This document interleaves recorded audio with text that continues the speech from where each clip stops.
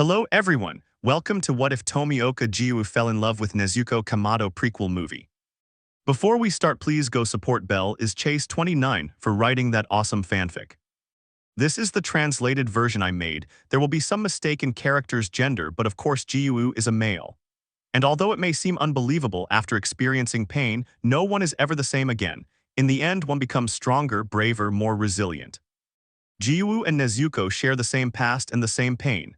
Nezuko unwittingly repaired the water pillar's heart of stone, yet fragile, and changed her way of thinking, making her stronger in both mind and heart. He needs the happiness and peace she gives him when she's near, and she needs the protection and love in her own way that the pillar gives him.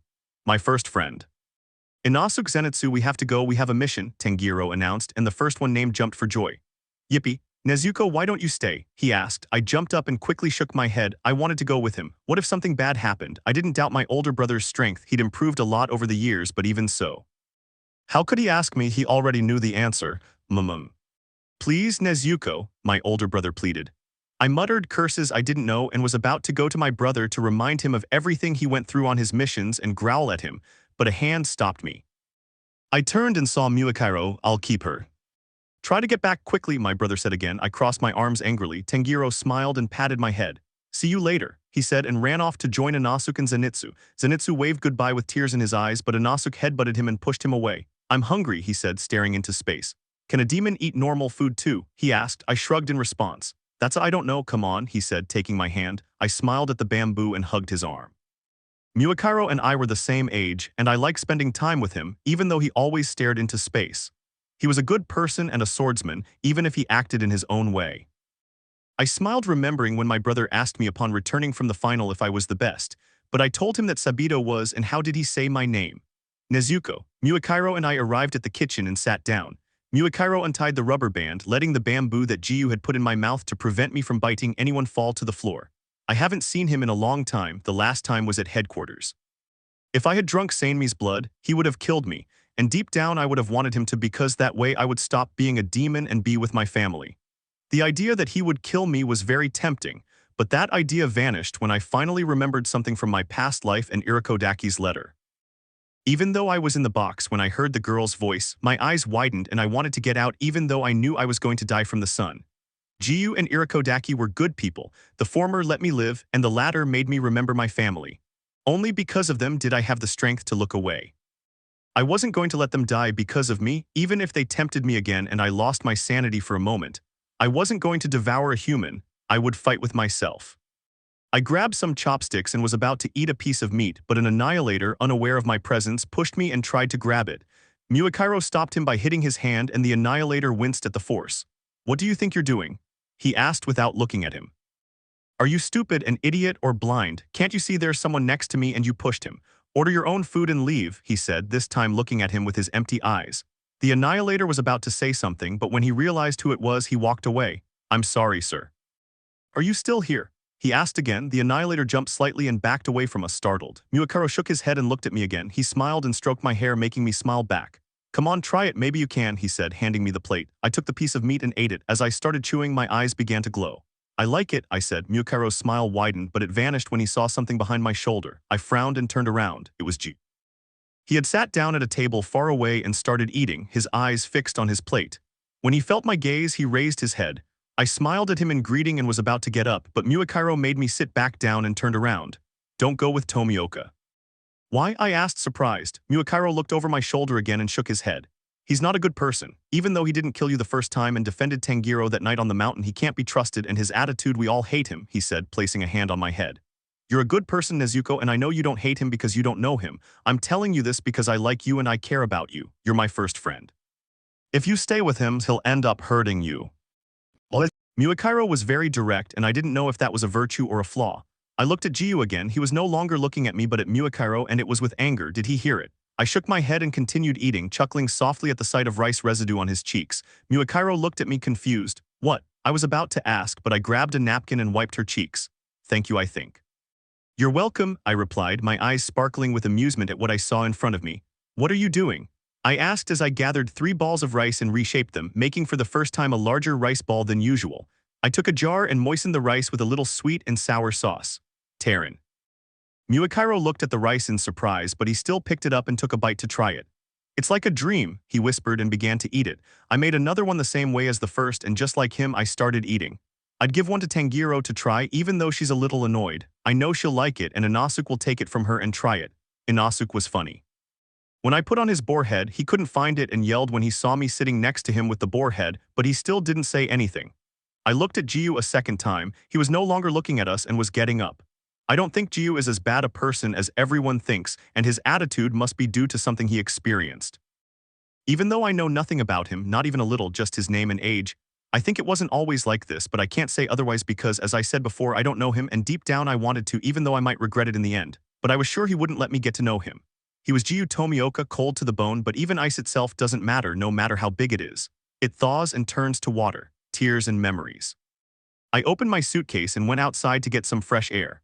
My brother told me that Giyu and Sabito, the boy who helped him in a tough and difficult way, but I still say he's the best, we're best friends, which is why Giyu's Hayori has two different types.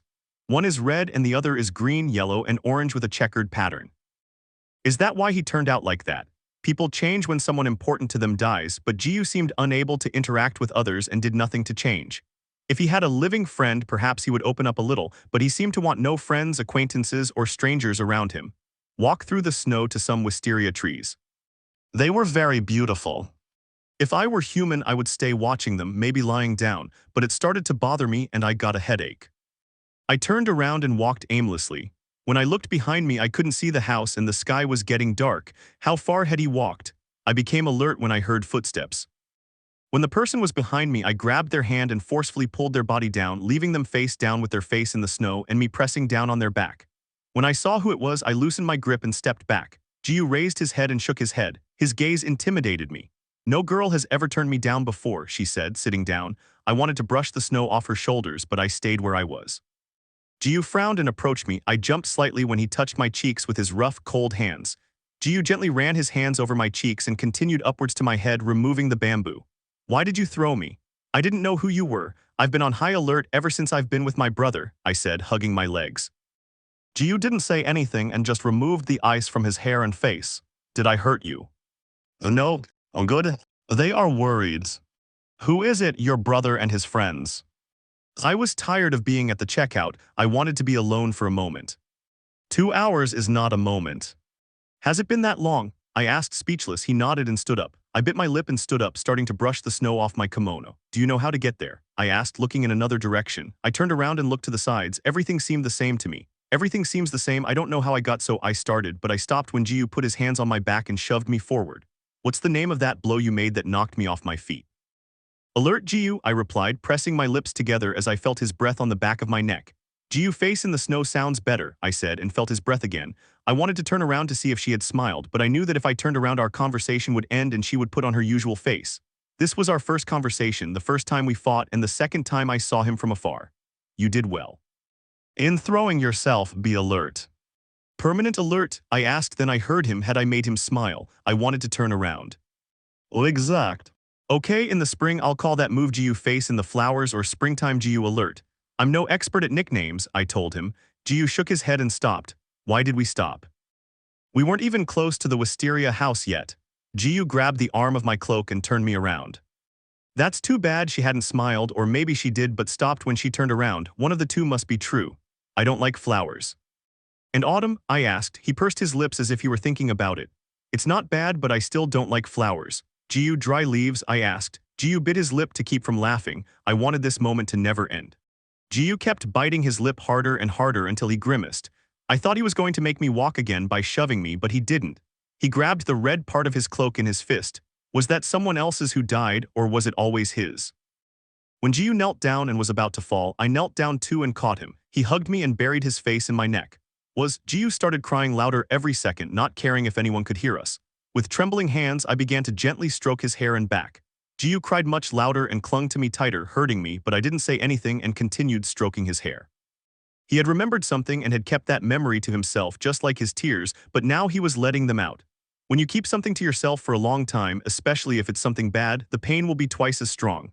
We stayed like that for a long time, maybe an hour. Giyu kept crying and I kept stroking him to try and calm him down. All I managed to do was make him hug me tighter than before and soak my kimono, but I didn't care, just like I didn't care about the cold I had started to feel. Giyu needed a hug and someone to comfort him, but he is so cold and curt with people that many think he has no feelings, but everyone has them. I sat down with my back to a tree when I could no longer remain on my knees. Giyu didn't get up or move away but instead lay down, his head resting on my legs, and he crossed his hands around my waist without closing his eyes this time.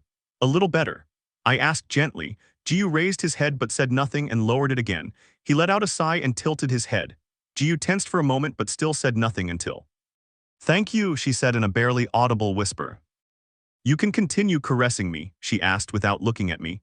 When I stroked his hair again, Giyu sat up a little and let his head fall onto my chest, his hands now hugging my upper back so that I could also stroke his shoulder. I smiled and let my head fall onto his. Giyu closed his eyes and fell asleep on my chest with tears still on his cheeks. What could he have remembered? Feelings. I picked up her now small body and sat her on my lap. Nezuko stretched out her hands and feet. I didn't want to say it nor admit it, but seeing her so small brought on a feeling I had never known or shown before. Tenderness. I was getting way too cheesy. I think if I keep this up, hearts will come out of my ears and mouth. How could that little demon make me feel feelings without saying a word? I enjoyed talking to Nezuko. The few times I've spoken to girls, I've always been curt, but with Nezuko I didn't speak that way. I spoke normally and had fun without her noticing because of the nicknames she gave me. It's been years since I smiled because I was happy. Being with Nezuko made me feel calm, and without even trying, she gave me a sense of security. She made me feel like I could talk to her and she wouldn't tell anyone, nor would she get tired or leave from listening to me.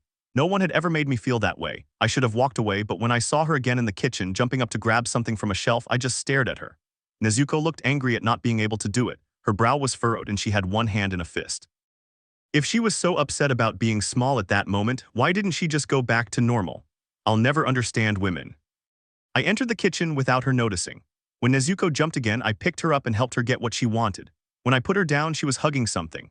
I was still in the kitchen, now sitting with Nezuko on my lap looking like a 5-year-old girl, although she had become so small that she didn't reach my waist or the top of my pants but a little above my ankle. Nezuko was the height of a 3 or 2-year-old girl, but even at her normal height she was 3 heads taller than her. That night we both stayed outside despite the cold, and I felt good for the first time in a long time. I also liked his caresses because of the softness of his hands. At that time she looked like a 14-year-old girl, and that was her age I think, because the first time when I tried to kill her she didn't look so young, and perhaps being a demon stopped her growth. A demon grows larger than its actual size because it becomes grotesque. Nezuko hasn't devoured people, and I know she found many who were perhaps injured, but she didn't harm them. He still remembered the words Tanjiro said to the pillars about Nezuko that day when he was sent to headquarters. Tanjiro that night, Muzan doesn't have the ability to go out during the day, so it was at night. Perhaps they were even asleep, wasn't with his family, but when he returned the next day, he found them all dead except for Nezuko, because she managed to survive despite being a 12-year-old girl. Nezuko was turned by Muzan himself and slept for 2 years. She accompanied her brother from his very first mission. She protects, she doesn't kill. I took one of her hands, which could now be hidden in mine because of how small they became next to her body. If I hid her in my chest when she was that size and hid her with my Haori, no one would realize I was carrying a person. I removed the bamboo from his mouth so he could speak. "Why were you jumping?" "I wanted to get some sauce to make an onigiri again like that time." "So that's what you were doing when I saw you with Muakiro." Nezuko nodded, took some rice and shaped it with her hands, but she kept taking more and more, and now the rice was twice as big as her hand. "What are you doing?" I asked when she turned around and brought the rice closer to my face. "Here," he offered, bringing it to my mouth. I shook my head for a moment, but the rice didn't look bad, and it was the biggest onigiri I'd ever seen.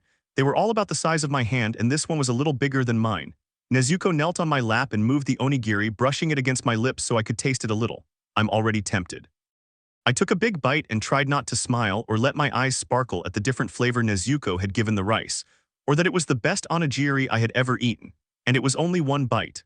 I would never touch a normal onigiri again and would always ask Nezuko to make me the same thing whenever I was hungry and she was nearby.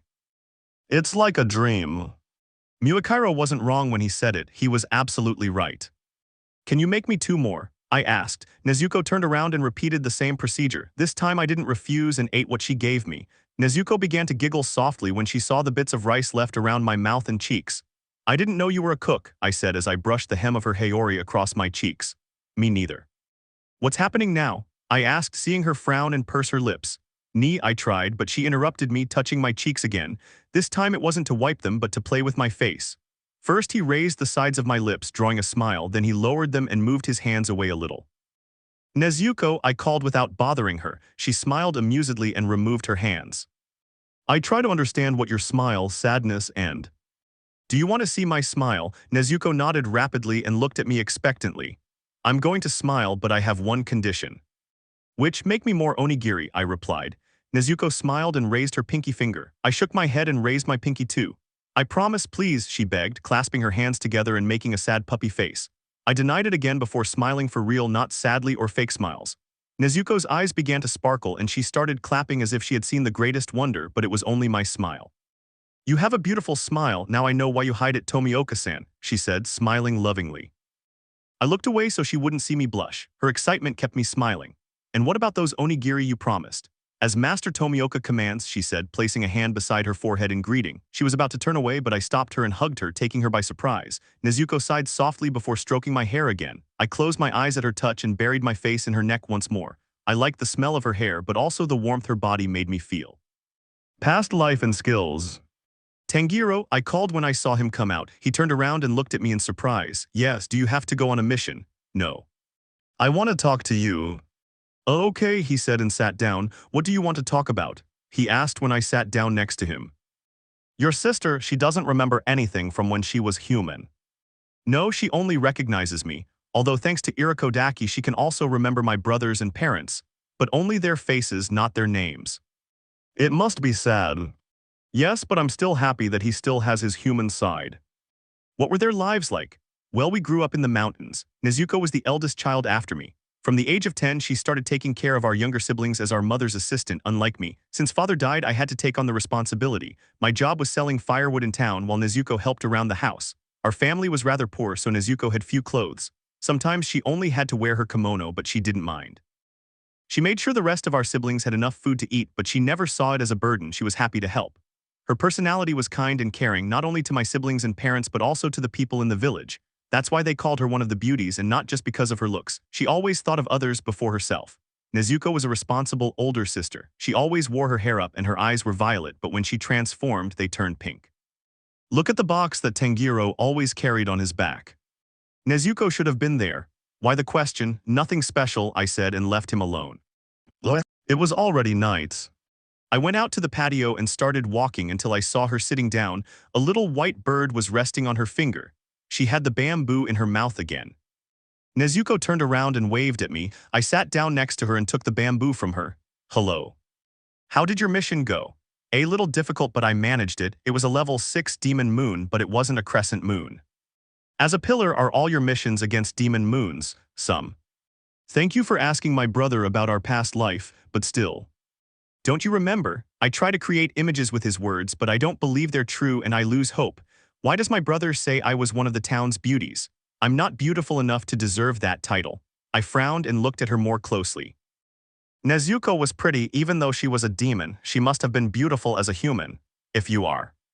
Thank you, she smiled and looked at the moon. My brother went crazy once when a demon said something vulgar to me. Does that mean ugly? Tanjiro told me to look at me closely, that I was one of the beauties of the village. The demon told me to follow him. Tanjiro said he would, but that I wasn't ugly and that we should go somewhere well lit so he could see me properly. Then he asked if it was the bamboo's fault and tried to take it from me, she finished. It was very funny, she said, starting to laugh. I rolled my eyes, trying to recall that moment. So you only remember the faces of your brothers? No, it has to be a woman. It has to be my mother. That woman was beautiful. Your eyes used to be violet. Really? She asked, surprised. Yes, your brother told me you always had your hair up, I said and touched her hair. I was surprised to feel how silky it was. I put my fingers in and went down, not finding any knots. I raised my hand, this time touching her face. Her skin was also soft. Is this what a demon's skin must feel like? Nezuko had no freckles or acne. Her skin was smooth yet soft and her pink eyes seemed to glow. I lowered my fingers and gently caressed her lips. Everything about Nezuko was gentle and her eyes at that moment reflected happiness. She didn't have to smile, her eyes did it for her. I think they're calling you, I said when I heard Tanjiro's voice. Nezuko stood up and I thought she was going to leave, but she shrank back, opened my Hayori, sat on my lap and wrapped herself up. Could it be that she? I looked down and saw her. Nezuko had closed her eyes and hugged my chest. That night we stayed together, her sleeping on my chest and me watching the night sky. When dawn arrived, I got up and went to the room where I was sleeping. Nezuko was still asleep and hadn't realized how much time had passed. I didn't want to wake her up. I like seeing her sleep so peacefully on my chest with a smile on her lips. When I was about to put her to bed, she opened her eyes and asked how much time had passed. I answered her and asked her something I had wanted to know for days. What are my demon abilities and powers? She repeated my question. I nodded and sat down in front of her. Nezuko had already turned back into a 14-year-old girl, which pleased me but at the same time didn't.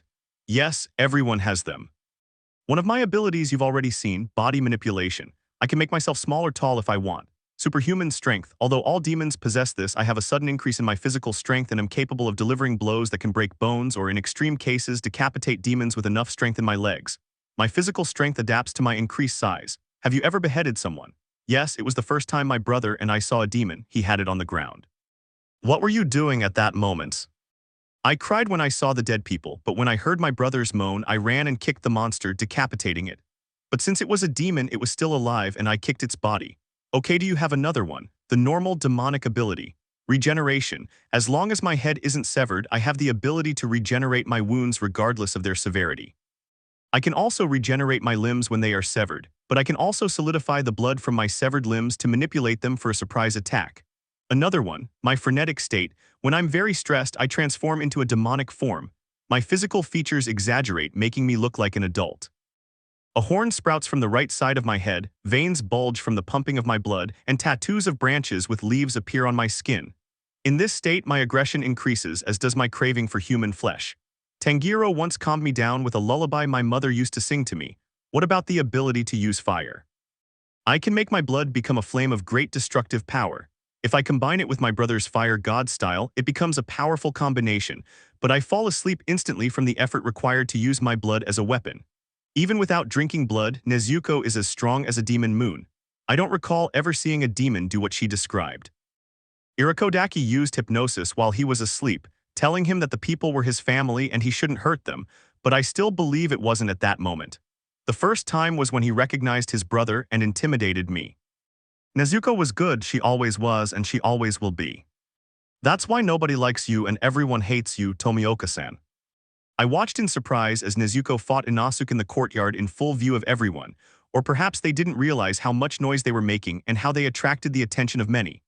At this time, not only was I aware of the fight, but also Tanjiro, Zenitsu, and some pillars like the Love Pillar, Snake Pillar, Mosquito Pillar, and Mist Pillar. Nezuko looked angry and Inosuke, well, he just had a pig-like face and was trying to stay on his feet after the blow the little demon had given him.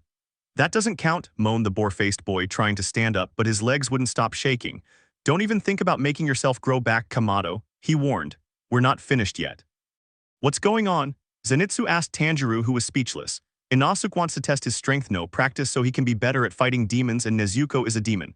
Poor thing, lamented the dyed man. Is this training? The Love Pillar asked. Tanjiro shrugged. Don't go, come back here, Nezuko Kamado. Inosuke ordered as Nezuko turned and started walking away. We all looked at her. Nezuko looked tired, as if beating him had become boring. I'm leaving. Goodbye, she said, trying to turn around, but Inosuke spoke again. We made an agreement and you gave your word. He reminded her accusingly. We've already trained 5 times, that was the agreement and my word. That was just a warm-up. Next time that'll be the last time, Inosuke declared. Nezuko sighed and got into an attack stance. Here I come, he said and started running towards Nezuko. Pig attack. He yelled and jumped on top of Nezuko, but a second later his body was thrown into the air, as was the boar mask. We all looked at Nezuko. She lowered her left leg and crossed her arms. She no longer seemed annoyed, but furious to the point of having changed her face into a demon's. Don't touch it. He said this and left, muttering curses, ignoring Tanjiro's calls. What had that boar-faced creature touched to make her furious? Her chest. Girls don't like having that area of their body touched. I knew that once, but Nezuko and her child's body shouldn't be seen. I don't want to try it now that I've seen the kind of kick Nezuko has. I don't want to, who would have thought? Giyu Tomioka, the water pillar, being afraid of a little girl. At another time I myself would have mocked her or hit her, but Nezuko's face started to frighten me.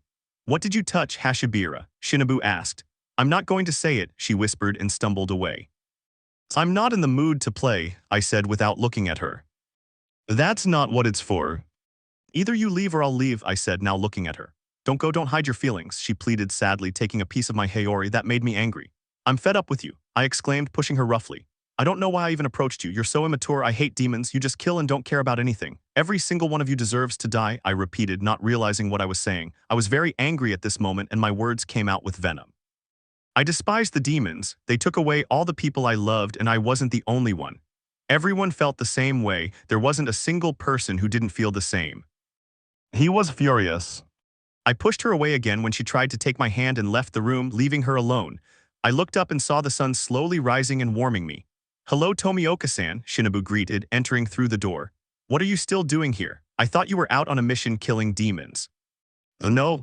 "Okay, do you know where Nezuko is?" he asked. "I'm looking for her and—" "I don't care," I started to say, but I fell silent when I heard a voice in my head. "I don't know why I approached you, you're very immature, I hate demons." "Did I say that?" Well, Tomioka," Kachu smiled. "I don't know why I asked you, sorry, I'll look for her myself." She started walking but stopped and turned around. "Judging by your face, you just remembered something bad. Let me guess, you treated someone badly and now you regret it. You want to apologize, but that person won't forgive you because you hurt them like you always do because you have no feelings and don't care about your words. That's why nobody likes you and everyone hates you, Tomioka-san." She smiled at me and continued walking. "I don't hate you and I never will." Chapter dedicated to Sasaki Hayes 520. "Don't you have any feelings, Tomioka-san? Are you so cold and heartless?" The words from that pillar were still swirling around in my head. I did have feelings. Not showing them didn't mean anything, although from hiding them for so long I no longer knew how to express them. No one had ever seen me cry or try to be by my side, even though I denied it at that very moment. Images came to my mind, and in all of them was that demon. The time in the forest when I cried and fell to my knees, Nezuko also knelt down, but not to mock me. She hugged me and gave me caresses that reminded me of my sister, but I knew that Nezuko wasn't my sister, and I fell asleep feeling her soft caresses and the beating of her heart. That time in the kitchen where we talked, she gave me onigiri to try, asked me to smile, and I hugged her when she smiled at me lovingly, and her eyes began to shine with just a smile from me. The night we talked and she didn't leave even though Tanjiro called her, she preferred to stay by my side. I admit it, that was very sweet, and even when I remember her sleeping on my chest, a small smile appears on my lips. Even if I walked away and tried to disappear, Nezuko would smile when she saw me and try to stop me from leaving. I liked his caresses so much that I asked him to do it again, but we haven't spoken since then. I had to be more careful with my words. Even though Nezuko was a demon, she wasn't to blame for the deaths of my family and friends. She was human like me, and she lost her family too. The memory of her gaze never left my mind. Her sad gaze. When I saw her again that night, she was talking to Muakiro. Zenitsu was behind them, listening to their conversation. When Muakiro whispered something to her that made her smile and cover her mouth, Zenitsu got up and ran towards them, but Muakiro, as if he had eyes in the back of his head, drew his katana and prevented the surprise attack. "Then you will come with me." Just as Nezuko was about to answer, she noticed my presence, as did Muakiro. Both of them erased their smiles and sat down. Muakiro crossed his arms and looked at me seriously but without emotion, while Nezuko kept her gaze on the ground. Even from a distance, I heard the words Muakiro said to him. "Even if you don't want to tell me what happened between you two, I already told you before. Tomioka would end up hurting you." Nezuko, without looking up, asked him to change the subject. Muakiro let out a tired sigh. I made a fist when I heard him ask if I wanted to go with him. Tanjiro wouldn't mind. Nezuko replied that she had to find something, but that she would come back and go with him, had I already changed. "Nezuko," I called and ran towards her, but Nezuko ignored me and kept walking, this time faster. I growled and ran again. When I was on her back, I lifted her up a little and pulled her close to my body. Nezuko started kicking and punching, but I didn't care and I turned her around. "I want you to listen to me." "Let go of me, Tomioka," he ordered, and began to resist when I grabbed his chin, wanting him to look at me. "We need to talk." "I don't care about anything you have to say, I don't care anymore." "I'm a demon and you can't trust one," he said sharply and pushed me, but even so his push was gentle. "Forgive me." "Go away, keep hiding your feelings and run away like a coward or I'll kill you," he said, now looking at me. His gaze and words hurt me. "Listen to me, I know I hurt you and I'm sorry for that, but—" "I don't care what you have to say," she said and pushed me again. Her eyes were filled with tears, but she didn't let any fall. Without realizing it, I was crying. "Please don't leave me too." "What? I didn't leave you. What did you do a few hours ago? If you don't leave, I'll bite you. Don't test me, Tomioka-san." She challenged, her face turning demonic. She tried to back away, but I pushed her against the wall. "What do you want?" "What?" "Call me whatever you want, I won't complain, but don't leave me, don't go." I didn't realize what I was saying. "I'll do anything you want. All I want is for you to let go of me," and she began, but I did the first thing that came to mind. The result was a slap that shook my face and left a mark from her fingers. I had kissed a 14-year-old girl, and I know it was her first kiss just like mine, but now that I remember that moment, I couldn't call what I did a kiss. I just pressed our lips together and pulled away quickly because I can't hold my breath. I made my way through the crowd and looked at the many food stalls until I saw one that served daikon. I approached the place but stopped when I saw a head of black hair with orange streaks. Nezuko. I approached the place and looked at the girl who was sitting and eating. Yes, it was Nezuko. When I sat down, she stopped eating and looked in my direction. When Nezuko saw me, she stood up, putting down her food. I lowered my head and sighed. She had left because she didn't want to see me. I had to know, why would he want to get close to me? My eyes widened when I felt a warm, soft hand on my head. I looked up slightly and saw Nezuko. She didn't smile at me, but she didn't seem angry like before. I took her hand and walked to a place where no one passed by. Why did you bring me here? I want to talk. About what? I asked without looking at myself. I know you know. It was silly, but I didn't want to make you feel bad because. That moment, or the fact that you gave me the worst first kiss? He asked. Stop apologizing, just forget about it. Do you forgive me? I asked. Nezuko nodded. I admit I was a little hurt, but I don't hate you and I never will, even if many people give me a million reasons to. I smiled at her answer and hugged her. She responded and let her head fall onto my chest. Without saying a word, Nezuko, just by being with me when I felt lonely, sad, and happy, has made me feel reborn and able to be that happy and joyful child I once was just with her. Thank you. That's the first time I've heard you say that word. I'll keep telling her if you want, I whispered. Nezuko smiled and hid her face. I love that little demon very much. I don't hate you and I never will too. Do you like salmon daikon? Something, I replied casually. Nezuko sat next to me and took my hand. I looked away so she wouldn't see me blush. How could she make me blush? She just held my hand. It was nothing. What was happening to me? This wasn't me. I had no feelings. Here you go, she said, handing me the plate and smiling at both of us. It looks really good, Nezuko said, her eyes sparkling as she looked at the food. Would you like to try? I asked. She nodded. I took some chopsticks and served her some on her plate. Do you want to try mine too? I asked, shrugging in response. What are you doing? I asked quickly as I brought it to my mouth. In your way, you agreed to let me give you a taste. But I began. Nezuko shook her head and put the sushi in my mouth. I started chewing. It didn't taste bad. I took the piece of salmon I'd given her and brought it to her mouth as well. She didn't object like I did and opened her mouth slightly. It doesn't have much flavor, but it tastes good, she said while chewing. I smiled and started eating just like Nezuko. When we finished, we gave them the money. Nezuko took my hand and led me to a place where they served sweets. Dango, she asked. I nodded. Nezuko came over and bought them. We moved away from the people and started eating. Dango was one of my favorite sweets. Look at Nezuko, she was chewing a ball with great pleasure and her eyes closed. Was that how he was when he ate something and liked it? Do you like it? Yeah. Tanjiro once told me when I was a child that I would get cavities if I kept eating so many dangos. And did he give it to you? Nope, he replied and finished it in one bite. Why do you like it? It has a lot of flavor, it's smooth and sweet, a perfect combination, don't you think? Yes, I replied, and I finished it too. What are you doing in this town? Were you assigned a mission or have you already finished it? She asked, intrigued. The second thing. How long did it take you to beat him? 1 minute, I replied. Nezuko's jaw dropped. You're fast and strong too. Thank you. It's not a compliment, I'm telling the truth. Now I understand why you're a pillar. There are pillars stronger than me. I don't think I deserve to be one, I murmured, lowering my head. Nezuko moved closer and lifted my chin. Why do you say that? I asked, confused, something that happened years ago. You can tell me only if you want to. I promise not to tell anyone, I know you won't. Years ago, before I became an annihilator, I went to the final selection like everyone else. I survived because a friend asked another to get me to safety.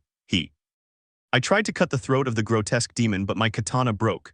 The demon smiled and grabbed my face with one hand, killing me. I know the story. Do you know Sabito? I asked, surprised. Nezuko looked away before answering. Not me, but my brother did.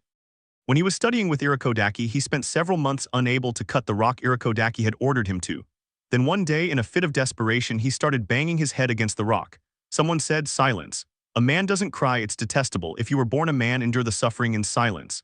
You're weak, you're lost, that's not the face of a man, and other things, but I don't remember them. Hey, Sabito was very harsh with my brother, even a little cruel. That day he told him to attack her, but when Tanjiro said he had a back, Sabito started laughing and said, thanks for worrying about me. You think you can hurt me? Don't worry, I'm stronger than you. I was able to cut the rock, and he started fighting my brother with his wooden sword, but he was still able to knock him down. Sabito was always good. In the final selection, he took down all the demons he encountered with just one hand. I kept up with him. And that's why you think you shouldn't have the title of pillar, because you don't have the strength he had and you're not enough? She asked, staring at me intently. Yes, ouch, Nezuko, don't hit me, I don't have an open wound, stop. I pleaded as Nezuko began to hit me my head, shoulder, ribs, back, and also kick me mercilessly. I felt like I was going to cry if he kept hitting me like that. Why are you hitting me? I asked, hurting and trying to protect myself. Nezuko glared at me and kicked me again, leaving me on the ground with a pain in my stomach. Because you deserve it. Stop putting yourself down and finding fault with everything, Tomioka. You're strong and Sabito knows it. He didn't save you because you were weak, but because that's what friends do. That demon killed 50 children, so what if you were scared and cowardly? Do you think Sabito wasn't either? He gave his life because he recognized your strength and courage even if you didn't show it at the time. I'm sure Sabito wanted you to achieve great things. Where did the Giyu I knew go? It's normal to be weak, I understand, but stop acting like this or our friendship ends here, she warned, walking away from me. Wait, Nezuko, I tried to stop her, but I groaned in pain. I tried to get up, but she had really kicked me hard. What? She asked furiously. I'm sorry for being like this. Don't think I'm not grateful for what he did for me that night. I became strong for my family, Sabito and Makomo, although Irakodaki is partly to blame. Giyu. I've been like this for a long time and I don't think I'll change. I don't think I deserve the position of pillar because I know how I was back then. I didn't have many skills and I survived thanks to Sabito, which is why I have an inferiority complex. But don't leave me again. You've become important to me. I don't want someone I care about to leave me. I spoke and I lost my balance again, but Nezuko hugged me around the waist and helped me stay on my feet. Let's go somewhere else. I need to heal the wounds I gave you. I deserved them. So can I give you another one, Nezuko? It was just a joke, don't be mad. She smiled sweetly at me and kissed my nose. I had never seen such a sweet smile in my life. My heart involuntarily began to beat faster because of that sweet smile. And about pillar, I believe you are a strong pillar and deserve the position. A person isn't defined by words but by actions. Some are strong from birth even as children while others aren't. You were weak in the past because you were just a child, you had much to learn, but over the years you've grown stronger from here, she cupped my forehead. And here, this time touching my heart. Everyone who knows the water pillar knows he is strong and doesn't doubt your strength even if they don't get along with you. Don't dwell on the past, he has that name for a reason. I love you very much, Giyu, and I'm very proud of you, don't forget that. She smiled affectionately and stood on her tiptoes to kiss my nose again and hug me, beginning to stroke my hair and back. I lowered my gaze and ran my hand over my cheeks, wiping away the tears that had begun to fall because of those words. I love you very much, Giyu. I looked up again and met her gaze. Nezuko stroked my cheek and helped me walk. I was seriously considering kidnapping her and keeping her with me forever. Nezuko always found the words to comfort me and make me feel better, but she could also get angry with me and hit me mercilessly like she did a few minutes ago. I don't care how Tanjiro reacts, Nezuko will be by my side even if nobody likes it. I love Kamado Nezuko like I've never loved anyone before. She's earned a place in my heart and I didn't want to let her go. First mission together. After that day, I never distanced myself from her like I used to. At night, when Tanjiro wasn't around, I would take the box and go to where she slept or some other secluded spot.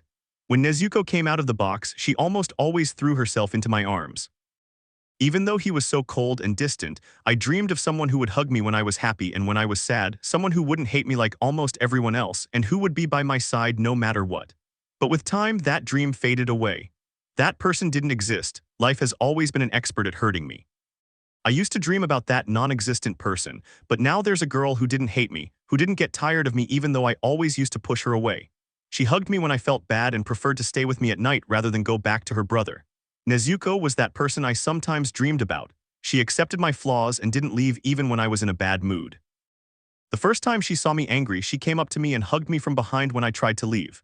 When she did it, I forgot about my anger and tried to remember why I was so angry, but nothing came to mind. I turned around and returned the hug, making her smile. This place is nice, I said, and we went into the cave. Nezuko and I had gone on a mission together for the first time. We both killed the demons that were killing people in the village and saved some who were left alive. When I finished with 2 of them, I went to Nezuko. She was still fighting, but she didn't seem to need help. Nezuko landed several blows and knocked him down with a kick. I finished the job by cutting his throat when he tried to get up. It started to rain and the village was far away, so we started walking looking for shelter, and now we were inside this cave. My stomach growled. I thought you'd eaten, he asked as he tried to start a fire. Fighting those 2 demons and walking made me hungry, I replied and sat down beside her as soon as Nezuko was able. The warmth of the fire and her body was comforting. I hope I haven't forgotten it, she murmured, searching inside her kimono. I've got it, she exclaimed, pulling out a ball of rice. Eat. I thought your kimono didn't have pockets, I said, breaking the rice in 2. Here. I didn't have one, but I made one, he said, taking a bite. When do you think the rain will stop? I don't know, maybe all night. Are you worried? It's just a question, he replied, adding some twigs as the fire threatened to die down. It's a surprise that the two demons you were with were demonic moons. Are you that surprised? No, I only remember Tamyo's words before he finished off the demon. In short, Tamyo said that Muzan was a coward, and although strong, he didn't want the demons to unite. Although I did know a demon who created two more of himself and two brothers, that's a different case. Is Muzan a coward? When my brother met Muzan, we also encountered two demons, but they helped us. When my brother and I were hiding in their house thanks to one of them, two demons sent by Muzan were able to enter and tried to kill us. What does that have to do with anything? Muzan wanted Tanjiro's head.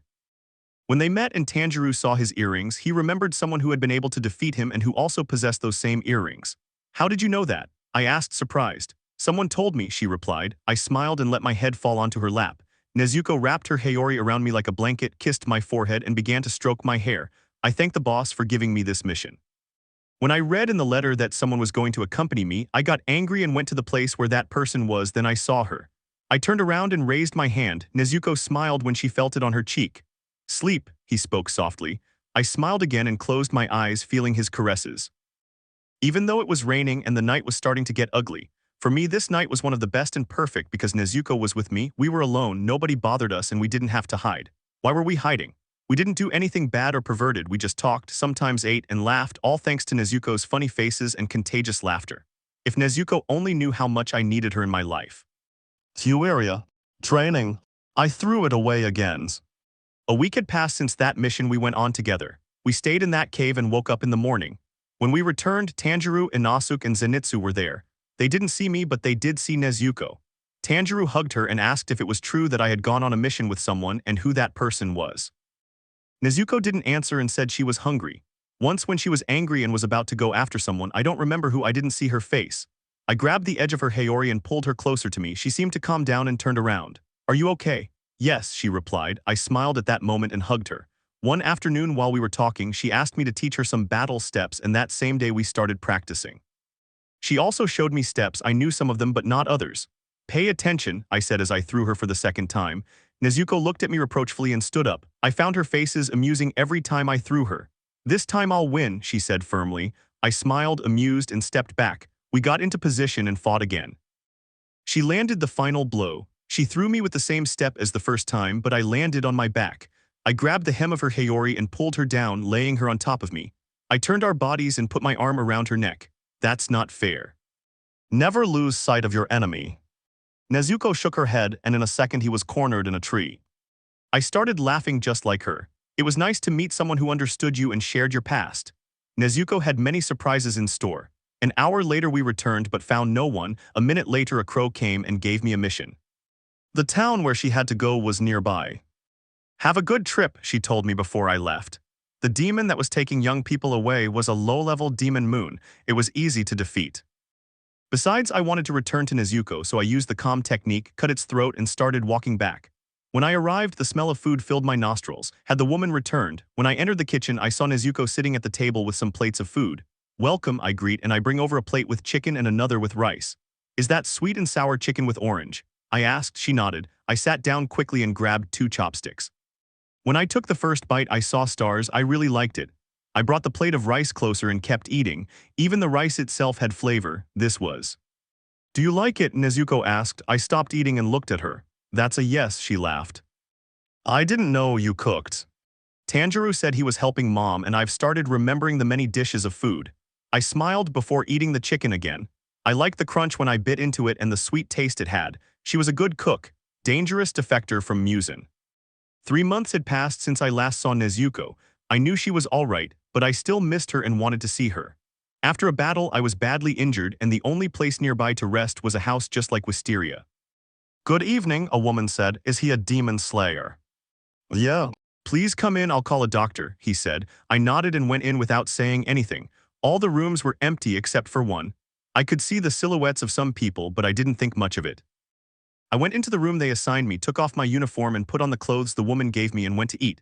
I started drinking from my glass, but I spat out what I was drinking when I saw something in front of me. That was Nezuko's box. What was it doing here? Was Tanjiro there? Why did he leave the box? I got up and went to the checkout, but when I opened it, there was nobody there. I'll send you to hell, Kamado. How could you leave Nezuko with 2 demons 4-3 months? A boy yelled at Tanjiro. I got up and went outside. When I approached the room where Tanjiro was, I saw him trying to save himself from a blonde guy who was chasing him with his katana. Hana B-Block, called the boar-faced idiot. Giyu. Tanjiro asked. The blonde man had him in a position on the ground. And my name isn't Giyu. How could you leave your sister with that dangerous desert Muzan? Desert or do they move dangerous? Nezuko, Zenitsu, I already explained it to you, she's good. Demons aren't good people, especially if they look like Kibitsuji, I said, crossing my arms. Who's that deserter? I asked, entering the room. She. Don't change the subject, where is?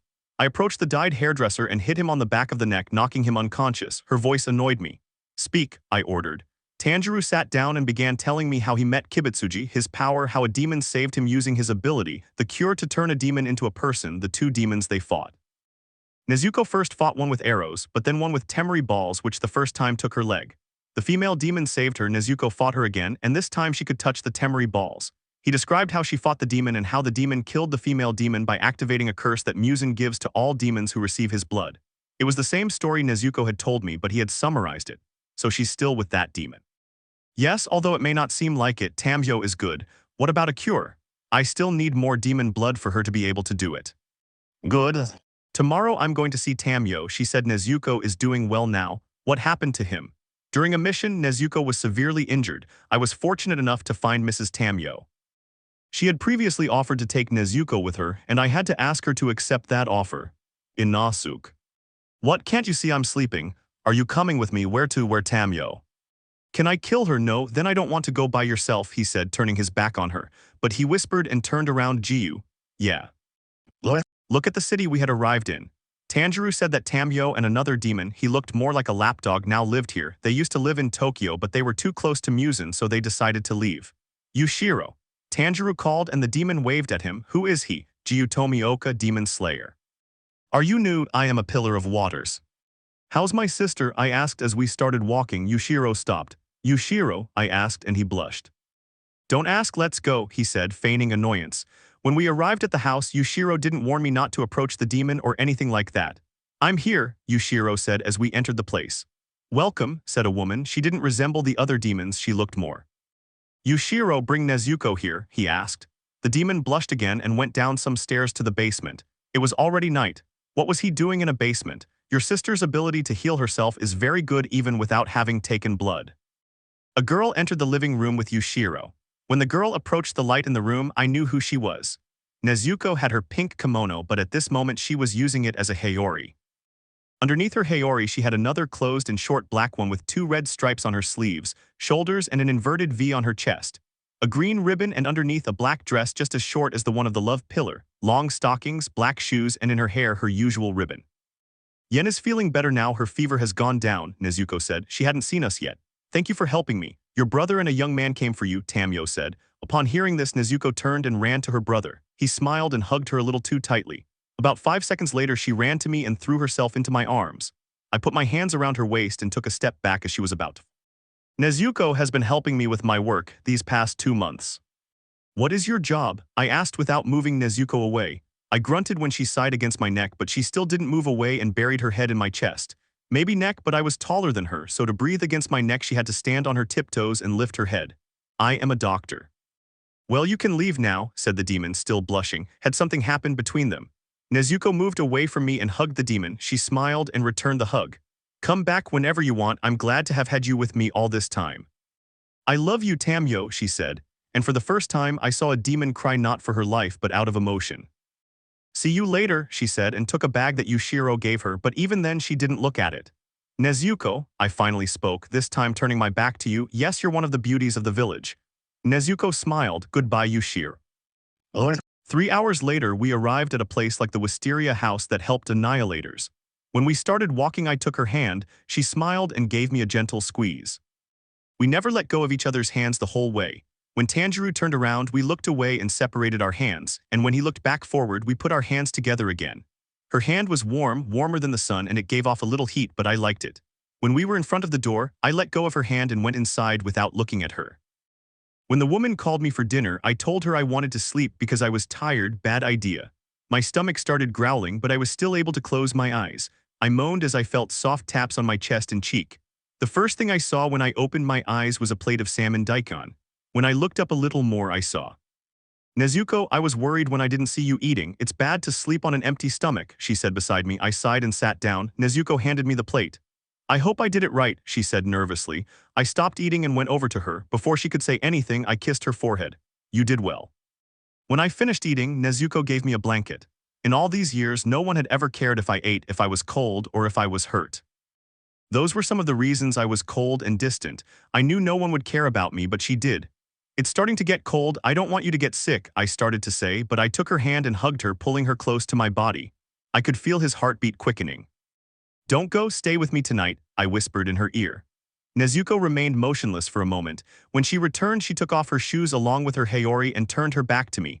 I hugged her before we covered ourselves with the blanket and closed my eyes, as did she. From the first time, she caught my attention because of her protective instinct. I had often seen demons kill their brothers, and when he came to me I thought he would devour me, but he stood in front of me protecting me, and it intimidated me. She knew she couldn't beat me, but she still fought for her brother. Nezuko was humble and unafraid to fight demons to save humans. I learned that before the Flame Pillar's death, Tanjiro, the others, and Nezuko were there. She fought, saving people from 2 train cars. Then Zenitsu helped her. Nezuko, although still a child, she must be 15 by now, is strong and not afraid of getting hurt if it's to help others. I looked at her face and again I had that thought. When she slept, she looked like an angel and seemed so peaceful. Blood demon technique. What's wrong? I asked Shinobu when I saw her come in carrying a bloodied, lifeless body in her arms. Call a doctor. He doesn't have much time left. Who is the person you are holding in your arms? Nezuko Kamado. I lay down on the ground and watched the sunset. The sky had been painted orange, yellow, and pink, but that last color wasn't the same as hers. What were we, friends, acquaintances? Nezuko is the first woman who has ever cared for me. We've talked, and I've never been cold or curt. How could I ever be curt with that demon? How could I not look away from those tender, gentle eyes? Even though she's a demon, she still has her innocence. That time at the meeting, Nisum took her to the shade and stabbed her 3 times. I heard her moans of pain, just like everyone else. He was tempting her, and something inside me wanted to go to her and push that idiot Nisum away, but I stayed where I was. Then she stood up and glared at Nisum fiercely. Nezuko had his blood on her hand, but she didn't drink it. I listened to her words in Irakodaki's, but also to her memories. Her 3 brothers walking in a circle with smiles on their faces. The youngest was hugging her and saying something, but also to his mother and father. But that wasn't all. I also saw the memory of the first time I saw them in winter. I don't know how I could see it, but inside I felt sad when I remembered the faces of his little brothers. She already knew where they had all inherited their smiles and gentle gazes. Nezuko was trembling that time and biting the bamboo. She wanted the blood, but she used willpower and looked away. I woke up when I heard hurried footsteps left the room and went into the hallway. Shinobu had blood on her uniform and kimono from carrying someone. What had happened? I ran to Shinobu and saw Nezuko. She looked paler than before. Her kimono was stained with blood and she had a bite mark on her neck and arm. She didn't have the bamboo. What happened to her? I asked, taking her from his arms to carry her. Only Tanjiro knows. All he could say was that a monster drank his blood. Judging by his pallor, it was too much. Call the doctor, I said, and ran to the room where she was sleeping. When I laid her down, she whispered a moan but didn't open her eyes. What should I do? My sister, where is Nezuko? Tanjiro asked, staggering. Shinobu caught him. What happened to them? Us. POV. I will kill you, but I will do it slowly. You let my prey go with different blood. That is unforgivable, the demon said angrily and rushed forward to strike me. I drew my katana and tried to cut his neck, but it was his arm I slashed. As he tried to strike, Nezuko stepped in front of me. The demon was speechless at the sight of her. Nezuko growled and delivered a few punches and a kick. Nezuko, go back to the box. No. Oh, she's your sister. So what if it is? Her courage in wanting to give her life for you and her beauty. I love her. I won't let you. You'll have to kill me first. I've never liked brothers-in-law. They're an unbearable headache. Where? If your sister marries me, we'll be happy together and have a big family. My Nezuko, I promise, will be happy, he said, looking at my sister. She shook her head and tried to back away, but she froze. In just a second, my sister was trapped by that demon. The demon pulled strands of hair from her neck and made a cut, drawing blood. No. I screamed and ran, but I froze like Nezuko. The demon looked at me and pushed something invisible. I didn't understand until a force threw me against a tree. Don't interfere. This is a personal matter between boyfriend and girlfriend, right, my devil? I screamed and tried to move but couldn't. I didn't understand a thing. Beautiful. Who was the idiot who put that muzzle on your mouth? She asked, tearing the thread with her nails and letting the bamboo fall. There, you look like a different person without that muzzle. I will never marry you. That sounds like the start of a perfect, happy relationship. He smiled and looked at me. Sorry, brother-in-law, but you're not invited into our lives. I don't like you. Nezuko, I moaned and tried to walk, but I fell. I looked up when I heard my sister scream. That demon was drinking her blood. Nezuko had regained control of her body and was kicking, hitting, and scratching, but the demon didn't care. When the demon bit deeper, Nezuko stopped. Her eyes bulged from their sockets. I'm sorry, honey. What have you done to my sister? Can't you see I've given her my poison? As I drink her sweet blood, I give her my venom. My demon ability is to neutralize people, and my poison is deadly, so your sister only has 1 hour left to live. He smiled and looked at Nezuko. What a sin, how can your blood stain the ground? My darling, calm down, I'll help you, he said and bit her again, this time her arm. Nezuko didn't struggle or try to breathe, her gaze was lost and her skin was paler than before. Nezuko. I screamed in terror and tried to get up again. Ah, your blood is so I love it. Oops, sorry brother-in-law, your sister only has half an hour left. Oh no, sorry, 20 minutes. He smiled at me macabrely. My dear, our story will be the best of all. We'll both die and be happy in our death. Isn't that romantic? He said, stroking her hair. Nezuko's eyes didn't move. It was as if she were already dead. Nezuko, I whispered with tears in my eyes and extended my hand.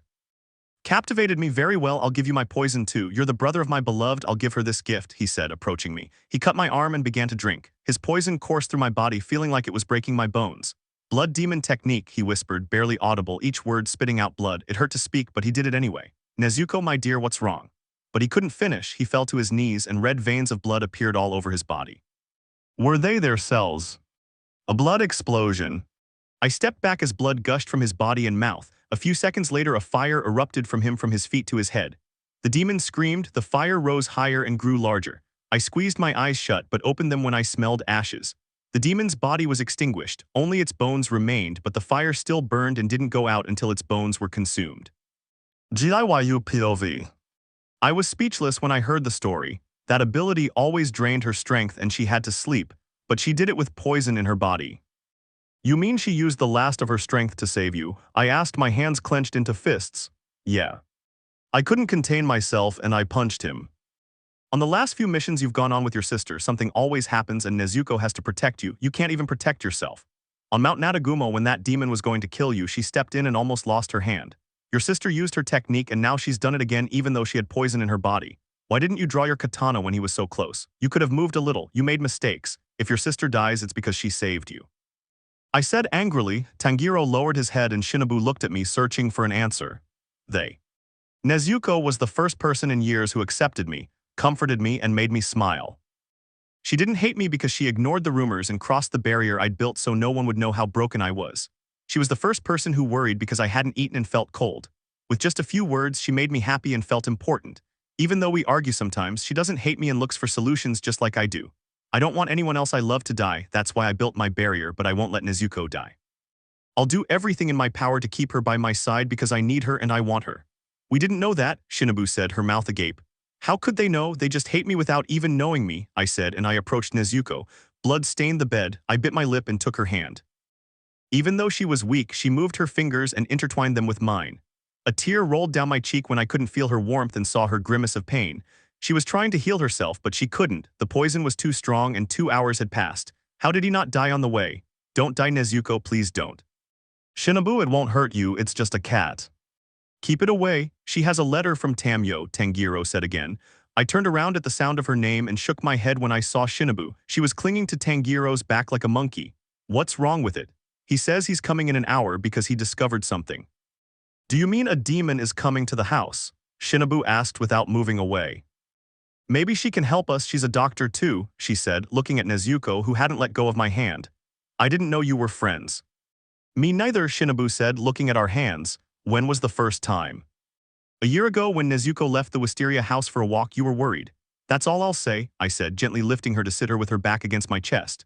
The poison might have already reached her heart, but if not, she should be sitting. I didn't care if her blood stained me, what mattered was her. Good idea, Tomioka-san, it seems you care, she smiled, but her smile faded when the cat brushed against her leg. What have you done to become so important to me, Nezuko Kamado? I don't want to lose you, I don't want to see you die. I know it will hurt you, but you would be happy to stop being a demon and be with your family. But even so, don't leave me. Come back to me, I whispered and kissed her lips.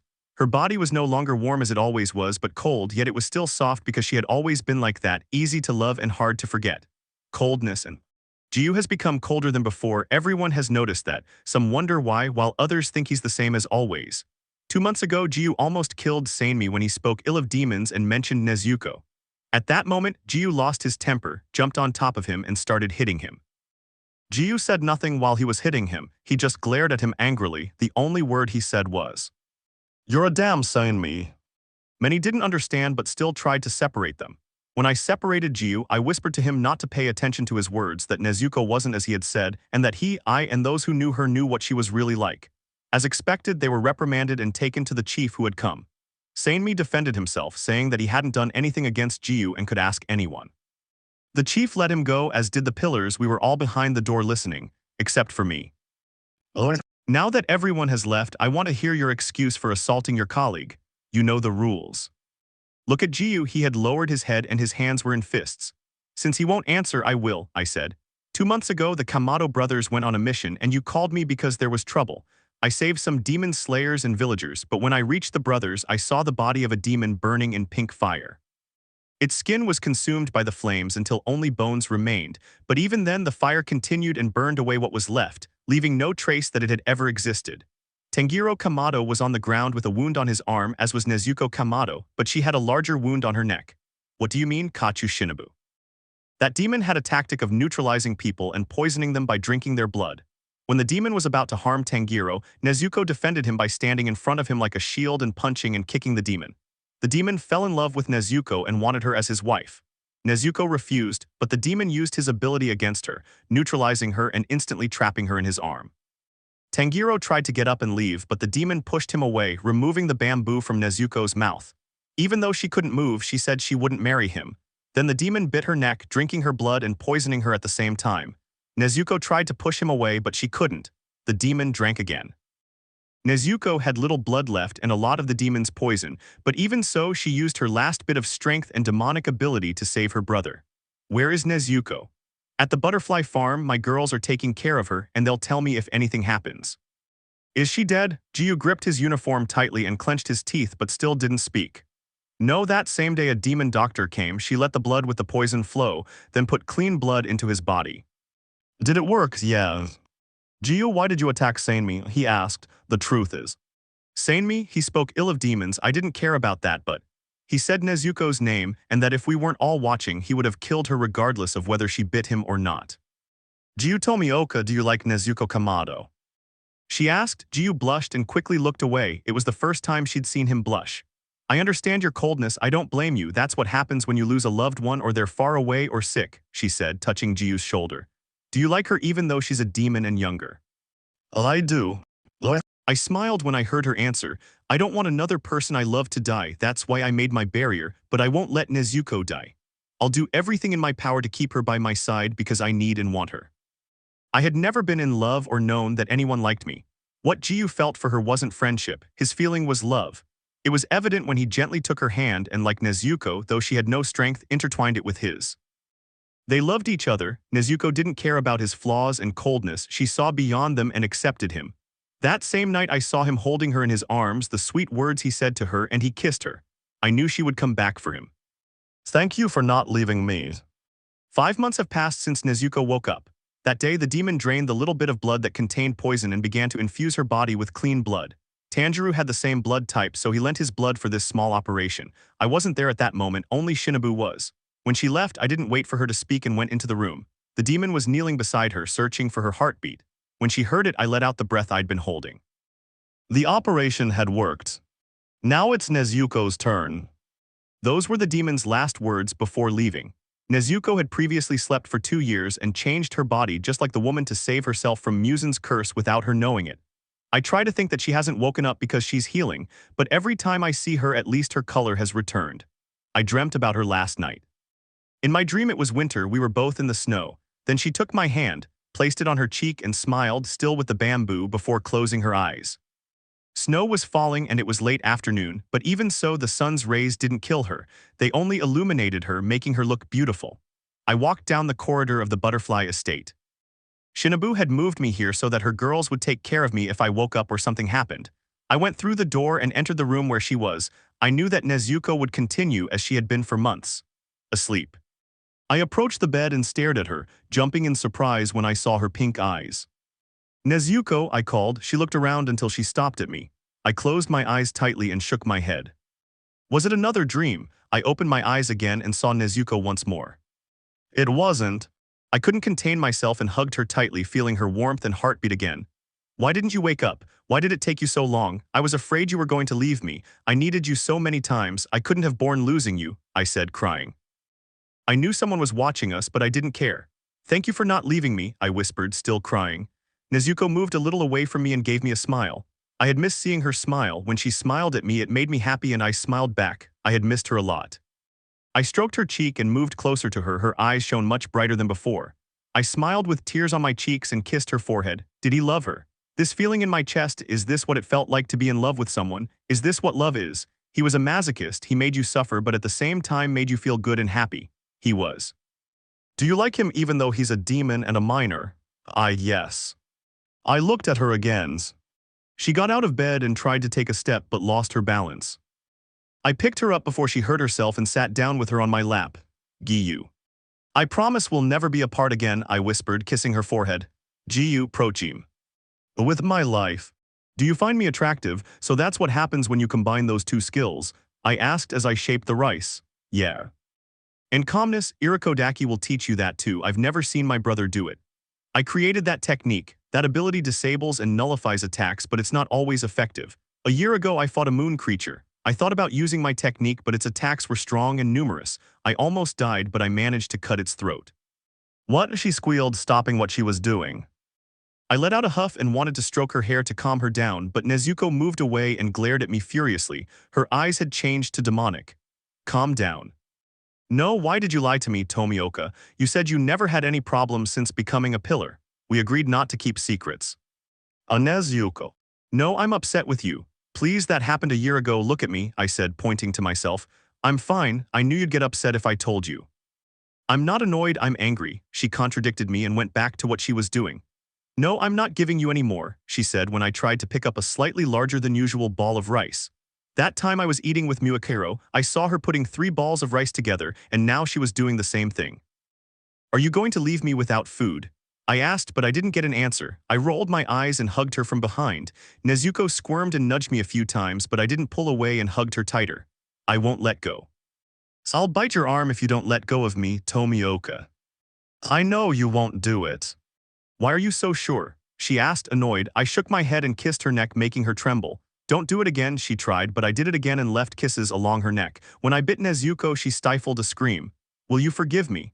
Allegate Giyu Tomioka. Since you won't forgive me, I'll keep doing it. I have nothing else to do, I said, and I went back to kissing and biting her again, the bites that were soothed by her healing ability, so I kept doing it while also caressing her ear and gently biting her lobe. I lowered my hands to her waist and caressed her from top to bottom, making her moan. Okay, I forgive you, but please stop. She begged, covering her face so he wouldn't see her blush. See how easy it was. Since he woke up from his short coma, and as I promised myself, I haven't distanced myself from them, but we do give each other space. I didn't want to bother her. Tanjiro and I agreed that she wouldn't go on missions, not for now.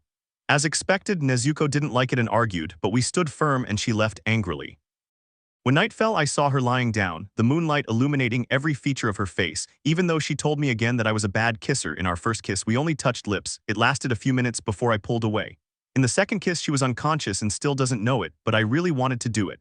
Maybe it was my infatuation with her, but every time I saw her, she was more beautiful than before. Why not? I asked again when I tried to pick up a ball of rice, but it wouldn't let me. It's not ready yet, she replied. I smiled and hugged her around the waist. Without her noticing, Zenitsu, Inosuke, and Tanjiro were passing by in the corridor.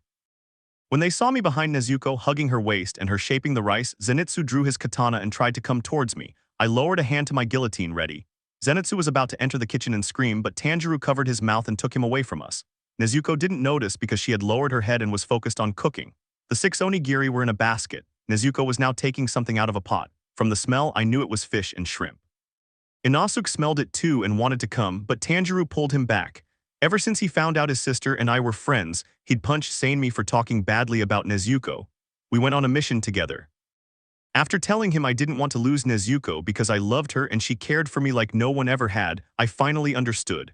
When he saw us at that moment, me hugging her and her cooking, he smiled.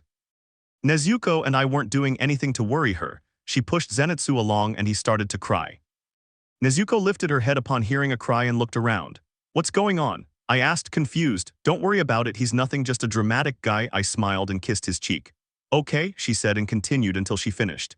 I put the food she prepared in the basket and we went to the place where we often went and were alone.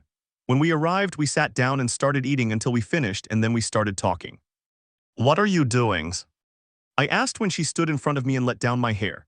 You'll see, she replied and began to move my hair, tickling me. Are you doing my hair? I asked. She sat back down and nodded. Don't you like my hair up? I asked again. Yes, but you also look good with your hair down, more attractive. Do you find me attractive? I asked. Nezuko blushed and nodded. I shook my head with a smile and laid her down, holding her wrists.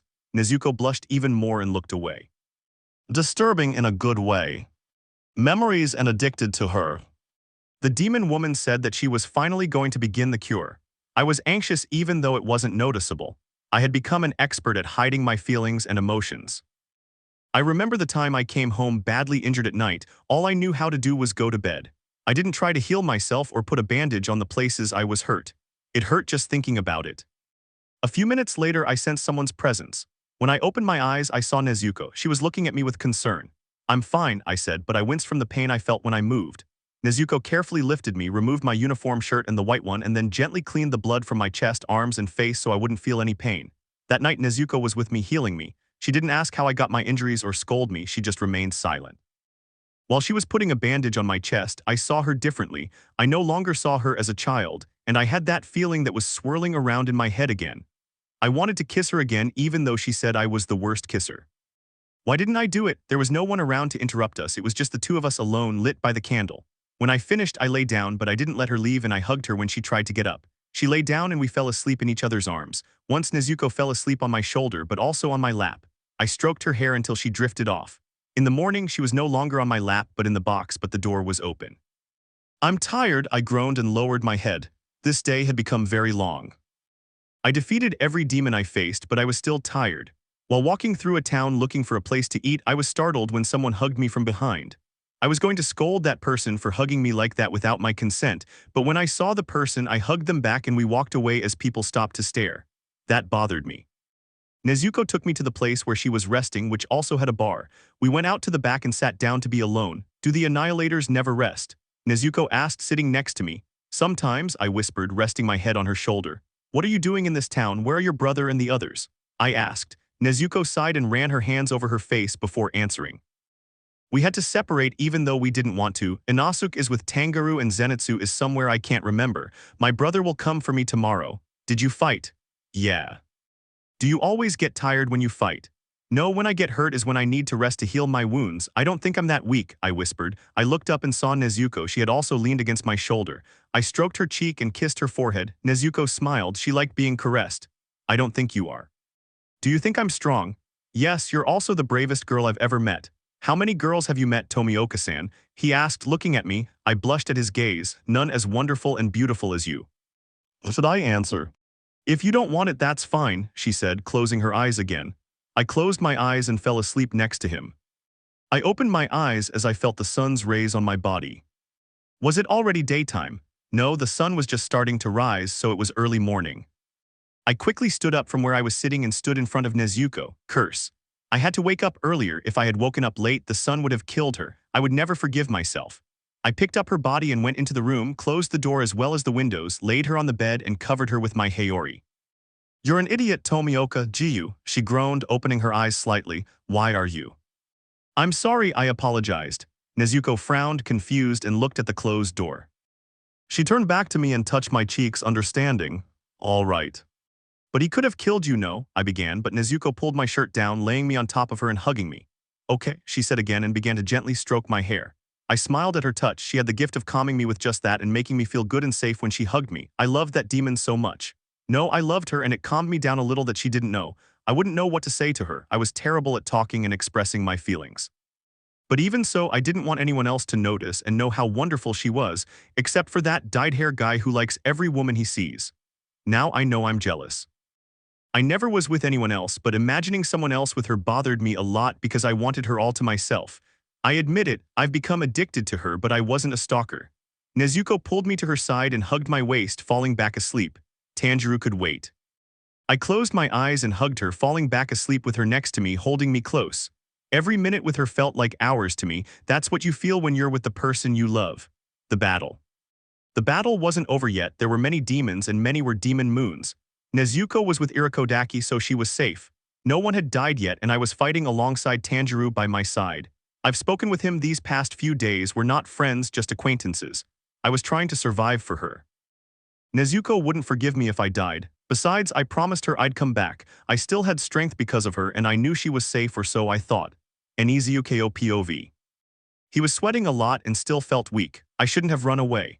Irikodaki, Giyu, and Tanjiro would be angry with me, but Tamio's cat brought a letter detailing what the master wanted to do and all the pillars would go.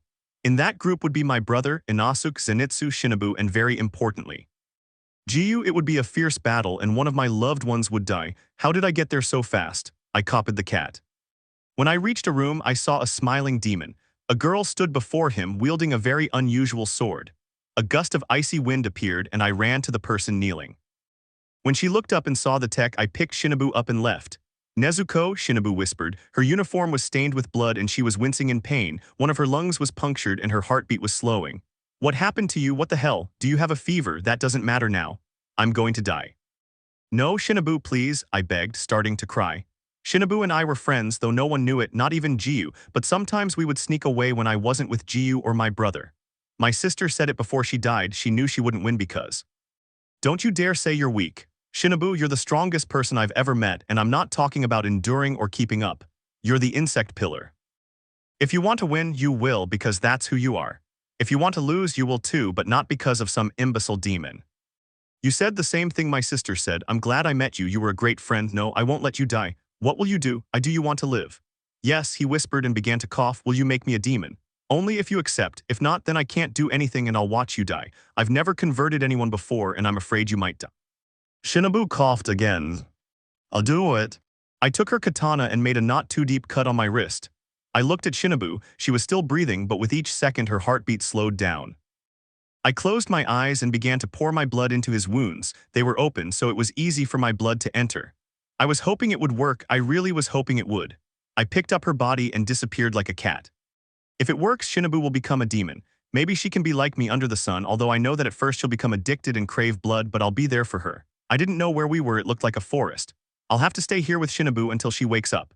I hoisted Shinobu onto my back and walked to a cave. It wasn't cozy, but the sun didn't reach it and we had a place to sleep. I took off my Hayori and rolled it up, lifting her head slightly and using it as a pillow. I looked at Shinobu with tears in my eyes. Becoming a demon takes time because the blood has to enter your body, tissues, and heart. I lasted many hours. He turned me into night and I woke up in the morning. All the pillars were fighting against all the crescent demon moons, but I knew they were all right.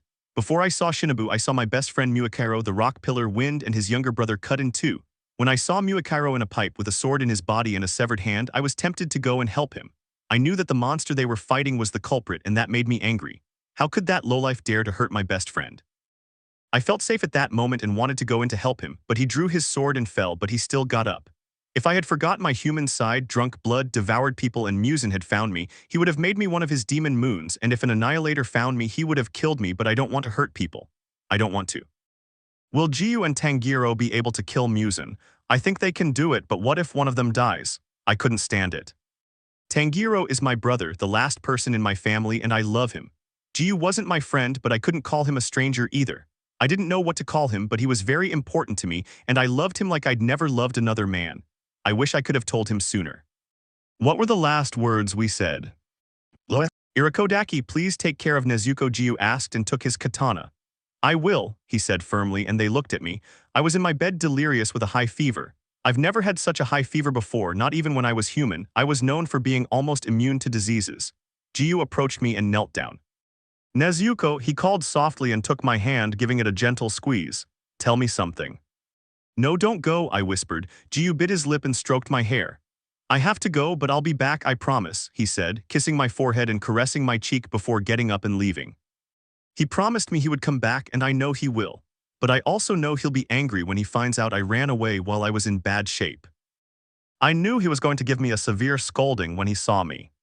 6 months later. Shinobu is now a demon. She doesn't need blood and sleeps like me to regain strength and heal if she gets hurt, but she can't do the thing with the sun. Her fingers burned when she went out to do the test. The first few weeks were difficult. Shinobu had many outbursts and I had to follow her when she ran away at night. Since she couldn't go out in the sun, she waited until night to escape.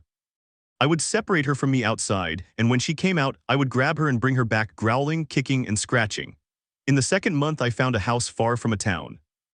Once I tried to carry her in the box, but she ignored me. She came closer and sat on my lap with her back to me. She took the sides of my Hayori and crossed them, wrapping herself up. At that moment, she became as small as a child, not of 10 years old, but of 5. She had the same skill as me and another one that involves butterflies. She hasn't forgotten her human technique yet, but she can't use Nichiren. Shinobu liked to make herself smaller, but also taller than when she was human. Her eyes had changed. They weren't like hers before, but they were still purple. And when she changed her face into a demon, her eyes were the same as mine. A few months ago, I sent a letter to Giyu and Tanjiro telling them I was all right and explaining why I hadn't written. Shinobu wasn't dead, she had become a demon and I had to protect her so she wouldn't kill anyone. I turned her into a demon because I went into battle and saved her from the demon without it realizing. For now, I couldn't tell them where I was and I asked for their forgiveness. I also sent a letter to Kano. She was Shinobu's sister and deserved to know. I remember the time when Shinobu shrank, climbed up my back and lay on my head, hugging my forehead. She likes to play like that. Shrinking, climbing up my body, or appearing behind me and scaring me, then laughing and running away when I chased after her. That day, some villagers asked me if that little girl hugging me was my daughter, and also where my sister Shinobu was. When the villagers left us, Shinobu rested her head on my shoulder and closed her eyes with a smile on her lips. Throughout all these months, Shinobu never made a face of displeasure or sadness. She smiled genuinely, not pretending as she had done before. She looked calm. "Shinobu, you really have to go into the box," I said. My friend shook her head. "Then put on the bamboo," I asked, not losing my patience. Shinobu took my bamboo and tied the strip around it. Since I had turned Shinobu, she had my curse. I didn't want to kill her. I don't know how I managed it. I made my curse less strong, but I still asked her to sleep. "Let's go to the village. We need to buy food," and I started to say as we walked, but I smelled blood. "Shinobu, did you?" I asked, but Shinobu was already running toward the smell. I shook my head and followed her until we saw a house. Some demons hadn't killed anyone yet, but they were about to. Shinobu turned her demon face and approached just like me, and we began to fight against the demons. Shinobu and I saved some children and elderly people. When I transformed Shinobu, I was afraid she would die immediately because she ingested the wisteria poison, but that didn't happen. "Are you all right?" I asked the family. They nodded. "Are they demons?" asked a woman carrying the child Shinobu had saved. "Yes, we don't drink blood. We were once human like you." Someone turned me and I turned my friend, but she was a demon slayer before. The family knelt down and bowed their heads. "Thank you for saving us," said a man. "How can we repay you? Tell us and we'll gladly do it." Shinobu grabbed the edge of my Hayori and started pulling it. "Butterfly farm, let's build a farm here." 1 year later, as the family promised, they built the farm thanks to the help of Shinobu and the local mayor. Without knowing it, we saved his wife and son one night while we were out shopping because there was no more food and also a pot. The one the previous family had was very old, as were many of their things, so that night we did several shopping trips. At that moment, a demon cornered a woman and her 10-year-old son. We saved them and killed the demon. The mayor was wandering around the town looking for his relatives. When he saw us, he hugged his wife and children, thanked us, and said he would help us with whatever we needed. Some people knew about the estate, and one of those people was the mayor. The town we now lived in was big, not small. I called the place Loto Ranch. This ranch is as large as the Butterfly Ranch. A corridor in the middle connected the ones on the left and right. The corridor on the left led to the bedrooms and other rooms. The one on the right led to the rehabilitation and infirmary, but in the center stood a 2-story house.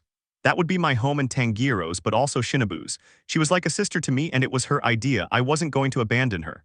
We had 2 assistants, one male and one female. Those who worked here had something that distinguished them. At the Butterfly Estate, the girls wore butterflies in their hair. Shinobu suggested a similar idea, but the assistants wouldn't wear butterflies, only lotus flowers. One girl wore a necklace with a lotus flower pendant, while another wore a lotus clip above her usual bun. Both boys, however, wore silver rings with a lotus flower design. The 6 of us were happy and treated each other like friends because that's what we were. A few days ago, a crow announced that a group of injured annihilators would be coming. Shinobu and I made medicine for them before they arrived, knowing what they had. The helpers rushed to make the beds and other things. When the guards arrived, they were carrying them on their backs. The boys took them to the dormitories, but the girls told them to bathe because they didn't want them to get blood and dirt on the beds. So one went in after the other. The girls also gave them clothes to change into for their stay. They would wash the uniforms. Once the injured were cleaned up, the girls and boys took care of them while we Shinobu and I made food for everyone. The Lodo estate was not only a rehabilitation center for demon slayers but also for the badly injured people of the town. Since there was no hospital, the estate served as one. The pillars are scary, but so are the high-level ones, said a short girl. They say there's a demon girl the pillars haven't. I wouldn't want to run into her, she must be very. She started talking, but the boy on the stretcher, seeing me, gestured for her to stop. They say this estate belongs to her and… Rumors travel fast, don't you think? I interrupted. The girl stood up and turned around. When she saw me, she blushed. My name is Nezuko Kamado and I'm the demon you're talking about. If you want to talk about me, come to my house and I'll gladly answer your questions and tell you about myself if that's what you want, so you won't spread false rumors. I smiled at her. The girl went pale. How rude of me, I didn't even greet you. Hello. Excuse me, ma'am, he said and bowed. Hello, I greeted again, this time with my arms crossed and my smile gone. Have a good day, she said and ran off like a shot. That was fast, sayonara. I called out even though they couldn't hear me anymore. I shook my head and turned back to the Annihilators. How are you all doing? Very well, thank you for bringing us. When we are here, we feel at home. I'm glad to hear it. Now I think it's time to start rehabilitation. Rehabi. Yes, come with me, I said. The boys got up and followed me to the other hallway. I went through the door and we entered the rehabilitation room. Now I'll explain what this is about. First, you'll go with them, I said, pointing to two girls sitting at a table. These exercises are easy. Eiko will hide something under some glasses and move them around. When she stops moving them, you have to figure out which glass she hid it in. Then there's Shizu. As you can see, unlike Akiro, she has many glasses of herbal tea. You have to pour it over her, but if she holds a glass first, you can't move it. My best friend gave me that exercise, I explained. Then you'll go to Noah, I said, pointing. Noah had a wooden sword and was looking at us. He'll be doing katana exercises. The rule is that if one of you hits the other, you lose. And finally, there's Akiro, with whom they'll exercise their bodies. They'll have to dodge the temeri balls he'll throw. If they touch them, they lose. I finished and turned around. All four had fainted. Please wake them up, I asked Shizu. She nodded and threw water on them. By the time they woke up, I was gone. I had to go back to my brother and Giyu. I left the corridor and was going to go to Shinobu, but I stopped when I saw a boy leaning against the door. He looked up and stared at me. Help me, I whispered and fell to the ground. Muikiro, I shouted in alarm and ran to him, put my hands around his waist and lifted him up. His eyes were closed, but he was breathing. How was he in my arms and alive on top of that? A crow told Shinobu and me that the first moon had killed him. First it cut off one of his hands and then cut him in half, but he didn't look cut in two even though he no longer had one hand. Muikiro, please wake up, I pleaded with tears in my eyes. On one hand, I was happy to see he was alive. Muikiro was and still is my first best friend. But on the other hand, he looked very hurt and weak. A year and 6 months had already passed. Where had he been all this time? You'll be okay, I promise, I said, stroking his hair and cheek.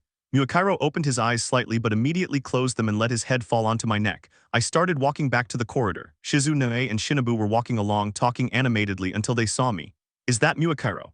Shinobu shouted and ran towards me along with Shizu and Noah. Oh yes, it is. I thought he was dead. Quickly prepare a room and call the doctor. Muikiro needs all the help he can get. Yes, said our helpers, and they ran out of the hacienda and headed for the town. Let's go, Shinobu whispered, and she put her hand around Muikiro's waist. We started walking to a room. I felt so angry when I saw his arm. I was glad the demon moon was dead. He deserved it for hurting my best friend, but I shouldn't think about him anymore. I should think about Muikiro. I would try to help him. Reunion and Lotus Estate. 1 year and 6 months was the time since she left me, because she was taking care of Shinobu now that she's a demon thanks to Nezuko. She had gone to the master's house because of someone who sent her a message. Irakodaki sent me a crow when the battle ended. When I read that Nezuko had escaped, I was scared. She had gone to battle and perhaps she had been killed. I didn't know how to feel at that moment. I wanted to go back, but I didn't have the strength and I was already too far away. At that very moment, all the moments I spent with her flashed through my mind. Her smiles when she saw me as well as her anger, but I still liked it. Every hug she gave me when I was upset and wanted to explode, Nezuko would hug me from behind. Sometimes she wouldn't say anything, but other times she would softly whisper words that, along with her hug, calmed me. The nights we slept together, the happiness she made me feel when she worried about me. I feared the worst until a few months later when I finished killing a demon. A crow came and perched on my shoulder. In its leg it held a letter. When I started reading it, my heart leaped. The letter the crow brought was from Nezuko. She said she was all right, asked for forgiveness, and explained why she hadn't returned. When Nezuko entered the mansion, the first person she saw was Shinobu. Shinobu had saved her when the demon launched its attack without seeing her. Nezuko scooped her up in her arms and ran outside without the demon noticing. I stepped on a can and kicked it hard, throwing it away. I don't care, since Nezuko is no longer with me, I've gone back to being the way I was before. I straightened my Hayori and was about to enter the place, but I heard someone moan. I turned around quickly and looked at the door where a black-haired girl in a pink-patterned kimono and black Hayori was on the floor rubbing her forehead. The can I had thrown away was next to her. I ran when she got up and hugged her tightly, making her moan in pain. Nezuko tried to say something, but I didn't let her and grabbed her shoulders, making her look at me. Where the hell were you, Nezuko? Why did you go into battle? I demanded, shaking her. Don't you remember what I told you? Do you know how I felt when I thought you were dead? I asked, unable to hide my anger. I didn't know if she was screaming, but I didn't care and shook her angrily again. Yes, sorry, Giyu, but... No buts about it, you were in danger. I wasn't the only one worried about you. Don't ever leave like that again. Did you hear me, Kamado Nezuko? It's okay if you don't forgive me, I'll understand, but I was very scared and she began. I shook my head and hugged her tightly again. At least he had returned. The Lodo estate. Hacienda, what? I asked. She nodded and sat down. A year ago, when I was with Shinobu and we were going to the village, we smelled blood and ran to try to save the people who were in danger. Shinobu and I saved a family from some demons, and without knowing it, we also saved the mayor's wife and son. As a thank you, they built Lotus Estate. It's a place like Butterfly Farm, home to the Kamado brothers, but also a rehabilitation center and the second hospital in the area. Do we have a home? Tanjiro asked, and Nezuko nodded. Yes, Shinobu is there with some people right now. Giyu, Tanjiro, Zenitsu, Inasu, come with me. We also have a medical clinic, she said. The four of us looked at each other and nodded.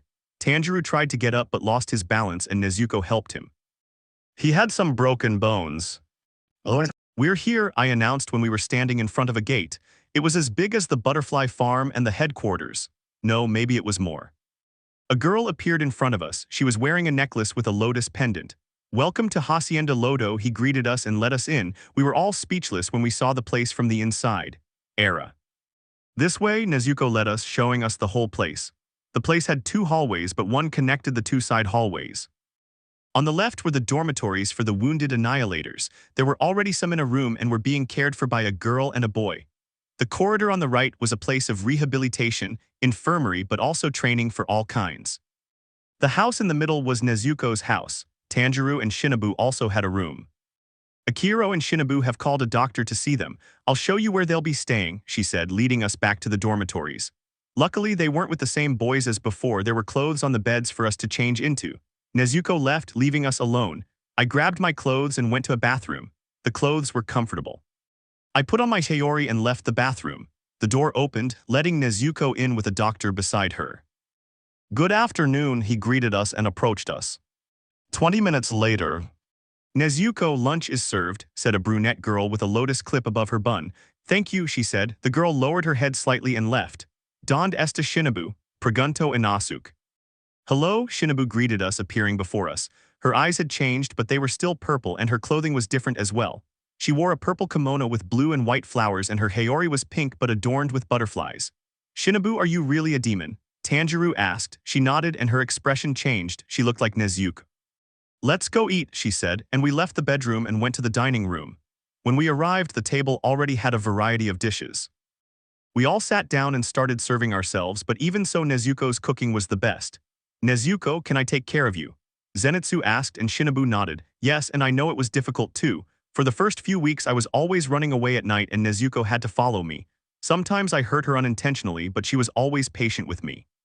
Like Nezuko, I slept for a year, but even so, I haven't completely escaped the curse, although Nezuko lessened its intensity. Her blood makes me strong, and I don't need to drink other people's blood. Nezuko had to endure so many months with Shinobu, but she was patient, and now Shinobu looks calm and happy. More than when I was humans. Hide and seek. I liked being at the Lotus Ranch. I'd never liked being in a place and wanting to stay, but I knew my raven would come and tell me a mission, but it never came to either of us. Tanjiro, Zenitsu, and Boreface were in rehabilitation for over a week these past few days, and they weren't the only ones. Last week, about 5 annihilators came. They didn't make a fuss, and neither did the rehabilitation. When they return, they are worse off than when they arrived and just sleep. The dyed hair is always yelling about the medicine and not wanting to go to rehab. It's annoying. His screams can be heard all over the ranch. At that moment he was shouting. Nezuko had gone to the dormitory, and since I had nothing to do, I followed her. You must take it or you won't heal, said a brunette girl with similar but lighter eyes. She wore a necklace with a green lotus pendant. The girl's name is Shizu, but the name doesn't suit her. She's the fiercest of all the workers here and seems to have no patience. But it tastes horrible. Effective medicine is bitter, Nezuko told her. Zenitsu hugged her around the waist, still crying. Nezuko, I know you love me, please don't make them give me that medicine and send me to rehab, he said, shaking her. Nezuko crossed her arms and sighed. Don't make me tie you to the bed, Shizu warned him. Do it, that way I won't have to go to rehabs. The girl laid Zenitsu down and grabbed his neck tightly. We all thought she was going to strangle him, but she didn't. Shizu opened his mouth, turned the glass containing the medicine upside down, giving it to him down to the last drop, squeezed his neck harder and Zenitsu had to swallow. When he did, she stopped choking him. Zenitsu sat down and began to cough, gagging. Now you're coming with me, he said, grabbing him by the collar of his shirt and dragging him out of the infirmary along the floor. You'd better take your medicine, Nezuko smiled at them. They all turned pale. Can I do it or Shizu, which do you prefer? She asked, her smile widening. Everyone took the glass, even Inosuke, and they all drank their medicine in one gulp. Shinobu had taught Nezuko to smile the way she sometimes does to scare people. Nezuko was an excellent apprentice. Shizu and Haruka will come tonight to give you medicine and food. Goodbye, she smiled at them. They all turned even paler at her words. It's your medicine, she said, handing me a glass. I drank it without flinching. It didn't taste bad. I didn't go to rehab, I only saw a doctor, but for the last 4 nights I've been going to Nezuko's room so she can heal me like that time. The first night I was with her in this place, while she was healing me, I sat her on my lap, making her blush. Her healing was faster because she was using her blood quality. In the mornings, I would make the doctor believe I was better, but it was just an excuse to be with her at night. Night had already fallen and I was going back to her room as yesterday. When I entered, I saw her lying on her back. In her hands she had a book and she was moving her lips. In the first days of being a demon, she had almost forgotten how to speak and understand writing. Shinobu helped her with speech, reading, and writing in these last months. I shook my head and approached her, when Nezuko noticed my presence under the book and smiled at me. I thought you'd arrive earlier, I said, putting the book aside. One of your assistants kept talking to me. What did you do? I told her I was sleepy and closed the door, I replied. Nezuko smiled and stroked my hair. How are your injuries? I asked, my smile fading. Better. I'm glad that Giyu, I called as I climbed on top of her. What's happening? You're making me. That, nervous, very nervous, she replied, trying to pull away, but I lowered myself further and moved my waist, completely covering her body. We could both feel each other's breath, our lips brushing against one another. Giyu, what are you doing? She whispered, her breathing becoming faster and more ragged. Close your eyes. Because, close them, I asked again. Nezuko swallowed but still obeyed. I couldn't miss this opportunity. We were alone in her room, no one was passing by. If I did nothing, I'd be an idiot. Even though she was nervous, she was still calm. I touched her lips with my thumb. They were still soft like that time, but they were no longer cold. Caress her cheek before kissing her. They say that when you kiss someone you like, you feel things in that kiss, but I didn't just like her, I loved her, and that saying was true. When I kissed her, I felt several sensations that I can't even explain. When I pulled away, Nezuko had opened her eyes. We both wanted to say something, but we didn't know what to say. The only thing we knew was to try that kiss again. Nezuko remained motionless for a second, but responded by gently moving her lips just like me. When we ran out of air, we separated. Are you still nervous? No, I whispered, smiled, and we kissed again, this time increasing the heat of the kiss a little. At that moment, other people didn't matter, only us. My best friend. Look, Tomioka-san, they made salmon daikon, Shinobu pointed out as she ate. I picked up my plate and started eating. It tasted just like Nezuko's. Did she make it for me? After so much time together, I learned many things about her. What kind of food was her favorite season, why she liked being cuddled, and how she used to want to marry someone like a Hisha, which is a Japanese chess piece. Nezuko was very naive and sweet as a child. I would have liked to see her not as a demon like that first time. Thanks to her ability, she seemed older than a 12-year-old girl. When we finished eating, we each went our separate ways, but when I tried to find her, I couldn't find her anywhere. She wasn't in the infirmary, the kitchen, the rehabilitation room, or even in her room. When I went to the cherry trees, I thought I'd find her there like yesterday, but she wasn't. Where has that little devil gone? Tomioka, Shinobu asked, appearing in the corridor carrying dirty sheets with a little blood on them. Whose sheets were those? Muikairu Takatu, he replied casually. Nezuko is with him right now, taking care of him. Although he was asleep these past few days, he finally opened his eyes as soon as Nezuko sat down next to him on the bed. Shizu brought him a lot of food because, as I said, he slept for a week. No, Muikairu died in the battle against the demon Moon One. The Rock Pillar and Wind Pillar were with him. Genya died too. I know, but Muikairu survived even though everyone thought he was dead. That wasn't the case. Where is? Go straight ahead and then turn left. He's in the third room with Nezuko watching over him. Goodbye, Tomioka-san, she said, waving goodbye and continuing on her way back. I don't care. I didn't want to seem like one of those jealous boyfriends, but Nezuko and I weren't a couple, we were just friends. Although friends don't kiss. I shook my head and turned around. I was going to train a little. Muichiro POV. Muichiro, when are you going to tell me why you didn't die? My best friend asked softly. I grimaced and accepted the piece of food she brought to my mouth. 1 week and 3 days was the time I had at this Lotus Farm, home of the Kamado brothers, rehabilitation center for the Annihilators and town hospital. Even when I was asleep, I still felt Nezuko's presence. I felt her hand take mine and give it a friendly squeeze. While Shinobu was putting a new pillow on me, she said that Nezuko would come to see me when she woke up, had free time, and everyone was asleep. My brother was right in what he said. He knew that Nezuko would care about me and do everything to make me well again. I'd never had a friend like her before, and I don't mean that in a bad way. The only woman who cared the same way Nezuko did was my mother. Shinobu also told me that Tanjiro, Zenitsu, Inosuke, and Giyu had arrived a week ago but were still here. I couldn't have been too clever to know that Giyu would be spending most of his time with Nezuko. That Tomioka was a complete idiot, and I already knew it, but now he's even more so. When will he ask Nezuko to be his girlfriend? It's obvious from a mile away that they care for each other. I even think they love each other, and they've been through so much together, like that mission in the north. Love can sometimes make you a real idiot, except for Nezuko. My best friend wasn't an idiot. Nobody knows that. You didn't die? If the demon had cut me in half, I would have ended up like Genya. He was actually cut in two. Can I have some more fish? I asked. Nezuko smiled and picked up the piece with her chopsticks. I opened my mouth and started chewing. When I closed my eyes, I found myself face to face with my twin brother. With tears in his eyes, he told me to come back, but not with him. He said I could have run away. I was only 14 at the time. I told him I couldn't leave my friends, and I already knew why I was born. It was to be happy. I asked him if it wasn't the same for him when we had our parents and were a complete family. Since I've been alone, I've had bad and painful moments, but last year I experienced many happy ones. I had fun and made friends like you, who were the first, not Tanjiro. You treated me well and made me feel important and like family from the very beginning because we had so much in common, and you gave me your hand. I don't regret anything I did. I gained friends and I gained Nezuko's friendship. She worried about me on many occasions and she made me smile and laugh. I know she'll be proud of me even though she's gone. Is that demon important to you? He asked, astonished by my words. Yes, she's my first best friend and I wouldn't trade her for anyone. With Nezuko I have. Then why do you want to come back to me, Muichiro? My twin asked angrily. Go to her. With everything you've told me, I know she'll take care of you like I didn't and keep you safe. Don't you want me with you? Of course, I shouted, starting to cry again. But I want you to live, to be happy like you told me, and to come back when your story is over, when your hair is white, your skin gaunt and wrinkled, not now that you're 14, happy, have made friends and have her.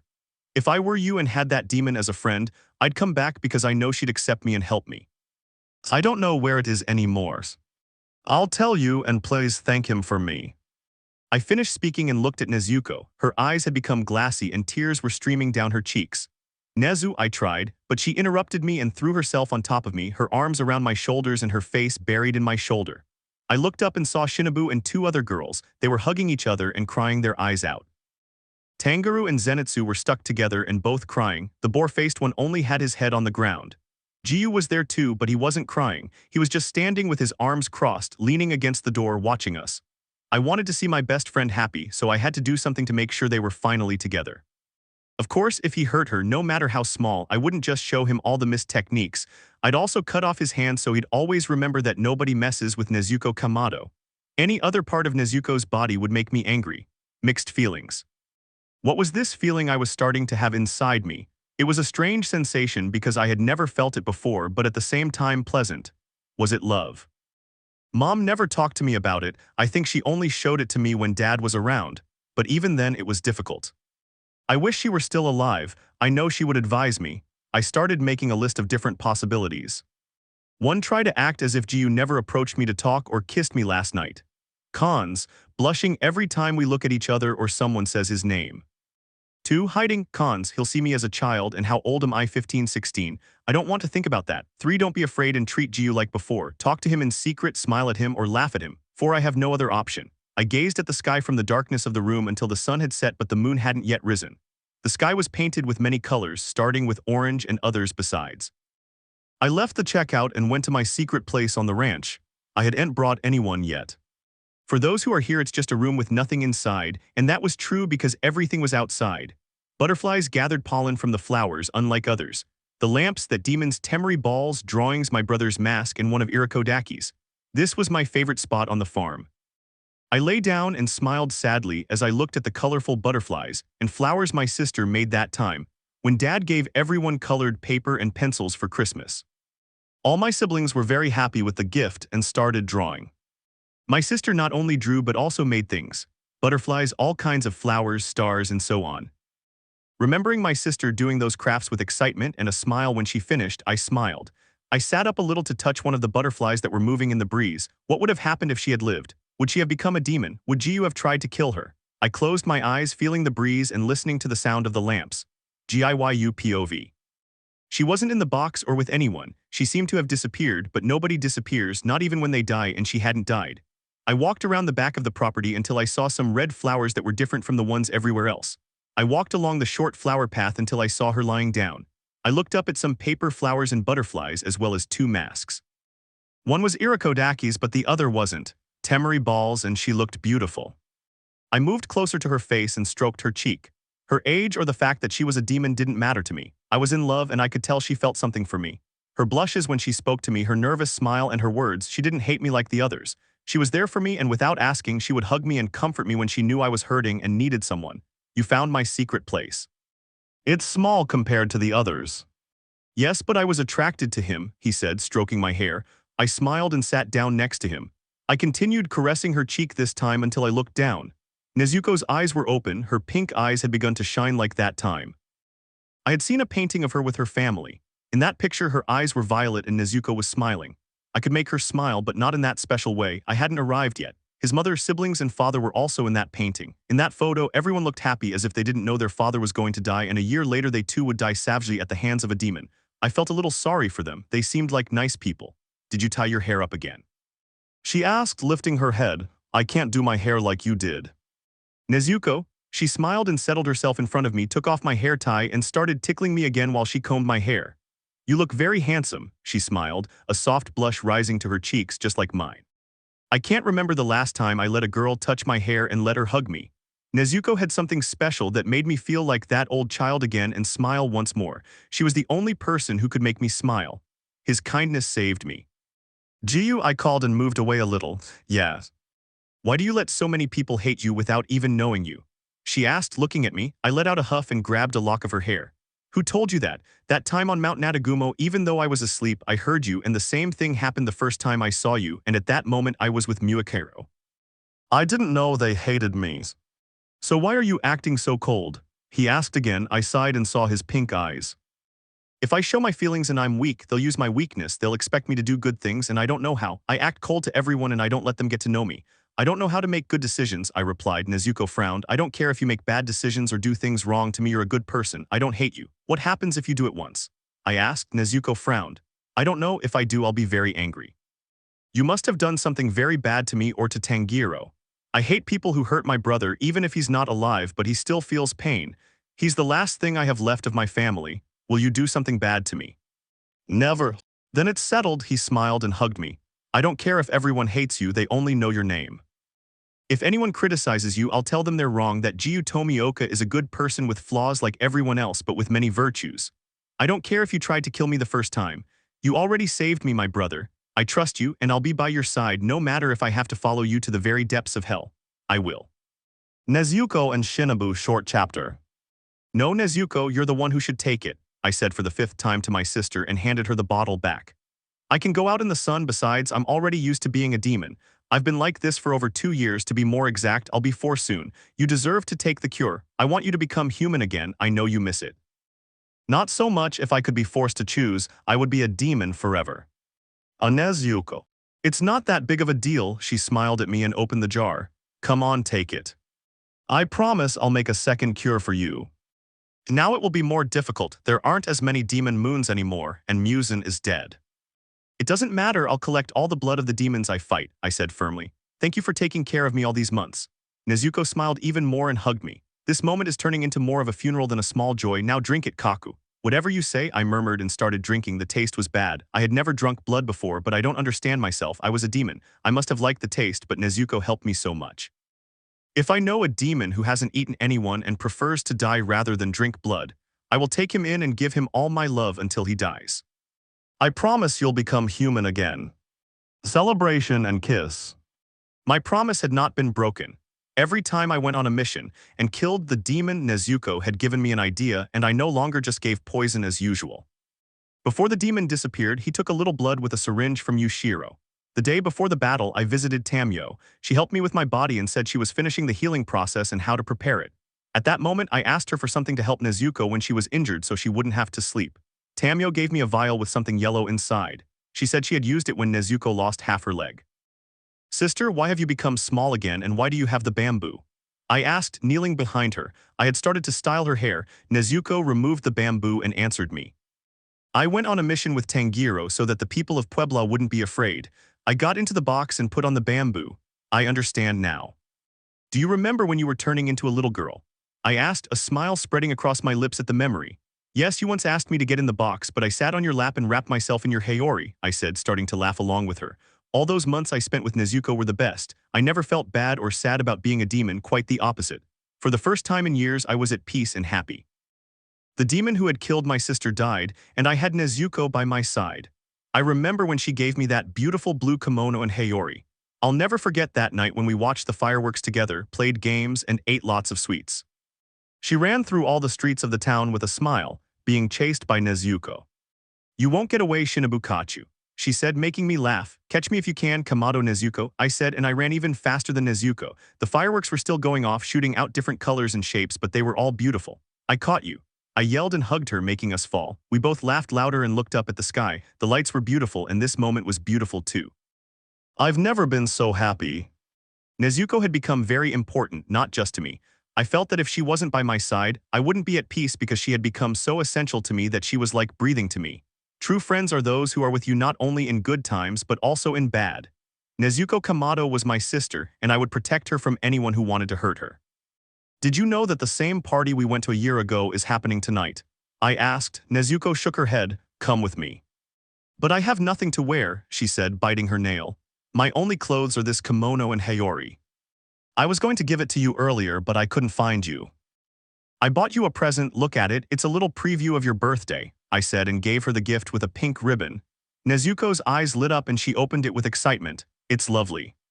Wear it to the party, I know you'll attract a lot of attention like that pair of blue eyes that are always watching you, I whispered, making her blush. Are you talking about Giyu? Are you a couple? No, just friends. Well, he loves you, but you know how Giyu is. He doesn't like to talk or show his emotions. Yeah. Now come with me, the party is going to start in an hour. We have to get dressed and look pretty. Giyu POV. I'm not going to that town festival, I'd rather sleep, that's what I kept telling myself, but the voice of that dyed-hair idiot stopped me.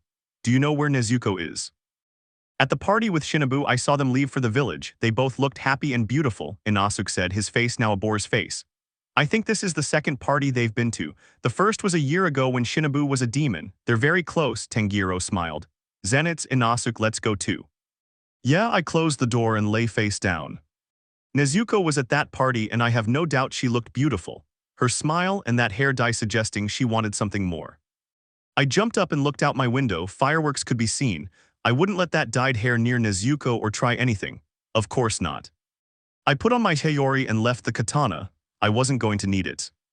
When I arrived in the town, I started looking for her until I saw two girls, one with dark hair and orange highlights and the other with dark hair and purple highlights, and a butterfly walking through the streets talking non-stop. It was Nezuko and Shinobu. They were hugging and laughing about something. Shinobu mooncake, she exclaimed excitedly. Last year there wasn't any.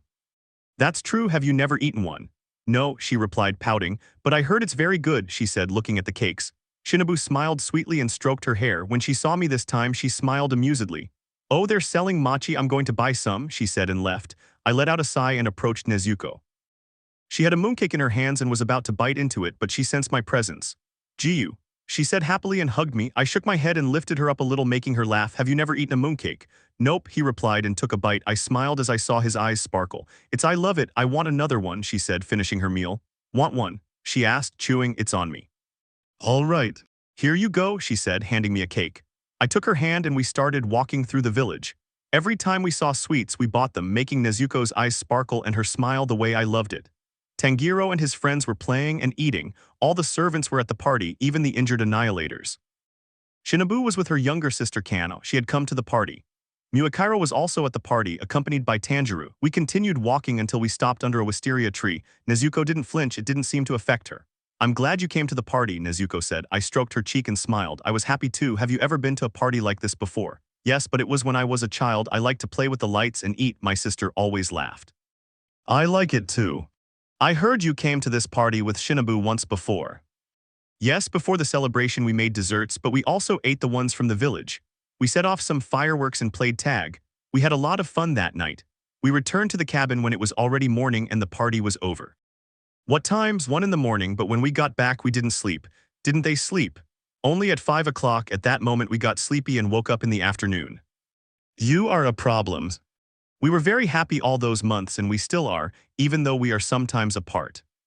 "You look beautiful." When she ordered dessert the second time, I looked at her more closely. Nezuko's hair was up, but 2 strands fell beside her face. Her kimono was dark pink and adorned with flowers. She looked beautiful tonight. "Thank you," I whispered, lowering my gaze slightly. She had blushed. "Nezuko." "Yeah." Before she could raise her head, I hugged her, pulling her close to my body. When Nezuko lifted her face, I kissed her. "What?" I shook my head with a smile as I watched Shinobu and Nezuko running. The former had a star and was chasing Nezuko. "I'll catch you," Shinobu said and ran faster. Nezuko had a smile on her lips and turned around. Then Shinobu hugged her and they both fell to the ground, not caring if they got their kimonos dirty or ruined their hairstyles. Nezuko and Shinobu burst out laughing. As did I. Tanjiro, the dyed-hair boar-headed one who now looks like a woman since he no longer has that head, Muakiro, Kano, Shizu, Eiko, Nae, and Akiro. "I want some too," said the boar-faced boy, lighting 2 stars. "Moitsu Takido," he called and began to chase them. "Everyone against everyone," said Nezuko and Shinobu. Now Nezuko also had a star. Everyone obeyed and started chasing each other. I was the only one still standing. "You're not going to try to chase me, are you?" I asked. Nezuko shook her head. "Good," I said, taking the star from her hands. "I'll chase you. You'd better start running," I advised. Nezuko looked at me fearfully and ran. I smiled and started chasing her. When Nezuko was about to go another way, I grabbed her by the waist and lifted her up. "I don't know. I'm faster than Shinobu, that's why I gave you a chance to run." "You knew I was going to lose." "Yes," I smiled. "I think I deserve something for winning." "What do you want?" "I want you to kiss me, that's what I want," I whispered. Nezuko smiled, stood on her tiptoes, and cupped my cheeks before kissing me. I smiled in the middle of the kiss and replied. Behind us we could hear the fireworks and the laughter of the others even though we were being chased, but we paid no attention to anything and only thought about the 2 of us. Frenetic state. "An Izuukyo, no," I screamed and ran as he was about to devour someone. I grabbed him from behind and we rolled on the ground. The day after the party, the boss gave me another mission with Nezuko. The demon was a demonic moon, perhaps a crescent moon. Why has the new boss given me another mission with Nezuko? The last time we saw each other was the same day I punched Sanemi for speaking ill of monsters and Nezuko. The boss knew that same day that I liked Nezuko, but he's dead. He was the first person to know. Shinobu was the second, as she was present at the time. Nezuko and I defeated the demon moons, but without me realizing it, Nezuko became furious and transformed, easily killing the moon. However, upon seeing someone injured, she went to her. Why did he have tattoos of vines with leaves on his body? What was he? When I'm very stressed, I transform into a demonic form. In this state, my aggression increases, as does my craving to eat human flesh. She has returned to her frantic state. Nezuko began to growl, as well as kick and move her hands as if she were scratching something. Nezuko. ZGGRRR. I turned our bodies so I was on top of her, and I put pressure on her arms. Nezuko glared at me menacingly. Her eyes no longer reflected what I used to see in them. Now in her frenzied state, she had the same mentality as a normal demon, to kill and devour. This isn't you, Nezuko, you wouldn't hurt people. AAGGRRR. Come back, I know you can handle it. You've endured a lot, you can handle this. Nezuko growled again and managed to break free from my grip. I pounced on her as she tried to get up and run. She wasn't going to listen to me. Curse. How long could I hold out? I knew she would hurt me in that state, but she hadn't because I was able to hold her back. But Tanjiro calmed me down once with a lullaby that my mother sang to me. If talking to her didn't work, I got up from the floor with her struggling and growling. He wasn't good at singing, but if this was the only way out. Little mountain bunny, why are your ears short? I began. Nezuko was still growling, seemingly not listening to me. Little mountain bunny, why are the tips of your fingers and toes pink and your fur white? I tried to sing, but I didn't know the lyrics and just said things that came out of my head. My sister sang me this lullaby when I was very little. She liked to sing it to me because I told her she had a beautiful voice and she smiled. I stopped singing when I no longer felt her struggling and she stopped growling. It was working. Little mountain bunny, why are your eyes pink when they used to be violet? I continued singing. Little mountain bunny, give me your little hand so I can give you a. I tried to sing, but I stopped when I heard her cry. Nezuko had returned. She no longer had tattoos on her body nor her horn, and she was back to her normal size. She hugged her legs and hid her face, but before she could, I saw her eyes. They were back to how they had been before, reflecting emotions once more, but not anger, rather sadness. I knelt down and lifted her chin. Nezuko seemed to be afraid. Are you all right? I asked, stroking her hair. Don't worry, you didn't hurt anyone. Nezuko was nervous and even trembled a little from fear. I knew Nezuko. She doesn't want to hurt anyone because she sees them as her family, and at headquarters she heard the girl say that if she killed someone, Irakodaki and I would die. Relax, I said softly and kissed her forehead. Did you remember your mother? I miss her a lot. I gently ran my hands along her waist and we stood up. Nezuko was about to say something, but I hugged her and kissed her forehead again. Don't worry, we'll go now. Nezuko nodded and took my hand, starting to walk with me. Until recently I knew that she could go out in the sun. I didn't know why, and neither did she. A few days before, I saw her at night surrounded by many books. What are you doing?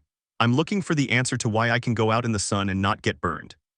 I sat next to her. Even though I hated books, I was still confused and wanted to know why. We spent 2 hours like that, but neither of us found anything. Nezuko was annoyed and closed the last book when she found nothing, but there was another book underneath all the open ones. I picked it up and started flipping through the pages, bored, until I stopped on a page where the image was of a demon that looked like a beast or animal but was also human, and it said all about them. On the next 2 pages there was an image of a demon bound hand and foot with a sun behind it that seemed to be burning it. I started reading quietly until I stopped at a short paragraph. Nezuko came closer and read too. In that paragraph we thought we had found the answer.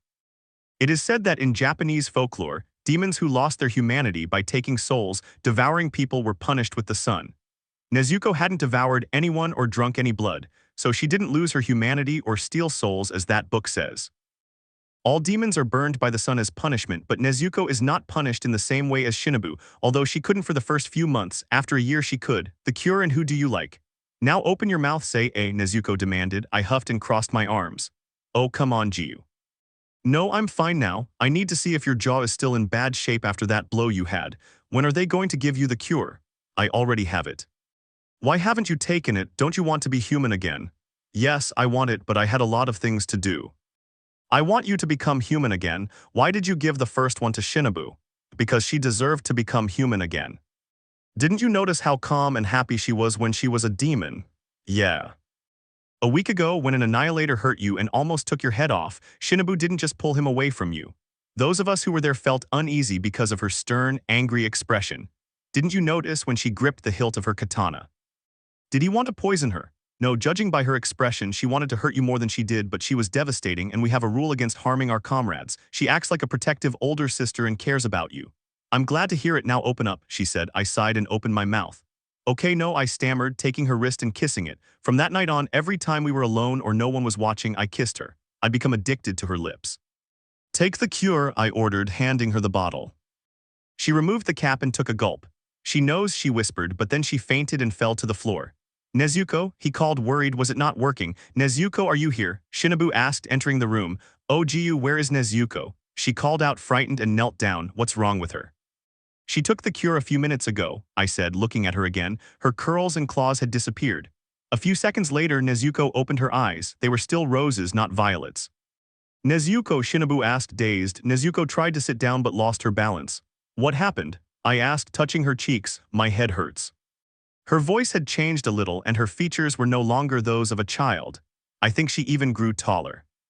You look older, although counting the years that have passed you are 16. That, you must be confused. I was 2 when I took the cure. You look different from the Nezuko I knew physically. I feel like throwing up, she murmured, covering her mouth. Shinobu smiled and stroked her hair. Giyu POV. Zenitsu, Nezuko murmured nervously without looking at him. Why was that dyed blonde guy on his knees crying? Please, I'm sorry, but... Please marry me, I cried harder and hugged his legs. Only a few hours had passed since she became human again, but everyone still knew the news, including the pillars and the patron. Tanjiro, who was on a mission, rushed to Lotus Estate to see her sister. She was overjoyed to see her holding hands with Shinobu. Shinobu had given her her Hayori because she had grown taller and her body had developed, her breasts had grown larger, and her kimono no longer covered them completely. The slits around her legs had opened higher than her thighs. When I saw them and her legs, I quickly turned away, though a part of me wanted to keep watching. How? Shinobu took off her Hayori and put it back on to cover herself. When I turned around, she looked at me. I knew her expression. You're a pervert, Tomioka. Zenitsu, I love you, but as a friend. As if you love me, marry me. I'm sorry, Zenitsu, but I like someone else. You're a very nice and fun guy, but like I said, I've liked someone else for a long time. How much is a lot? 2 years. No. She shouted and let herself fall, but she got up again and shook her. I was here before him. I knew you before he did. You don't know that. How is? I won't tell you, I'm sorry, she said and walked away from him. When Zenitsu was about to approach, Shinobu stepped in front of him and looked at him sternly. You heard her, Zenitsu, she doesn't like you. Don't force someone to like you, she said, crossing her arms. Zenitsu lowered his head and left like a cat, with its tail between its legs. Thank you, Shinobu.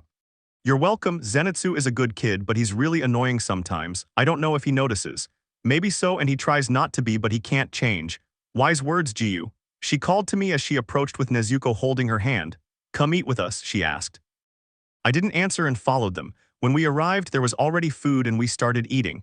When we were about to finish, Shinobu spoke. Who's the boy you like? I asked, interested. I like it, Giyu. Nezuko exclaimed worriedly when I cut myself. It's no big deal. Do you like Giyu? Shinobu asked, speechless. Answer me. No, I have to go, she said and tried to get up, but I took her hand and helped her sit back down. She was blushing but trying to hide it. Do you like me? I asked, taking her chin and lifting her head. She had lowered it. I have to find my brother, he said, looking to the side. Why won't you look at me? I said, touching her cheeks to make her look at me.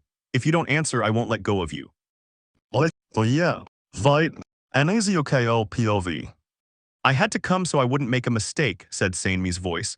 I turned around and saw the wind pillar. He was standing in the doorway, smiling amusedly. Hello, Sanmi. You haven't changed at all. Are you sure you're not still a demon? I asked, entering the estate. I put the clothes in the basket and approached the pillar. No, I already took the cure and it worked. I don't know what you're talking about. I still say you're still the same. You've just gotten taller and your body has developed. It's obvious. Why do you still think I haven't come back? Something tells me the cure didn't work. It only removed your fangs, but I remember you were the only demon who could go out in the sun. A Shinobu will take it too. Why are you answering me without looking at me? He asked, taking my chin in his hand. You know something, don't you? And that something has to do with your demon side and the cure. What happens if I tear my arm? Will your face change? He smiled malevolently. Go away. No. Why did you come? I want to see it. I don't have anything. Let's have a fight. If I win, you'll answer all my questions and cook me ohagi. I haven't had them in ages and I've heard you're a good cook. What if I win? Sanmi laughed. I won't bother you and you can continue with your lie. You want to be a demon slayer. Fine, I'll help you. Will that happen if I win? No, only if I feel like it and you show me that helping is worthwhile. Who understands you? Nobody, then what? I accept, I replied firmly. Sanmi smiled macabrely and threw a sword at me. I raised my hand and caught it. Let's begin, little demon, he said. Before I could say anything, Sanmi ran towards me with his katana raised. I took a step back and protected myself, making our swords clash and starting the fight. I couldn't lose what she told me that night. I wanted to keep it a secret. I couldn't tell anyone, not even Tanjiro. Sanmi was sending attacks and I was defending myself. I jumped back when he cut my arm. Sanmi started laughing and continued attacking. He was very strong. When we lost our katanas, we fought hand to hand. When Sanmi left me on the ground with a split lip and red cheek, I remembered the fight my brother had with Inosuke. Even though I was in the box, I saw the fight and all the others my brother went through. How easy it is to beat you. How come the demons always lost when they fought you? He asked, his mockery and smile undisguised. Don't you want to change your face to demon form? What are you waiting for? He encouraged me. If you do, you'll be able to hit me even if I knock you to the ground so I win. No, I whispered and stood up. Sanmi started laughing and got into an attack stance, waiting for me. We started fighting again. Sanmi kept hitting me, but I started hitting back too, copying the same moves from that battle my brother and Inosuke had. Sanmi was surprised when I was able to hit him. I was doing the same steps I saw that afternoon, but not my brother's, rather Inosuke's, surprising him. When Sanmi slipped, I did the same move Inosuke used to knock him down. He taught it to me, and now it's easier for me to do it. I was in a bridge position, and my foot was on Sanmi's head. The gasp. I turned around and walked away, but I ran back to him. Sanmi didn't understand and tried to dodge my blows until he started fighting from below. We both landed the final blow. We tied. We both had a little dirt on our faces and clothes. We were both breathing irregularly and sweating. It's a tie, he groaned and slumped down into a sitting position. I like that move, teach it to me. Do you mean I'll win? Didn't you hear me? He asked. We're tied, but I still want to know why you haven't changed. Your eyes should be violet and you shouldn't have the same kind of healing as a demon. When I was with 2 demons for 3 months because I was injured, one of them named Tamio works as a doctor and is also a defector from Muzan. She said that even if I took the cure, I wouldn't heal completely. My blood type wasn't the same as the demons who have a little of Muzan's blood. Explain. Thanks to the fact that we were able to obtain some of Muzan's blood, she looked at it and at mine as well. Tamio said that my blood was almost identical to his, even though he no longer had any. After a demon gave me his poison, my blood was contaminated, and when she drew it out, she also drew Muzan's blood. How could you remain a demon? Tamio said I was a different kind of demon. I had to guess you were the second demon who can give those who have your blood a curse that kills them if you so choose. Do you remember? How could I forget? It was the first and only time Sanmi and I fought together against demons. Nobody knows that except the boss, but he's dead. What are you doing, you idiot? Sanmi asked and hugged me when I stood in front of him, taking the demon's blow. A thank you isn't too much to ask. How cute are you two a couple? The demon asked. Sanmi and I looked at each other in horror. Of course not, absolutely not. And they answer at the same time. They look so pathetically cute. Shut up, demon, Sanmi ordered angrily. This is the end for you. What? Nope, he smiled and disappeared as Sanmi ran towards him with his katana raised, but finding him gone, he fell and hid his face. Don't you think it's a beautiful night? The demon behind me asked. I jumped in surprise and tried to hit her, but she disappeared again. How can he do it? No, I screamed as she raised her weapon and was about to plunge it into Sanmi's back. I ran and threw myself on top of the demon, causing her to drop her weapon and us to roll. Aren't you two a couple? He asked and started scratching my arms and face, drawing blood and making me scream. This is what happens to you for messing with me and turning your back on your own kind, he said, and was about to scratch me again, this time at my eyes, but Sanmi stopped him in half, put his arms under my armpit and dragged me away from the demon. Are you all right? He asked. I moaned and touched one of the spots where he'd run his nails.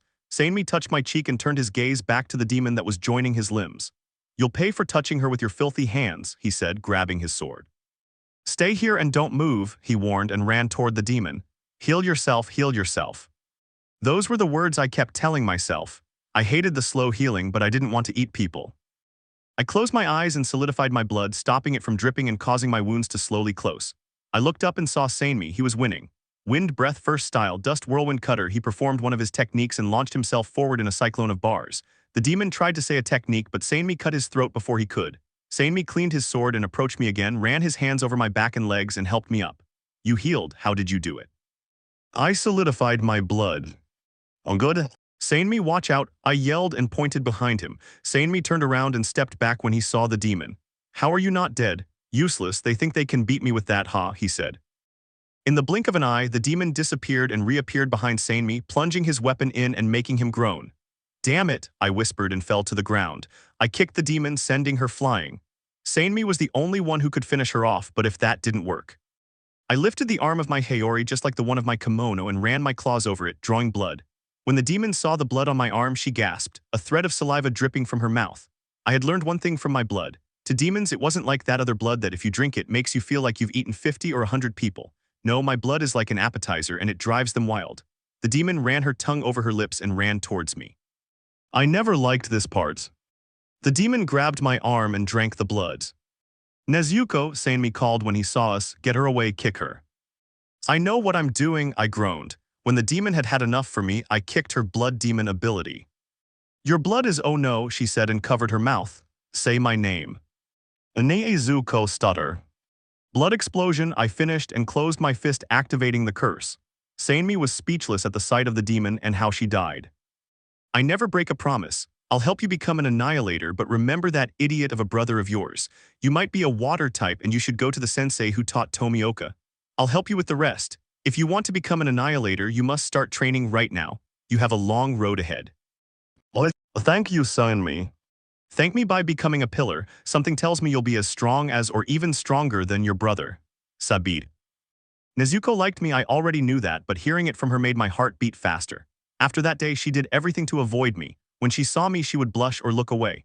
The only time we spoke was one night when Tanjiro made her sit across from me and Shinobu. She who was sitting across from Nezuko kicked her. I felt it because I was next to Shinobu and also because of Nezuko's expression.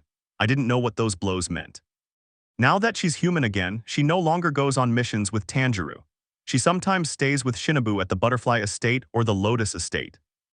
Shinobu sent her to blow on some pumpkins, and thanks to that she became faster. I remember the time I saw them playing tag, they were smiling, and when one of them won, they burst out laughing. Shinobu acted more with Nezuko than she did with Kano. She saw her as a true sister, not someone she had adopted, but Nezuko never mocked Kano because that was never her way. Nezuko smiled at her and talked to her even though Kano had tried to kill her years ago, but Nezuko seems to have disappeared. She's no longer at the Lotus Estate nor with Shinobu or Tanjiro. A year has already passed. Where's Nezuko? I asked Shinobu when I saw her writing a letter. Training to be an annihilator, does the name Irakodaki ring a bell? She replied, rolling up the paper. What did he say? Regarding Irakodaki's training, he himself said it would be different from that of all his disciples. It's a bit stronger but with some parts removed. Different. Yes, he said, tying the letter to the crow's leg. Send it to Nezuko, he said, giving it a gentle push. I'm going to visit her tomorrow before she goes to the final selection. She's going to do what? I shouted. Shinobu nodded and tied her hair up with her butterfly. No, Nezuko couldn't go to the selection, the demons would kill her. Yes, that's why I'll visit her tomorrow. Are you coming with me? Yeah. Very well, I've missed her since my last visit. Did you visit her? Yes, last week. Now I have to go, I have a mission, he said, leaving me alone. I picked up a small box and removed the lid. Inside were some cards, they must be from Nezuko and Shinobu. I picked up a letter from Nezuko and started reading. Dear Shinobu, I'm sorry for not replying to your last letter. Now that the day of the final selection is approaching, Irakodaki has gotten stronger with my training, but it hasn't only been him. How is Giyu? I have to be honest, I miss him a lot and I'd like to see him before I leave, but at the same time I don't, because something tells me he won't let me go to the final selection and I want to go even if I might die, but I'll try to stay alive for you all. Muakiro and Sanemi have visited me. The last time they each trained with me. Now that I have techniques, Sanemi didn't hold back and used all his techniques against me. It was the same with Muakiro. As I told you before, my tactics aren't water-based but ice-based. If I survive, I'll be the first annihilator with ice abilities, but Irakodaki, Sanemi, and Muakiro say I might have my brother's fire-based ability because of the story I told them about my family. If I try, maybe I'll succeed, maybe I won't, but I'd rather have just one. I love you very much. You seem to read my mind, Kamado Nezuko. If I had known what you wanted before, I would have kidnapped you and taken you far away even if you were angry with me, I said, rolling the letter back up and putting it back in the box. Did Sanemi and Muakiro visit her? Muakiro's behavior doesn't surprise me, they were and still are best friends. After she became human again, they spent even more time together. Nezuko is one of the few people who can make that boy smile, but Sanemi, the person who once stabbed her multiple times and tempted her, are they friends? Did I miss something? Sensei, I called. Irakodaki approached me and hugged me. I returned the hug. Irakodaki was like a father to me. He adopted me and took care of me until I was 13. It's good to see you again, he said, walking away from me. Good afternoon, Miss Kachu. Hello, I greeted with a smile. Where is my sister? I wanted to practice in the mountains for tomorrow. Thank you, she said and started walking. What is Nezuko like? She's very clever and strong. I have no doubt she'll come back alive from the final. The years she spent fighting have served her well. Now go, she's on the rock, I said. I bowed slightly and climbed the mountain. When I arrived, Shinobu placed a hand on my chest and a finger to her lips, because, third style, swift current dance. Sabito attacked, Nezuko jumped back. Ice breath, second style, winter dance. I counterattacked and ran towards Sabit. Water breathing, second style, water wheel. Sabito defended himself, Nezuko lowered herself before leaping again. Ice breathing, eighth style, mirage, she said, but even so, Sabito managed to cut the side of her shirt and let her fall to her knees. Ga, he started to say, but he was thrown to the ground. When he turned around, Nezuko was on top of him, her katana pointed at his neck. He gasped. No, I won. Nezuko smiled triumphantly and stood up. How did you, did I? It was a mirage of my... Mirage, who would have thought it? He said, getting up and dusting himself off. You did well, Nezuko, Makomo smiled, sitting on the rock. Thank you, she said gratefully, sheathed her katana and turned around. When she saw us, she gasped and ran towards us. Without realizing it, I had tears in my eyes. It was Sabito, my best friend. He was alive. No, he had died. I saw him. You fight very well, little sister, said Shinobu, hugging her. Nezuko smiled and closed her eyes. When she opened them, she looked at me. Hello, Giyu, Makomo greeted. Come here and give me a hug, Tomioka. Don't just stand there staring at me, Sabito ordered. He was smiling. I wiped my tears and hugged him. I had missed him. You're alive. No, I just came like Makomo to talk to Nezuko. I also came to Tanjiro but to help him. Sabito made him suffer a little, Makomo smiled. Nezuko and Sabito have had several battles. Sabito wins some but Nezuko wins others. It's not like Tanjiro who never won. Your girlfriend is smart, he said, looking at Nezuko who had blushed. She's made me eat dirt many times just like now. Oh yeah. Rematch? Nezuko demanded, stepping away from Shinobu and grabbing her katana. No techniques. Good, she said and stepped in front of Sabito. They stared at each other for a few seconds before disappearing as well. When they reappeared, their katanas clashed. Nezuko took a step back and threw a punch, but Sabito easily dodged it. Nezuko launched attacks and defended herself just like Sabito. They both lost their katanas from each other's blows, but they didn't stop and fought hand to hand. The two disappeared again and reappeared in a tree, jumped, and continued fighting. They both seemed to know which attack they were going to launch next. I stared in amazement at the move she made. When Sabito was on the ground, she turned around and got into a bridge position. Nezuko turned around and stood up. Sabito got up unsteadily but continued fighting. In the end, they tied. I have to accept it, you're just as strong as me, Nezuko Kamado. No one has ever been able to beat me so many times. Thank you, Sabito. Last memory. After the fight, we returned to Irakodaki. Shinobu couldn't stay because a crow came and gave her a letter saying they needed her. Shinobu gave Nezuko a big hug and wished her luck before leaving. I stayed so Nezuko and I had to sleep together.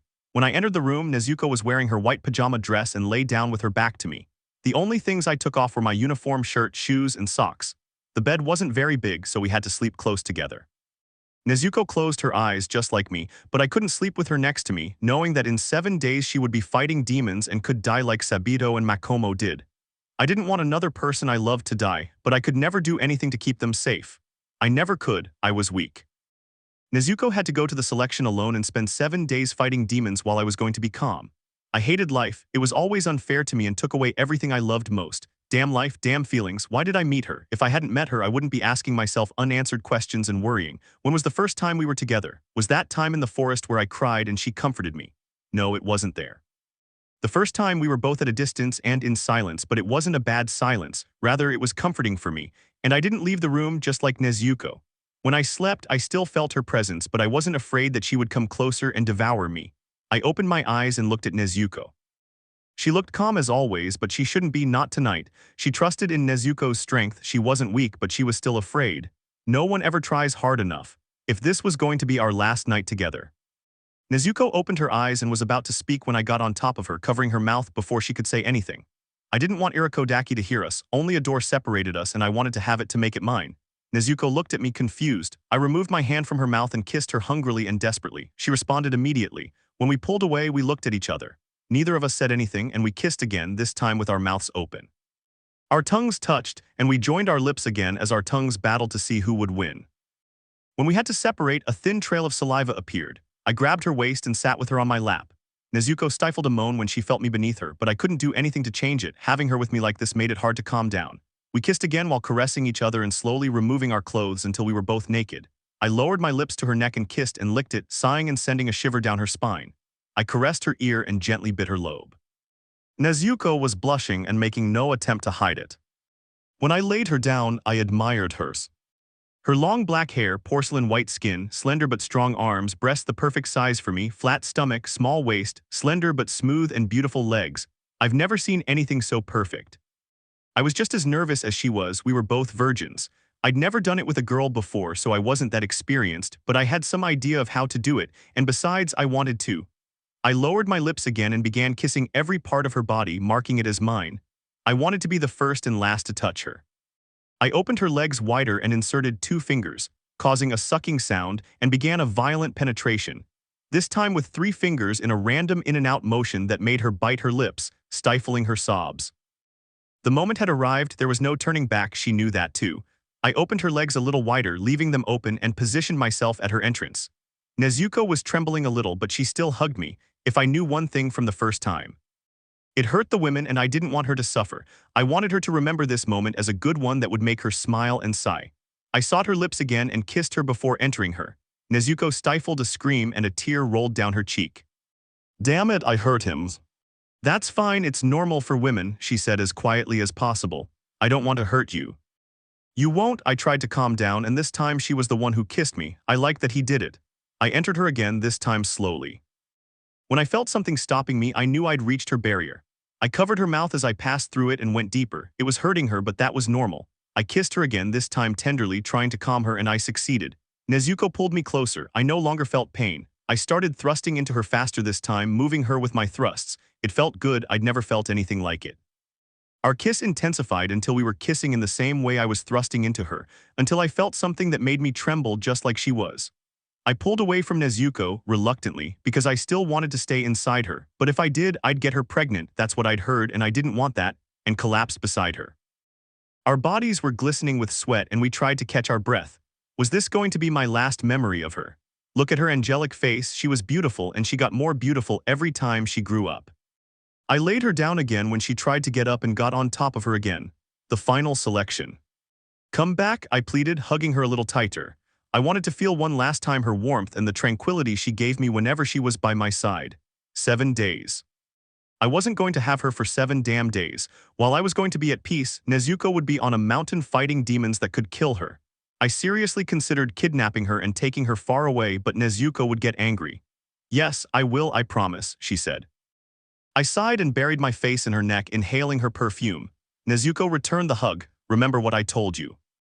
Yes, she said and stepped back from me. Nezuko kissed my cheek before turning her back on me and walking away. She will return, she must. Nezuko POV. It was beautiful. I had already reached the final selection and the girls had given the same speech that my brother told me about. The time was 7 days, monsters brought by other annihilators were there, and in front of us were wisteria trees. All the boys and girls took a breath and went deeper into the mountain. When I reached the wisteria trees, I smiled. They seemed to illuminate the place. It was truly beautiful, but I knew that beyond those trees, hell would begin, and I was right. As soon as I was far from those trees, some demons looked at me hungrily. She's a new girl who wants to be a huntress, she smiled, licking her lips. Go away, you've eaten 6 and I've only eaten 1. I saw her first. Of course not, he shouted angrily. I saw her first, so I should eat her. You go, there are other young people running around the mountain. But I love hers. These demons look like the ones my brother defeated on his first mission. They're just as annoying. Ice breathing first modified style, I used one of the tactics Irakodaki created for me. When the demons heard me, they looked at me again. I shook my head and ran towards them, gripping the katana's hilt tightly and making a horizontal cut, double ice edge, I said, and cut both of their necks at the same time. Don't have mercy on demons. They are monsters that lived long ago and devoured people. Be strong, Nezuko, not only in mind but also in heart when you fight demons. I kept running through the mountains, encountering more demons, but I didn't always have to use my techniques. I just had to cut their throats. I continued like this all night until the sun came up and the demons hid, protecting themselves. I sheathed my katana and let myself fall back against a tree. This night had been tiring, but I had to keep going. I still had 6 days before I could leave. Of course, if a demon killed me, I couldn't return. I took out the letter my brother had sent me before I arrived at the selection. I hadn't read it, and this was a good time. When I opened the parchment, 2 more fell out. Had he sent me 3 letters, I denied it and started reading the first one. Dear Nezuko, sorry for not saying goodbye to you. I've been on a mission with Inosuke and Zenitsu for a week now looking for a demon, but we haven't found it yet, although we do have a lead. Inosuke and Zenitsu found out a few hours ago that you were going to the final. Zenitsu cried and is still crying. Inosuke is hitting him to make him stop crying, but he hasn't succeeded. Believe it or not, Inosuke is sad, but he says to show the demons on that mountain your brute strength, just like he did in the final selection. I know you'll make it out alive, you're a very strong girl, and I'm proud to call myself your brother. At your older brothers. I smiled and rolled up the parchment again, picked up another parchment that had a purple ribbon, removed the ribbon and opened the parchment. This was Shinobu's lyrics. Dear sister, how are you? Have you reached the final yet? I'm sorry I couldn't stay with you yesterday. The boss's son gave me a mission, but I didn't want to go so I could stay with you and protect you from that Tomioka. Like I told you before, he doesn't seem to have any feelings other than hatred and anger, but with you, he's a nasty little kitten. He always lands on his feet. What have you done to make Tomioka open up to you so much? Was it something hypnotic? I don't care, I don't want to talk about him in this letter. Please take good care of yourself, sister. You are very important to me, but I can't change your decisions, only advise you. Go east, that's where the sun rises. If demons are chasing you and running doesn't help you escape, remember what I taught you. Don't lose focus and be firm. Don't listen to words and follow your instincts. The 3rd letter is from Muakairo. He went to the estate and asked me to send you his letter as well. At Shinobu. I put the letter away and picked up Muakairo's. What could he have written to me? Nezuko.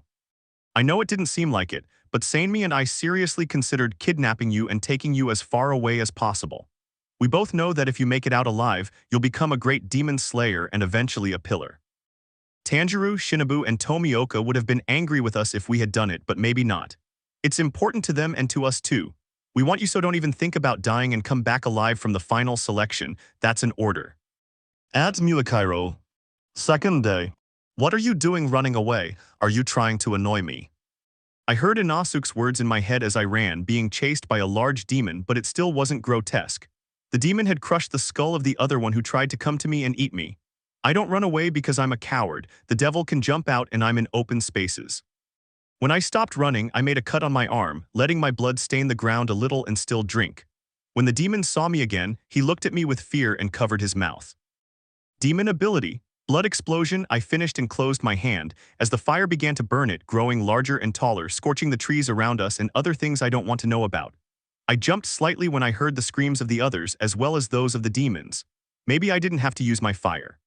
Third day. No, please don't kill me, I beg you, cried a girl on her knees before the demon, her katana far away. I started running and unsheathed my katana. Double-edged ice, I said, and cut the demon's neck from left to right and kicked him to the ground. Who are you? How could you? It was only a few seconds. Are you all right? I asked, getting off the demon's body. You mustn't kneel or beg for mercy. When you do, demons rejoice, thinking they're superior, but they're not, I said as I put a bandage on his arm. What is your name? Nezuko Kamado. Now walk carefully, I said, and started walking again, but her voice stopped me. Wait, she yelled and ran towards me. Please, let's form a group. I don't know why I came here thinking it might happen, but my tutor didn't tell me I had to wait 7 days. I can't endure it that long. You only have 4 days left, that's all. Don't be unfair. Okay, let's keep walking, I said, and started walking with her behind me. Fourth day. Irma and I defeated 5 monsters with my 5th style, which was Icicle Prison, and I was able to cut off their heads easily.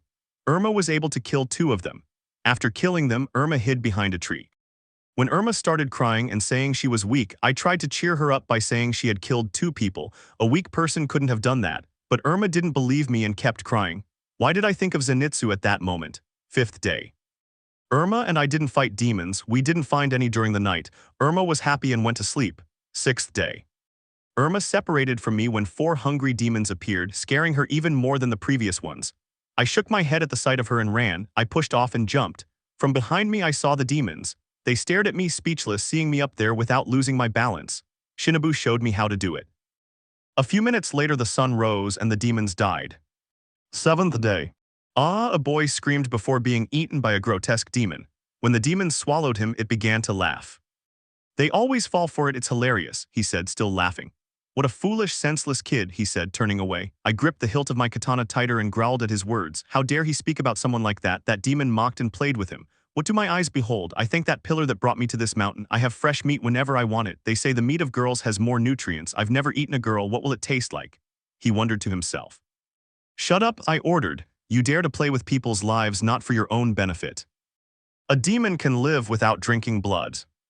Because you said so, I wasn't going to tell him. This demon had lived a long time and killed 40 children and people, but I didn't know the number, nor did I want to. That demon had transformed his body into a grotesque creature. Each time he devoured a person, a head and hand would grow back. Even if they were cut off, he would not die because his head was hidden among the others, and he only rose to devour or one of his heads did so.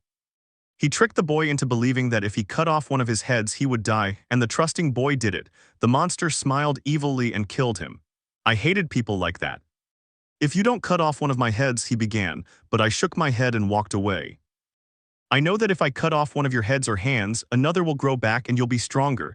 I'm not stupid, I said, leaving him speechless. So now you understand I'm invincible. Of course not, everything has a low point and I had to find it. I started to back away and jumped when one of his hands tried to grab me, but I dodged all his attempts. I couldn't cut anything. What should I do? My friends might know what I should do, but they weren't by my side. This was my 6th day. I was already on the final day. You're agile, I must admit. You dodged all my attempts. I will kill you. You will pay for the lives of all the children you have eaten. If I die, you die with me. Okay, then let's do it. I tried to jump back, but a hand grabbed my foot from behind and lifted me upside down. Let me go, you damn bastard, you bucking implant. I screamed and tried to swing my sword, but the memory of my words stopped me. I hate you, Muzan. I would have wanted to kill you myself, but Shinobu was in danger. Her life was more valuable than yours. Even though she feels anger, her soul is good while yours was rotten. Even if you had an attractive appearance, every time I remembered your face, I felt nauseous. We will die together. Why do all these demons remind me of others I fought alongside my brother? The only man I want to marry is Giyu. I screamed in pain when he grabbed my same leg with his other hand and twisted it. Another hand went to my waist this time and pressed, breaking my ribs. I bit my lower lip and closed my eyes. I had to think of something fast. Cutting off his hand and head wouldn't work, but I had to do it right now or he would hurt me even more. I gripped the handle of my katana tighter and cut off the hands that were on my body, and I fell on my back. My only way out was to get close to his weak point. His true head, I did a reverse somersault and stepped back. "What strength," murmured the demon. "Even with broken ribs and a broken foot bone, you were able to do that somersault perfectly." "With effort, idiots." From the earliest years, there was a pillar of water with a different kind of blood. Demons kidnapped him once, and at that moment he understood something. Everything has water, even blood itself. Ice breath, sixth form. I see you have ice powers. I don't recall ever seeing an annihilator with that ability. Eating you will certainly be better. He smiled, but stopped when he saw me run and leap. I had already seen his head. Frozen flower, he spoke, freezing his body and trying to cut off his head, but the demon with just a blink of his hand removed the ice. "Let's stop playing games. I'll eat you and then someone else," he said seriously. I cut off the hands that tried to touch my butt. When I tried to back away, something came from below and managed to grab his waist tightly. The demon raised his head and opened his mouth. I had no other option. I had to use that technique even if it meant suffering as much as dying. "Blood-breathing, 12th form sacrifice," I whispered and stabbed myself. I screamed from the overwhelming pain I began to feel. Tears streamed down my cheeks. A few seconds later, a force threw me away. When I hit the ground, I began to bleed out. "Did you want to kill yourself before I killed you?" he asked, approaching me. I didn't know what to answer. My complexion was becoming paler from blood loss and my consciousness was fading too. "I don't know if you know this well, but you're a girl, and as I said before, I've never devoured one. It'll be a new experience." When the last bit of blood left my body, I knew I was going to die. That was my thought until I felt the blood return to my body along with my strength, this time twice as strong. I got up from the ground, gripped the katana tightly, and ran like I'd never run before, but I didn't stop to think about it. "Ice breath, third form," I spoke and cut off the arms that tried to grab a part of my body. When he showed me his face, I turned around and cut his head in the middle before he could hide again. Avalanche. "Thanks for coming back." 7 days had passed since she left for the final selection. She tried to hold on to a little hope, but every time she slept she dreamed of her. In my dream, a monster just like the one that had killed Sabito and Makomo held her in its hand and was going to kill her. I tried to run and scream, but my voice was gone and I watched as I was eaten. The first night I woke up screaming. Shinobu, who had stayed at the Lotus Estate these past few days, ran to my room and turned on the lamp. A fine layer of sweat adorned my face, and without realizing it, I was also trembling. Nezuko's screams were still echoing in my head. Shinobu knew what I had dreamed without me telling her. She told me that she had a similar dream. Only in her dream, Nezuko was trying to escape to save herself, but a demon caught and devoured her. These days, Shinobu has forgotten her. That's why nobody likes you and everyone hates you, Tomioka-san, and has started treating me well. On the 6th day, Sanemi and Muakairo came and stayed to wait for her. Tanjiro sent a letter saying that they were searching for the demon who had escaped and gone to another town, so he couldn't come. On the 7th day, Shinobu began to cry just like the maids. Muakairo and Sanemi also had tears, but they too had doubts. If Nezuko didn't return tonight, she was dead. I was sitting looking at the door, waiting for a girl to come in, but nobody came by. Midnight had already passed. The 8th day had begun. She would never return. Could she have been killed by a demon like the one that killed Sabito and Nezuko? I closed my eyes tightly and stood up, unable to bear it any longer. I started to cry.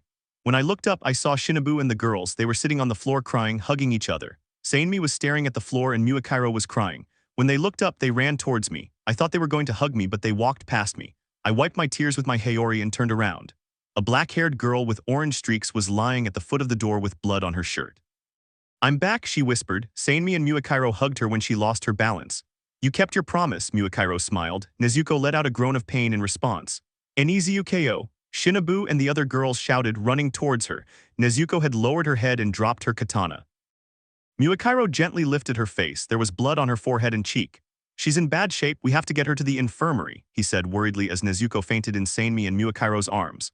I approached the girls and picked up Nezuko before Sanemi could. The only part of her that wasn't covered in blood was her left arm, where she had been holding the blood-stained katana. Ignoring the blood, I hugged her, pulling her close to my chest and kissed her lips. "Thanks for coming back." "What's wrong with her?" we asked. The doctor examined her again. Before taking her to the infirmary, the girls bathed her to remove the blood and dressed her in a pajama kimono. When they laid her down, Muakairo sat in a chair, leaned his chest against the side of the bed, crossed his arms, and looked at Nezuko with a small smile on his lips, stroking her hair.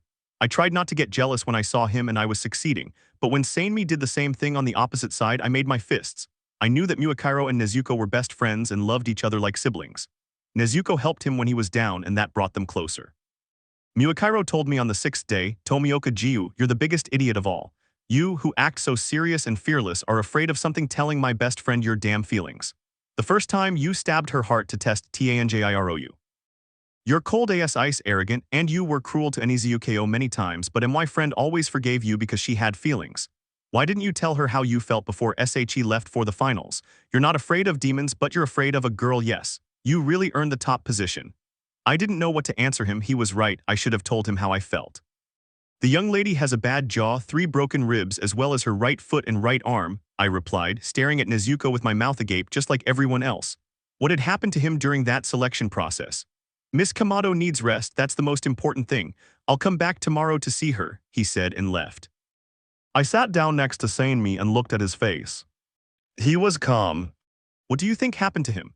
Muakiro asked, taking his hand. I fight a lot of monsters in the national team, maybe 2 at a time, and one was grotesque, Sanemi replied. Yes, Shinobu whispered.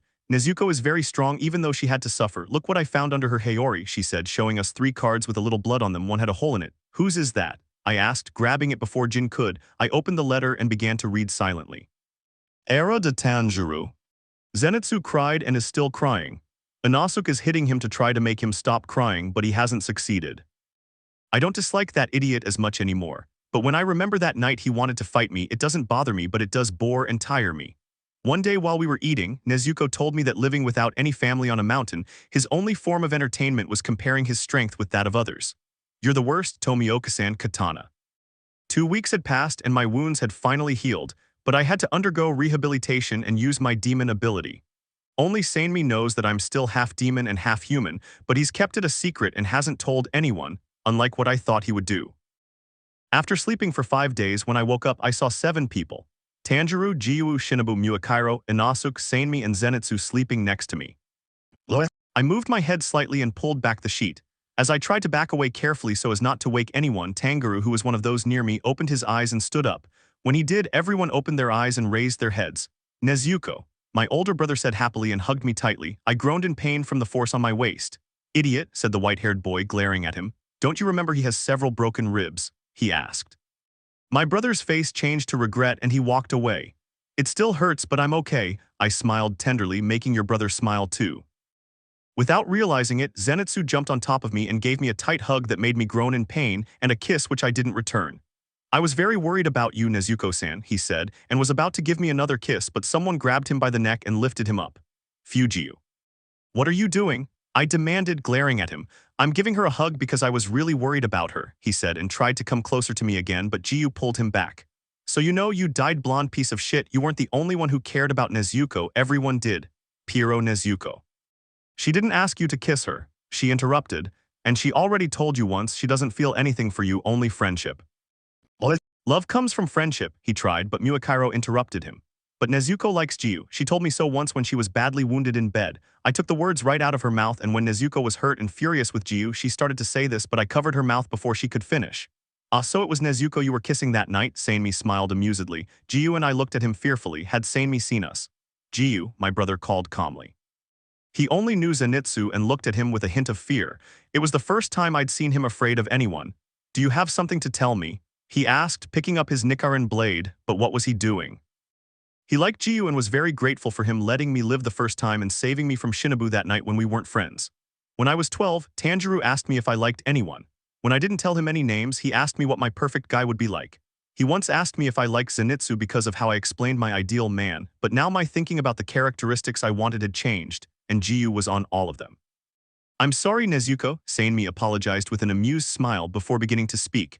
That night Nezuko was angry with the water pillar. Tomioka called her, but she ignored him and walked faster, getting as far away from our dear pillar as possible. Tomioka got annoyed and ran after her, then grabbed her by the waist and lifted her up. Nezuko started kicking and hitting, doing everything she knew how to get him to let her go. Tomioka kept apologizing, I don't know why, but she answered him rudely and warned him that if he didn't let her go, she would bite him. He kept apologizing, but she wouldn't accept his apologies. Then the best thing happened. Tomioka pushed her against the wall, and when Kamado said, all I want is for you, then he kissed her, and in the end all he got was a slap. So from what I gather, the kiss our dear pillar gave her wasn't to our now new Ice Annihilator's liking. Or maybe he just kissed her badly, she said, smiling and holding back her laughter.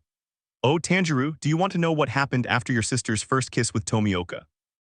Because he doesn't seem like the kind of guy many girls would go for. No, Giyu and I shouted. The white-haired boy collapsed to the floor and began to laugh hysterically. Did I kiss you? My best friend asked. Giyu Tomioka, how could you kiss a 14-year-old girl when you're 21? She yelled angrily. And on top of that, you didn't let her go when she asked you to. You're the worst, Tomioka-san. I had to apologize to her for what happened earlier, replied the blue-eyed pillar. Even so, hey Nezuko, Miyakiro called to me as I lay back down and winced in pain. Are you okay? Are your bones okay? He asked, a little scared. Shinobu and Tanjiro forgot about the pillar and came over to me. A few minutes later, everyone left except Sanemi. When Inosuke left, Sanemi closed the door and approached me. Do your bones still hurt? He asked and sat down next to me. Yeah. Everyone's gone now. Heal yourself like you did that time on our mission. How did you say you did it? Solidifying my blood. Go ahead, I'll see if anyone comes, he said and went to the door. Inizuke, my brother shouted joyfully, running towards me. What's going on? I asked, confused by their joy. Shinobu, Sanemi, Miyakiro, and Giyu were by my side. Your katana, someone's coming with your katana, he said. I smiled and jumped up. Tanjiro took my hand and led me to him. When we got to the door, my brother turned pale and hid behind me. Kamado Nezuko, a masked man asked. I covered my mouth just like Shinobu did when she recognized the person. Era Hagenzuka. Yes, it's me, I raised my hand. The man approached me and sat down in front of me. This is your Nichiren sword, he said, showing me my sword. The Tsuka handle was black and the Tsuba was a black circle with a drawing resembling Jin and Jan, good and evil. Miyakiro asked, come on, unsheath and swing the katana, Giyu encouraged me. Will it be black like my brother's? When Hagenzuka gave me the katana, something unique happened. It didn't just change color, it was completely transformed. A ribbon hung from it along with an open white rose. The handle was no longer black and white but blue and white with a gray zigzag pattern. The Tsuba changed to a blue lotus. Draw your SWORDS. They ordered me, Sanemi was shaking me.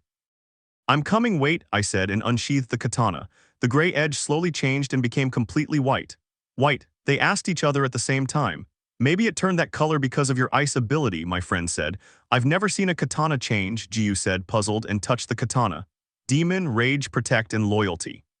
Perfect words, Sanemi said. No one understood what the wind pillar had said at that moment except for the new ice annihilator. Tanjiro was about to say something, but a crow flew in through a window and landed between the six of them. Pillars, go to headquarters, meeting. The crow began turning around and flying above my head. Ice Annihilator Nezuko Kamado, you must go to headquarters. What? But I haven't done anything, I tried, but the raven interrupted me. Ice Annihilator Nezuko Kamado, you must go to headquarters. The boss orders a meeting with you. But I haven't done anything, I said again, annoyed, but I closed my mouth. My annoyed face changed to fear. Oh shit. What did you do? The pillars asked. They. Rengoku and first mission. Giyu POV. Kamado Nezuko, the girls called as they entered the room. The girl jumped slightly in surprise, sheathed her katana and walked over to the girls with her eyes on the ground. They took her hand and led her away, closing the door behind them. Why did they take her? Matsuri asked, arriving at headquarters next to the serpent pillar. We don't know, Miyakiro replied casually, leaning back against a tree. Kachu, I called, but she didn't answer and started nervously biting her nails. I shook my head and looked at Sanemi, who was gripping and releasing the hilt of his katana and muttering things that no one could understand. I understood some of the things he said. Tom Thumb no breaths damned and prejudiced. Did he know what was going on? Did Nezuko and them have something going on? Should I be jealous? I turned around and approached the white-haired boy. He stopped murmuring and crossed his arms. Do you know something? Why do you think I know? I asked, raising an eyebrow. I was about to say something, but the sound of the door opening made me turn around. Nezuko reappeared, holding the girl's hands. Where was his katana? That Sanemi began angrily, but stopped when he saw the new master with the katana in his hand. Kamado, I called to her, don't forget your sword. How are you going to fight demons? It means, he whispered. The master smiled and placed the katana in his hands. Of course, go south. A demon is taking families away, she said. Nezuko lowered her head and walked towards us. I told you so, Sanemi smiled. Nezuko smiled back and looked at us. Shinobu hugged her and whispered something. She nodded and hugged Miyakiro and me before leaving. All right, let the meeting begin, said the boss. Human or demon, it doesn't matter. You passed the final selection and now you're an ice annihilator and a blood demon. My father and all the pillars know that you fought to protect humans, turning your back on your own kind at that time. After the test Sanemi put you through, Rengoku asked my father that when you went to the final selection and passed, he would let you join the group, even though you're still half demon. He knows you'll become a pillar as strong as or even stronger than him. The previous flame pillar already saw you as one of the group, and although he didn't have time, he wanted to tell you, those born strong have a duty to protect the weak. The strong shouldn't abuse the weak but rather help and protect them. If you do the opposite, you'll be scum. But I can swear without a doubt that you won't be like that Nezuko Kamado, become the strongest pillar of all. What? Rengoku, I won't let you down, I'll become stronger, that's a promise. When I arrived in the village, I started asking the locals about strange events. Some didn't say anything, fear was evident in their eyes. I didn't want to continue questioning them and went to others. They told me about the last people who had disappeared. There wasn't just one demon in this town, but two. One disguised himself as a villager, but at night he would lure people into the alleyways. In the morning, they would always find something that belonged to the person who had been devoured. The second one was in the mountains. The women and men who went there always acted strangely, as if someone were calling them, or rather sending them. A group of demon hunters came yesterday, but they haven't returned, much less the people. They all went to the mountain. I moved my head and went to the alleys. He had already killed two and was starting to bite a man's neck. When he sensed my presence, he stopped and turned around. When he saw my katana, he stood up. So you're another annihilator who plans to kill me and save a villager. That makes me laugh. I've already killed three. One more will be a pleasant surprise. I'm sorry, the only one who's going to die right now is you, I said, drawing my katana. You're direct and I don't like that, he said, and started walking towards me, his face changing to a demonic one. Ice-breathing, seventh form blizzard. I spoke and ran towards the demon. With a single cut, I severed its neck as well as its limbs. I sheathed my katana and went to the man. He was lying on his back on the ground. Are you all right? I asked and gently helped him up. How could you? I'm going to ask you something you might not want to do. Take these people to their families. They don't deserve to die here. Yeah. Thank you, I smiled and turned my back on him, hoping I wasn't too late. I started running in the mountains. Sometimes I wished I had my brother's sense of smell. I stopped running when I saw the group of annihilators. Some were on the ground and others were suspended above. Please kill me, a girl begged, tears streaming down her cheeks before raising her katana and running towards me. I couldn't kill her, she was on my team. That would have been against the rules, and besides, the way she ran. I looked up her back and saw an almost invisible thread. There was one on her arms too. Rui. I already knew what I had to do. I started running with her behind me. When we were far away, I turned around, grabbed her by the waist, and forcefully threw her onto a tree branch, entangling her. I was glad I still had my demon strength. Ice breath, fifth form, icicle prison, I said, and ice covered her up to her neck. I jumped into the tree and cut the threads. Thank you, she said, tears welling in her eyes. I placed my hand on her back and whispered the same words Irakodaki had taught me so that the cold would be gentle, not freezing or burning her from the inside. I'll come back for you, I said firmly and went back down. Are you a pillar? I asked, catching my breath. No, I passed the final selection a few weeks ago, don't die. Yeah. I climbed down from the tree and saw four more. They followed me again and I did the same thing, only I shot two at a time on the same branch and I did the same thing I did with the girl. Thank you, they said with a relieved smile. I smiled back and ran back when other boys appeared and were about to kill each other. Are you a pillar? Asked one with blood on his forehead. I'm not, ice breath. I was only able to save 7 people. I don't know if there were more before and that demon ate them. If that demon did it and found their bodies, he would take them to their families so they could bury them. I finally found it. Who are you? First, introduce yourself, I said. He growled at me and tried to cut me with his threads, but I jumped and ended up sitting in a tree. My brother had once tried to cut some threads, but his sword broke. I didn't want the same thing to happen to me. Visitors first. I thought that was you since you've come to this mountain and used your demon power, which, if I'm not mistaken, is using people like your puppets. Am I right? I asked. The monster made fists and cut the branch I was on, but I jumped back up.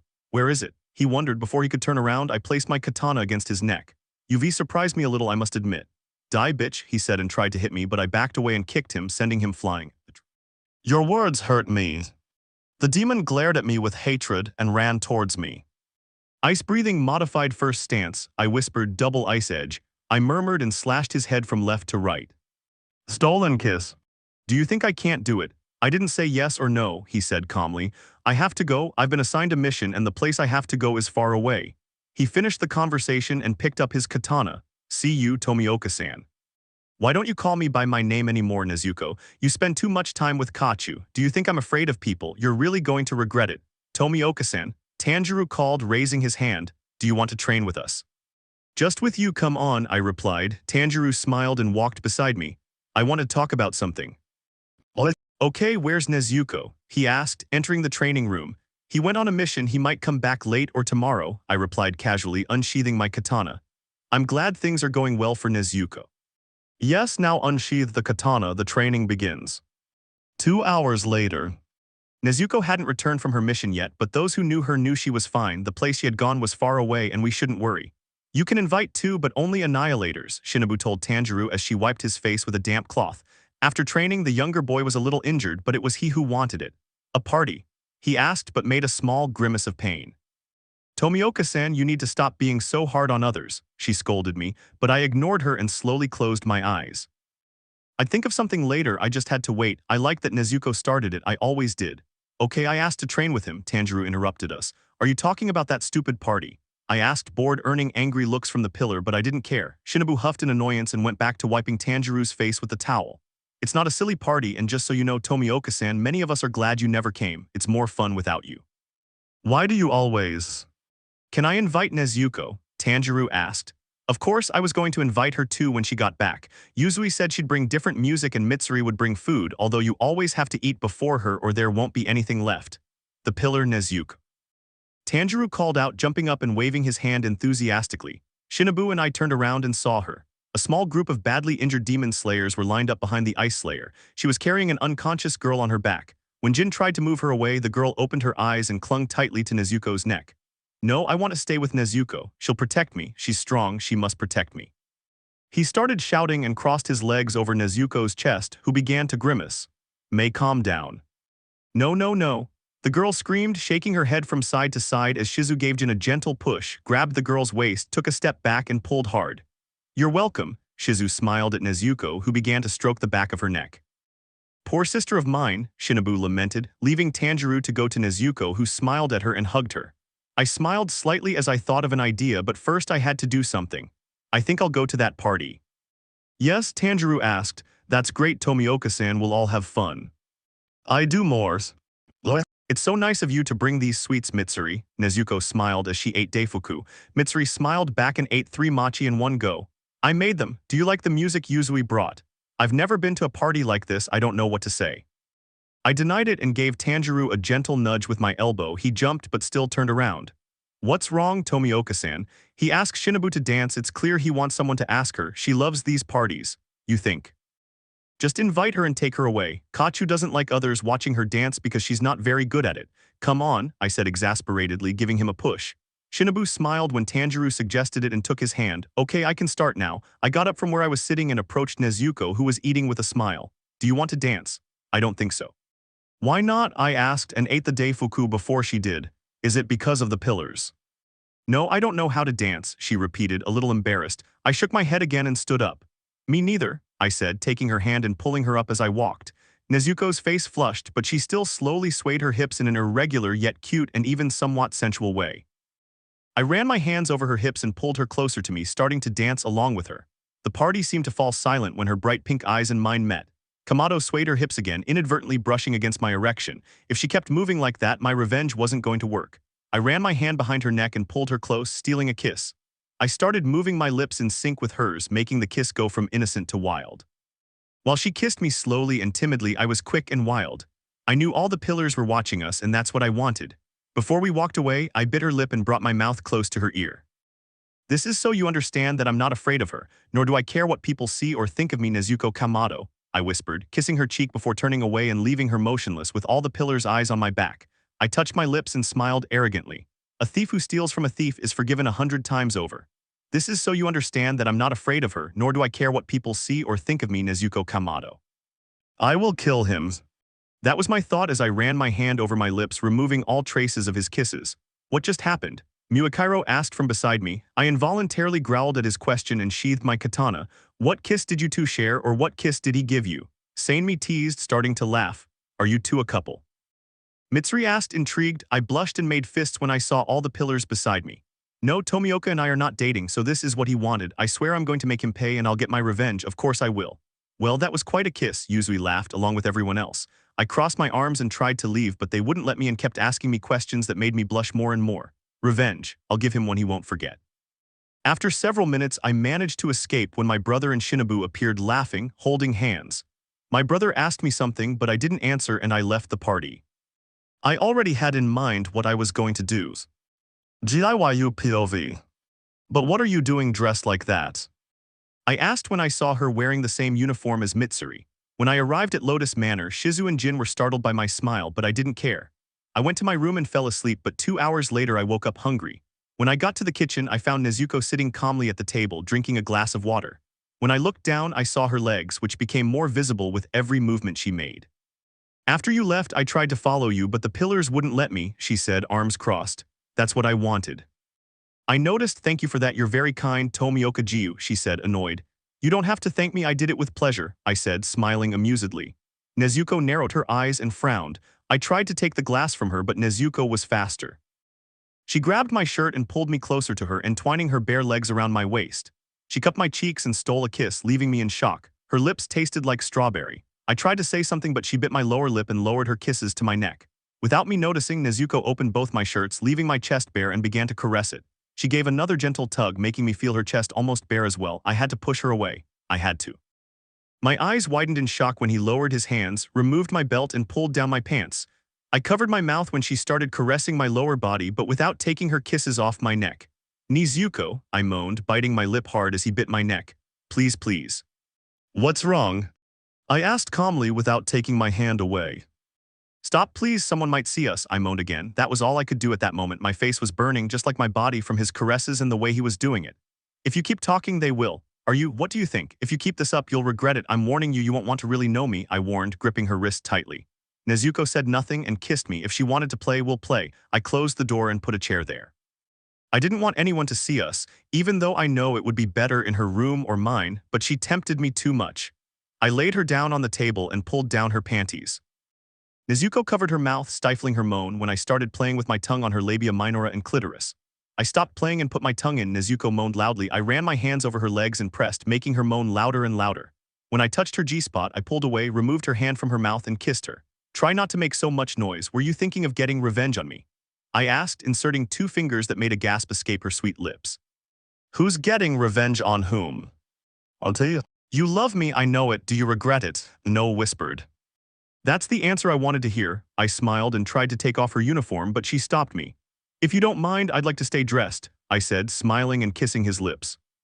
I wasn't going to complain. Nezuko looked beautiful in that low-cut short uniform. Try not to scream or I'll have to put something in your mouth. Just do it.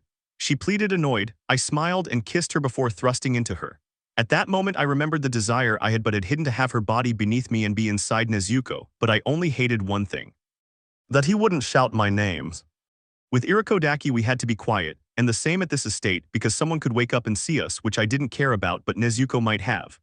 Several hours had passed, I don't remember how many. We had both lost track of time as well as reason, and we changed positions every time we felt orgasm coming on. Revenge is what she wanted, and she had it at first. We both stole something from each other, and neither of us wanted to give it back. Bye. I swear I love you, I have loved you, and I love you more than anyone, but I'm not going to try anymore. A month has passed since then. Giyu and Shinobu have gone on missions, just like I did with my brother Zenitsu and Inosuke.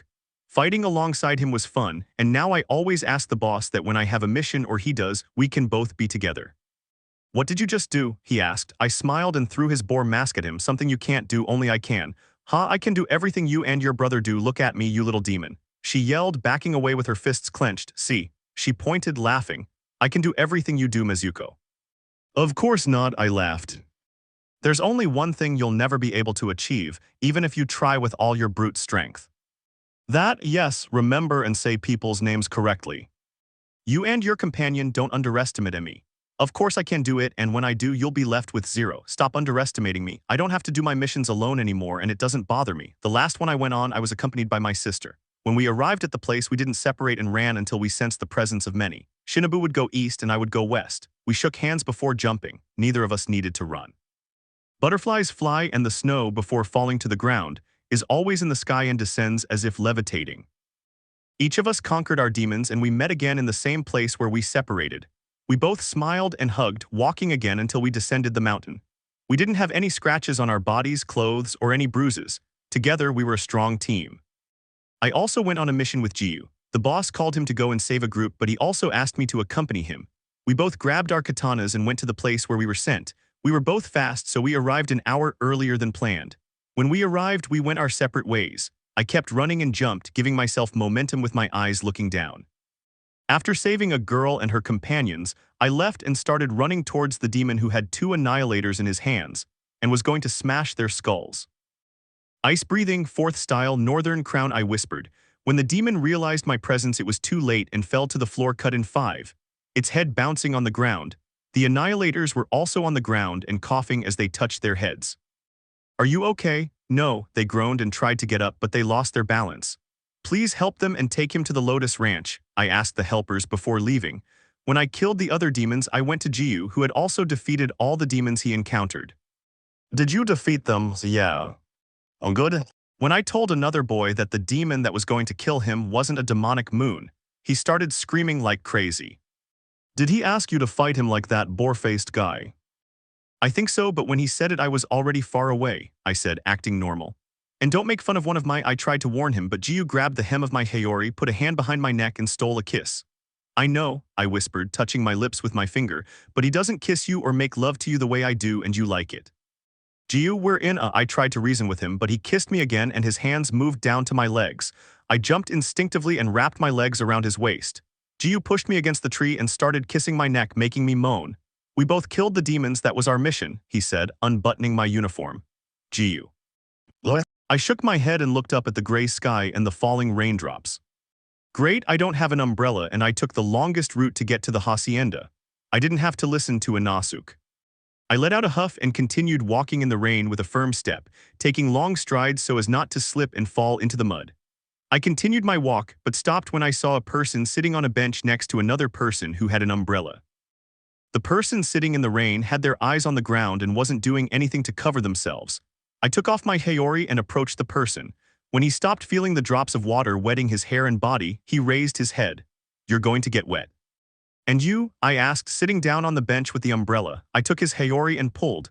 Just because you're the water pillar doesn't mean you have to be out in the rain, I said, stroking his cheek. Giyu lowered his head. Giyu, look at me, what's wrong? Oh, nothing. Okay, I said, getting up and walking away from him. I sat back down where I had been sitting and crossed my legs. Nezuko, I called, but I didn't hear him. You're going to get sick, come here, he pleaded, grabbing my Hayori, but I resisted. Damn it, Nezuko, come here. He ordered, annoyed, but I didn't hear him until I felt his arms wrap around my waist and pull me onto his lap. You're crazy. No. How can you stand in the rain? That's exactly what I'm asking you. I have nowhere to go, I'm all alone, he said almost in a whisper. Giyu, I called. When he raised his head, I slapped him, shaking his face. Giyu touched his cheek and looked at me, searching for an answer. Why me? He tried to ask, but I hit him again harder. What do you mean you have nowhere to go, Tomioka? You're not alone, but I've noticed you like being alone. What about me? I told you you'd always be welcome at Lotus Manor. I'm tired of seeing you like this.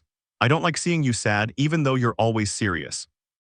I know you're hurting because you still miss Sabito, your parents, and your sister. I lost my whole family too. My father died from an illness, and Muzan killed my mother and siblings who had their whole lives ahead of them. And just so you know, I still remember their screams and how Muzan killed them right in front of me. I know it hurts, I swear I understand, but I'm seriously tired of seeing you like this. When I went to the finals, I always thought about my brother, Shinobu, and the others, but I thought about you the most. I lived for you and I love you. You say you know it, but I realize it's a lie. What do I have to do to let you know I'm trying to make you happy and to make you go back to being that boy you talk about so much? I asked, crying. It was time to stop this. I had to get away from him right now. I can't take it anymore. Keep your sadness and your damned cowardice.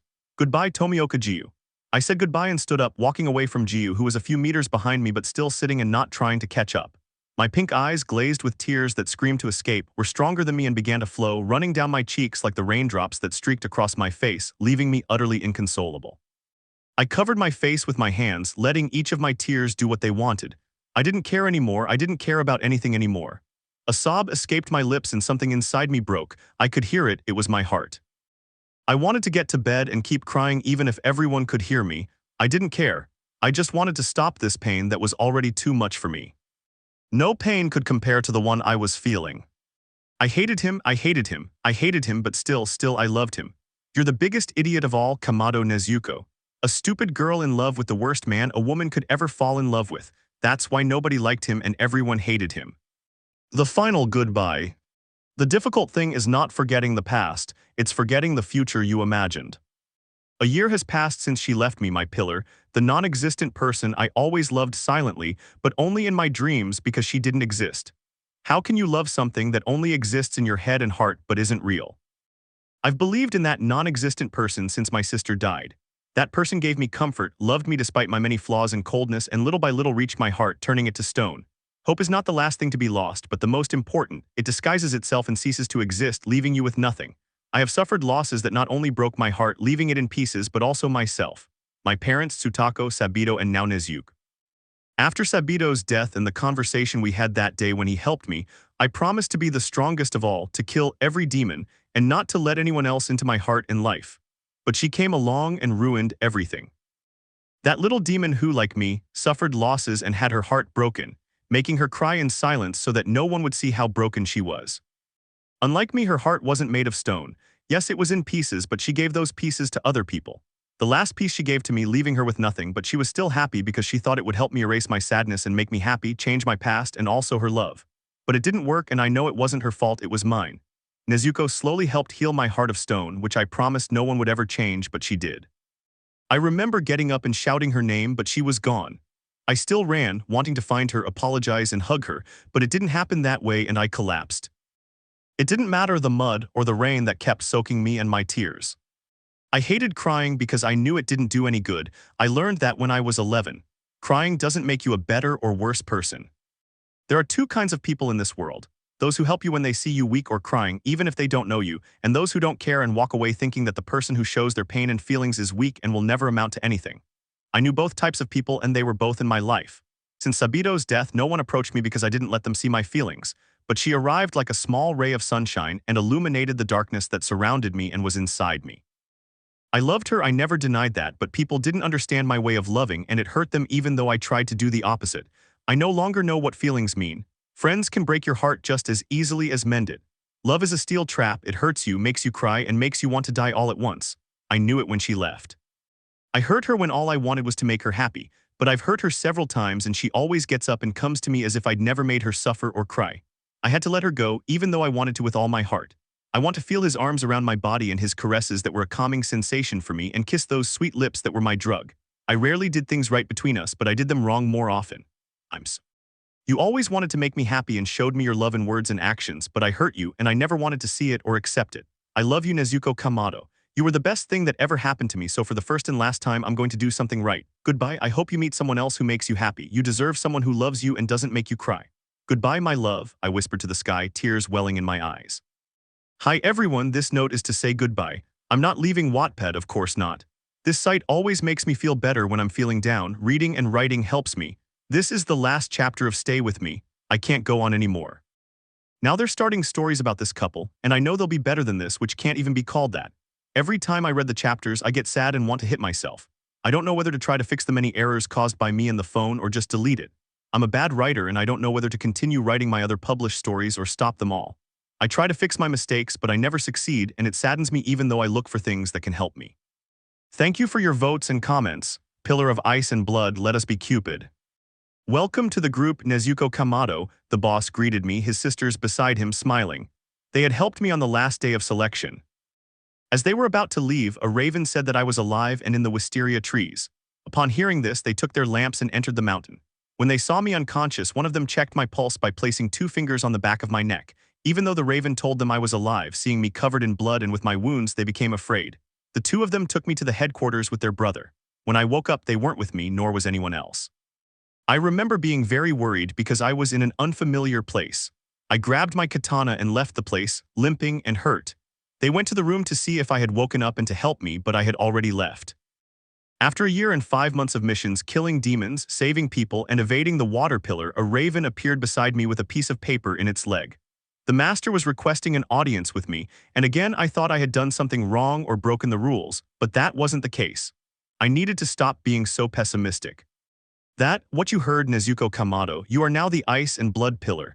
Rengoku must be proud, he had complete faith in you from the very beginning. Why not my brothers Zenitsu and Inosuke? I asked, confused. They came before me. I know, don't think I gave you the title, you earned it. There are some people who earn that title in just a few months, like Muakiro and the Stone Pillar. You're in that circle, you were always strong. People who save innocent and weak people from demons. Those people are demon slayers, and you always were one, even though you were a demon at the time. If you hadn't gone into battle and ignored my father, who, having a familial connection to Muzan, was able to speak to you because you still had a bit of Kibutsuji's blood in you, you wouldn't have been able to go into battle. When you wanted to help Muakiro in the battle, Dad refused because they could handle it themselves, and told you to leave because if Muzan found you, he would kill you. Not only would he be able to go out into the sun, but his curse would be stronger, and he would also have your fire ability. Yes, he told me to, and I was going to do what he said, but at that moment I felt something strong in my chest. I felt that someone important to me was in danger. I left Muakiro and ran until I saw Shinobu. Kamado, you've saved countless lives, and I'm not just talking about the people your brother had to save on missions and you helped him. The first time you saved Inosuke and the Sound Pillar, you even removed the poison from the latter with your fire ability. You saved Shinobu from being devoured by turning her into a demon, but you still didn't leave her alone and stayed by her side. When Muakiro was gravely wounded, he came to you. You refused to accept his death and saved him. Now do you understand why I'm giving you this title? That was my duty as a friend, sister, and demon of my kind. I wasn't going to let anyone die if I was there and could do something. That was and still is my duty now that I'm an annihilator. The girls and the boss smiled at me and touched my head and shoulder. You said the same words Rengoku always said, a little girl said, touching my shoulder. My sister and I are so glad you survived the final selection. We always believed in you, said her sister, smiling at me affectionately. Thank you. Our Raven is already delivering the news to the other pillars. That you have a mission, the town you must go to is near here. Received, I spoke and stowed my katana in my guillotine. Look. So Pillar's the one who's really messed up now, the white-haired man grinned. When I see her, I want to fight. The strength of her ice breaths must have increased. I'm very proud of my sister, Tanjiro smiled. I knew Nezuko wouldn't take long to become a pillar, Muakiro said casually, but a small smile still played on his lips. I'm proud of my sister too, but I'm also worried, the insect pillar remarked. Haven't you noticed how much she's changed? She asked. No way, the white-haired man spoke again. I see her the same as always. You say that because you haven't spent several years with her, Shinobu retorted, arms crossed. Haven't you noticed that Nezuko and Giyu don't talk anymore? Well, nothing good saying me. It's been exactly a year since they last spoke. He doesn't come to the ranch, and the mission they were supposed to go on together they both said no. But even after they said it, they were each far away from the other. Didn't she tell you? Muakiro asked, sitting down. One afternoon I came here because I had a few wounds and wanted Nezuko to heal me. Ever since she saved me that time, whenever I'm hurt, I go to her. Get to the point already. Sanemi and Shinobu interrupted him simultaneously, annoyed. Tanjiro, who was standing next to Kachu and Muakiro, remained silent. His sister rarely spoke to him about her relationship with the water pillar, and he didn't want to ask, even though he was dying to know. Nezuko was in her room crying and saying to make it shorter, she said she hated him. What? The two pillars asked, and Muakiro nodded. You heard right. The next day I ran into Tomioka. He was staring at the floor, but when he looked up his eyes were red. The ugly kid looked like he'd been crying all day. Nezuko was the same. What could have happened? That's it, Shinobu said angrily and stood up. Are you going to find Tomioka-san and beat him up? Tanjiro asked. I'm in, Sanemi said, raising his hand with a smile. I'm not going to do it, although the idea isn't bad, she whispered. Tanjiro, Muakiro, and Sanemi stepped back at the sight of the pillar's smile. Don't look at me like that. I'm not going to search for him, and I'm not going to hit him either. My crow will be the one to search for him. The master must have given Nezuko a mission. What are you thinking, Kachu? Sanemi asked. I'll send Tomioka a note, and in it I'll write that his love. Okay, no, if I write that word he'll know he's not the boss. Why you want to forge a letter? Muakiro asked, his mouth agape. Yes, but first I need to know where the boss took her, and then I'll send her the letter. I help. Why do I think we'll become Cupid? Tanjiro asked. What? Sanemi shouted, jumping up. I won't wear diapers or use a bow, never, he said vehemently. Inosuke could do it, Tanjiro said. The three pillars frowned at him. It's just that as a child he lived alone on a mountain and used nothing but his boar face and a diaper. No, the three pillars said at the same time. Let's be Cupid. Do you want to be my girlfriend? How do we begin? Tanjiro asked. We already know where my sister and Giyu are. Let's write the letter first. We already have the crow, Muakiro replied. Don't talk with your mouth full. Shinobu scolded him. Muakiro shook his head and continued eating nonchalantly.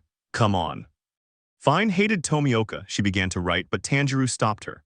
What? I still have to write. Your love is in danger, run, fly, whatever. But it's good for something in life and not always cold to the bone like my sister was able to break, and only act like an ugly, cute kitten with her that makes you want to kick it hard in the butt to see if it stops being such an idiot, she started. But Tanjiro covered her mouth. Don't write hated, he'll know it's not the boss but you who's sending the letter. Of course not. That's why nobody likes you and everyone hates you, Tomioka-san, Muakiro and Sanemi mimicked her. Okay, I understand, I won't write I hate you. I'll do it, I'm good at forging handwriting. Just show me a letter from the new employer, Sanemi offered. I have one, Muakiro said, stopping his Odin and pulling a letter from his pocket. It was the last one she sent me, telling me I had to go to a village where, well, you know what demons do. Good, he murmured, picked up the letter and began to write while glancing at the other letter. I'm finished. Let me see, Shinobu asked and began to read. Perfect, Sanemi, you're the best, I know she'll fall for this, she smiled. The white-haired boy puffed out his chest and tossed his hair. I know, he said proudly. Do you think I had to write life or death? Nah, Muakiro said, what if Nezuko is in trouble? Tanjiro asked. Shinobu, Sanemi and Muakiro exchanged a glance. When they meet again, Tomioka-san will try to talk to her and knowing him, he won't let her go. Nezuko still loves him, so maybe they'll go back to being whatever they were before, he said, rolling up the paper. Muakiro placed it on the bird's leg and gave it a push. Will it work? Tanjiro asked. I just want my sister to be happy again, he said almost in a whisper. Shinobu smiled and placed a hand on her head. It will work. I will never, the demon began, but I cut off his head before he could finish. Yes, of course. Raise your head when you hear the sound of a bird. It was a crow. Did he have another mission? I let out a snort and raised my arm. The bird approached me and perched on my arm. It had a letter in its left leg. I took the paper and began to read. My heart skipped a beat when I saw Nezuko's name. An hour ago, a crow told me that Nezuko was now a pillar, and perhaps she went on a mission, which is what this letter from the patron said. Tomioka Giyuu. You must help the ice pillar. I sent her on a mission half an hour ago, but she's in serious trouble and only you can help her. All the other pillars are on missions. Help the ice and blood pillar Nezuko Kamado. I sent her to the village near headquarters. This is an order. I sheathed the katana and started running. She could hate me or refuse to speak to me, but I'll never stop worrying about her. When I arrived in the village, I searched everywhere for her until I heard a loud bang. I turned my head and went toward the sound, and then I saw them. Nezuko was on her knees, still holding her bloodied katana. Her other hand was at her waist, and even though she was injured, her gaze was fierce. The demon was in front of her. I didn't see his gaze, he had his back turned. Blood demon technique, freckle fragment cage, he began, but I approached the demon and cut its neck before it could finish describing its attack. Are you okay? I asked from a distance, afraid to approach her in case she hit me. Yes, she replied without looking at me. I'm not as weak as you think, she murmured, wincing in pain. The hand that had his hand on his waist began to get stained with blood. You need a doctor, I said, approaching her. Nezuko was about to reply, but she grimaced. I picked her up before she could hurt herself. What are you doing? She asked, unintentionally letting her head fall onto my chest. I'm going to take you to a doctor, you're bleeding out. What happened? The demon was going to use its ability against people, but I stepped in front of them and took the shards. That's what it calls them. I don't understand why. I let them escape and find shelter. I just hope they're all right. Let's go, I said again and picked up her Haori. What are you doing here, Giyu? I was just walking through the village and heard the sound. You're not weak, Nezuko Kamado, you're the strongest girl I've ever met, I replied. Nezuko lifted her face and looked at me, searching for a lie, but I had become a good liar. Nezuko POV. She just needs rest, are you police officers? The doctor asked. We both shook our heads. Good, that's all, take good care of your girlfriend, young man, he said before leaving us alone. We weren't dating. I looked at Giyu, he had his gaze on the floor, but he lifted his face and approached me. Thank you for helping, but I was interrupted by Giyu. My eyes widened as I felt his lips and his caress on my cheek. I closed my eyes and hugged his neck, pulling him closer to me. I wanted to cry, but I didn't shed a single tear, and I returned the kiss. I had missed him. I love you, I whispered as we pulled apart for lack of air. I love you, Nezuko Kamado. I've loved you for a long time, but I never told you. You're the first woman I've ever loved. You understand me and accepted me as I am. This whole year without you wasn't life. I don't care about the rumors and eyes. That's what I love about you, he said and kissed me again. I smiled and hugged him. He returned the hug and buried his face in my neck. Do you want to be my girlfriend? Of course, I smiled. Giyu pulled away and then our lips met again. I was afraid you'd say no, he said and stroked my cheek. What would have happened if I had said no? I'll keep trying until you say yes, he said and hugged me, pulling me closer. I shook my head with a smile and kissed his lips, trying to show him my love and how much I had missed him. I never hated him, nor was I angry with him, just sad. I love Giyu Tomioka and I will never stop loving him. He helped heal my heart and I helped heal his. Bad at speaking. I covered my mouth, holding back my laughter as I watched them love my sweet boyfriend. Giyu glared angrily at the men. My partner wasn't very good at socializing. He was the best at being curt, but Giyu was neither of those things, and now they think he's a criminal for robbing a family and a store. Do you want me to help you? I asked, holding back my laughter. Giyu looked at me a little annoyed. I can handle this myself. Really. Yes, I'll fix it. I'm sorry to tell you this, love, but you're not fixing anything at all. Can't you see they're dragging you towards a car? What? He asked and turned around. Giyu's eyes widened and he took a step back, but the men pushed him. Giyu tried to cut the ropes, but when he looked down at his wrists, they weren't ropes but something made of steel. Don't try to escape, thief, said a policeman, or we'll put you on your feet too. Love, I called him again. I give up, help me, I begged when I was on the floor. Very well, I smiled and stepped in front of him. Gentlemen, I know your duty is to protect the well-being of your people, even if it means getting hurt. I understand that, I share those same thoughts. We are like you, which is why we carry swords just as you carry weapons. My name is Nezuko Kamado, and the man you arrested is my partner, Giyu Tomioka. This is the first time he and I have come to this village, under orders that have no intention of harming anyone. Please put aside any notion that my partner is that criminal. I understand that he may have a menacing appearance and sometimes act colder than ice, and I understand your distrust. Nezuko, he called me, annoyed. SHH, I whispered. I'm trying to save you, I said, turning around again. Where was I? Oh yes, it's normal that you're suspicious, but believe me, I know my partner and I'm 100% sure he hasn't done what you think, so I kindly ask you to leave my partner alone. We only came to this town with one goal, and it's not to steal. I don't know about you, but I trust her, said a guard. Well, not me, he said and came closer to us. I lifted the arm of my shirt and ran my fingernails along it, drawing blood. Blood demon technique sent a visual fantasy. I used it. Beautiful patterns of all kinds of frozen flowers and snow appeared around us, making it difficult for the police to see. I turned around and approached Giyu. He had fainted. Let's go, I whispered, lifting him up. I put my arms around his waist and walked away from the people. I went into a bar that was also a hotel, gave money to a woman, and she gave me a key. I went down the corridor and into the room. Giyu, I called and gently patted his cheek, but he didn't respond. Sleep will do you good. I laid him down on the futon and tucked him in. A memory came to mind. Nezuko, you are different. Different in what way? I asked, confused. I'd never seen her so serious. From what you told me, Muzan gave you a large amount of blood, and I'm sure he intended to make you a crescent moon when he found you again. Only demons who receive enough blood become crescent moons. It would never be a demonic moon. I know, he smiled, but his smile faded. A few months ago when I asked your brother for some of your blood and that of a previous demon moon, it was the same. But yesterday when I saw your blood again, it wasn't similar to that of a demon moon nor to Muzan's. You haven't just changed your body but your blood itself since the night a demon gave you its poison, though you do have a small amount of demonic blood. Nezuko, I think you're a different kind of demon.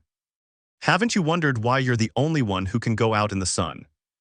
If you encounter Muzan, I think you'll have a slight advantage, which is why I want to make you an offer. What class? When one demon devours another or an annihilator, it copies its techniques. That's why I want you to have my technique. You want me to devour you? Of course not, this crazy woman, I started, but Yushiro appeared and punched me in the stomach. Don't call Mrs. Tamyo crazy. I'm not going to devour her. You mustn't do it. I'll give you a large amount of my blood and feed you a small part of my body. If you do, you'll be able to copy, and when I die, I'll make sure you inherit my technique. I looked at Giyu. He was sleeping peacefully, his chest rising and falling slowly. I really liked it when he slept. He looked so sweet and calm, so different from when he woke up and had that serious face, but I liked him like that too. Giyu POV. What had happened to me? The last thing I remember is being on the ground, my wrists bound, Nezuko in front of me, and then some flower patterns. It looked more like a snowstorm. When I unintentionally tried to approach, my vision blurred and that sweet aroma made me faint. That's the last thing I remembered. I opened my eyes but only saw darkness. Something wet was covering my eyes. I removed that thing from my sight and sat down. Why was I in a room? Where was I? Finally awake, said Nezuko's voice. I lifted my head and saw my girlfriend. She was kneeling beside me. Here, she said, handing me a glass. What's wrong with it? Don't ask, it'll just take away your headache, I replied, sighed, and started drinking. What happened? I spoke to the police, but they didn't believe me, so I used my plan B. Don't worry, they won't bother us anymore, she said, placing a slightly damp cloth on my forehead. What was your plan B? It's a long story, but I'll tell you, I replied and began to speak. When I finished, I collapsed. So you have that ability? Yes, she showed me how to use it, but I never tried it. It works very well to blur people's vision. Now those men will think what happened was just a hallucination. Me too. I'm sorry. Okay, thanks for helping me. You need to stop being so arrogant and proud, she scolded me, tapping my chest with her finger. Remember what happened. Don't scold me, I understand, but I don't always want to ask for help. They'll think I'm weak. Don't worry, they won't think twice. I might be a little proud and stubborn, but I still love you. He smiled and pressed his lips to mine, giving me a short kiss. Thank you for helping me. You're welcome, she said gratefully. I shook my head and pulled her closer, looking into her pink eyes before kissing her. This time I kissed her. Nezuko stroked my cheeks and replied. When we walked away, she hugged me. We should go, it's already night, he said and turned away. That's right, let's go before that demon kills someone else, I said, putting on my Hayori. We both grabbed our katanas and left the room. Nezuko POV. Why did all the demons go to the mountain? A woman said that some young people had recently climbed the mountain and had not returned. Help, we heard people shouting. Giyu and I looked at each other before running.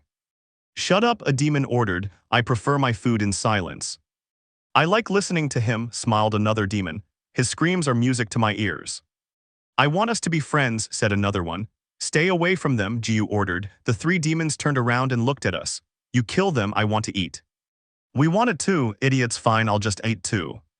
Good, they smiled and ran towards us with open arms. Giyu drew his katana and ran towards one of them while I stayed where I was. When the demons were close to me, I used my technique. Breath of Ice, fourth technique, Northern Crown, I whispered and ran towards the demon. I jumped, relaxed my body and did a horizontal roll, making several cuts in the demon's body. I landed on my back and looked at Giyu. He had already killed the demon and was going for the other one. I turned around and looked at the demon. All its body parts were cut, as was its neck. Irakodaki developed that technique specifically for me. With that skill, I could make multiple cuts with just one. It was very effective. I approached the young people and smiled at them. Let me see your wounds. Let's go, Giyu said. I nodded and picked up a child. He hugged me and hid his face in my neck. It's okay, it's over now. I'll take you to your mom, I said, stroking her black hair. Giyu gestured for the people to follow us. When we arrived at the village, many of the families of the missing children and young people were wandering around looking for their kids. I left the child on the ground. He ran to a young woman no more than 20 years old. Everyone had reunited with their families. Our mission was over. Shall we stay at the house for tonight and leave in the morning? I asked. Giyu put his arm around my shoulder and walked back with me. I smiled and hugged him. I didn't want to say it out loud, but when I saw that child and held him in my arms, I dreamed of a child like him but with blue eyes. I wanted to have a child with Giyu, but we weren't married and we'd only been together for a year. He was 25 and I was 18. I loved him, but I didn't know if he loved me too. First girlfriend. And there comes a point where you're afraid to get attached to someone, because you know that sooner or later they'll leave your life. Tanjiro? I asked when I saw my brother leaning on Shinobu's shoulder. She was looking at him with a frown, but she smiled and stroked his hair. What happened to him? I think he's taken it, Shinobu replied. Has he done it before? No, this is the first time he's done it, I replied, worried. Drinking isn't bad, but since it's his first time, he didn't do it right. I'll take him to his room. Okay, I'll hang up the sheets and clothes, I said, and we went our separate ways, her inside and me outside. I started humming while I was hanging up the sheets, but I stopped when I heard someone's footsteps and I covered my eyes. Who am I, Chiaki? I replied and turned around, removed her hands and hugged her. The redhead smiled and returned the hug. How are you? He asked. We haven't seen each other since the final selection. I was hoping to see you on a mission or something. I'm very well and I wanted this too. What are you doing here? I asked curiously. I don't remember telling you about the Lotus Ranch. What? I came because I want to find someone who is here. I heard them tell me about this place. Woman or man? Man. Are you in love? I asked jokingly. Chiaki didn't answer and looked away so I wouldn't see her blush. I met Shikasume Chiaki on the first day of the selection process and we met again on the 6th day when Irma left. What became of her? Did she make it to the finals or did the demons eat her? Irma was strong, but she needed to trust herself more. If she did, she could win. Are you wondering about Irma? How did you know? I'm good at guessing, just like I've been with her on these last few missions. It's a bit tiring always carrying her and saving her, but she's good when she takes things seriously. And whose is the boy? It's called. She started to speak, but her stomach growled. Are you hungry? I asked, stating the obvious. Come on, it's my treat. Thank you. Chiaki smiled and walked with me back to the house. We served ourselves food and went outside. What level are you at? Kano and you? I'm Pillar, I replied, leaving her speechless. When did you receive your degree? He asked again without stopping eating. Last year, but tell me now, who do you like? He's a very sweet guy, not just in his feelings. His smile is gentle, he's attractive, and I love his eyes. They make me want to hug him tightly every time I see him, and that's exactly what I do. When I'm with him, I turn into a sappy girl, and you know from the first moment that's not my style. While you're really in love, I'm happy for you. Do you have a boyfriend or are you single? I have a boyfriend named Giyu Tomioka. He's a water pillar and isn't known for showing his feelings. He's almost always cold to people, but not to me. He says I'm the only one who can make him feel something and smile. He cares about me, and yes, we have our arguments, but we always work them out because we love each other. Wow, now that's love. Yes, I smiled adoringly and lifted my head to gaze at the blue sky. I remember that when I saw his eyes, I began to like that color, dark blue. You never properly explained your breath and mannerisms to me, he said as we walked down the hall and entered a room without realizing it was my brother's. He had gotten out of bed and wasn't wearing a shirt, just his pants, leaving his chest exposed. His hair was wet, had she taken a bath. When Chiaki saw it, he dropped the plate from his hands, catching my brother's attention. He's too beautiful, gorgeous, I hissed, looking him up and down. Wrong room, I apologized. Tanjiro smiled and hugged me. Is he your boyfriend? She asked when she saw us hugging. We're brothers, I explained. Tanjiro is the older one. Hello, I greeted her with a smile, glancing at Chiaki's legs. They trembled when Tanjiro spoke to her. Perhaps, you look familiar, do we know each other? I like you too, she smiled at him and approached us. I took a step back when she was close. Listen, Tanjiro, I'm not like those girls who just talk and talk. I like to get straight to the point, so I'll say it right now. I've liked you for a long time. I became an annihilator just to meet you and ask you, she said, putting her arms around my brother's neck. Do you want to be my partner? She asked, looking intently at him. What? He asked, his mouth agape. Chiaki smiled and touched his cheek. You're very sweet and kind, but also fair. I like guys like that, and I need something sweet in me. I'm sorry, Shikazume or Chiaki. Tell me, Zume. But we don't know each other, and we haven't. Of course we've talked, she countered, not annoyed, though her face did turn sad. We've met many times on missions and talked. Last night I was with you when you got drunk. I took you to a room so you could rest and… Zume. He smiled and hugged her a little too tightly. My companion remained silent and inert, but after a second she returned the hug. Thank you for helping me and being with me so many times, my older brother told her. Zume blushed and lowered her head. So you want to be my boyfriend? But we don't know each other completely, and in a relationship you have to, he began, but the redhead interrupted him, cupped his cheeks and kissed him. Should I be jealous? Let's do it together. You won't regret it, she said, stroking his hair. My brother got nervous and looked at me for help. I shrugged in response. Yes, he replied. Zume hugged him tightly but gently and kissed him again. Let's eat my treat, my sister-in-law said. Tanjiro took her hand and smiled. Zume gave it a friendly squeeze and led him away. I smiled and turned around, but my smile faded when I saw Shinobu. She was frozen, her eyes wider than usual, her hands clenched into fists. Shinobu? I called, but she didn't answer. I went over to my sister and shook her a little, but she still didn't respond. Sister, I called, scared. Who is that? What just happened? Her name is Shikazume Chiaki. She's an annihilator. She was in the final selection with me. Her breath is like autumn leaves, but it's strong and her breath isn't weak. Now she's Tanjiro's partner, so she's my sister-in-law, I replied. My brother never had a partner. She would be his first girlfriend. Do they know each other? Have they met before? Shinobu asked. Why did Tanjiro say yes? Are you okay? I asked worriedly. Shinobu blushed and turned her back on me. Of course, why wouldn't I be? He asked and started walking, but he bumped into the wall. It doesn't matter, she replied angrily and left, leaving me alone. What just happened? Surprises. Hi Giyu, I greeted happily as I saw him enter through the gate. What's he like? I tried to ask, but Giyu interrupted me by intertwining his hands around my waist and giving me an affectionate kiss on the cheek. I smiled nervously at this action, so different from his usual behavior. Good morning, my love, you look beautiful today, she smiled happily and kissed my cheek again. My love, Giyu, are you all right? I asked, removing his hands from my waist. Why the question? It's just that you've never called me my love or treated me in such an affectionate way. Really? Yes, I replied nervously and tried to pull away, but Giyu hugged me around the waist and rested his head on my chest. Giyu, you're scaring me, please move away. Why don't you want me to treat you affectionately? I asked, pouting. Why do you seem scared? It's not that I dislike it, but it's very strange when it comes to you. You've never called me my love before, and… Then I'll start telling you my love because I love you. I smile and this time kiss my lips with tenderness and affection. Giyu. Do you want to play? I asked. I want to play with you, come on, he said, pulling at my shirt. Play. He seemed to be acting like a child. Giyu, stop acting like this, you're scaring me, I pleaded and moved away from my partner. I don't mind him calling me my love and hugging me like that, but this Giyu who was in front of me wasn't my boyfriend. She looked like a different person.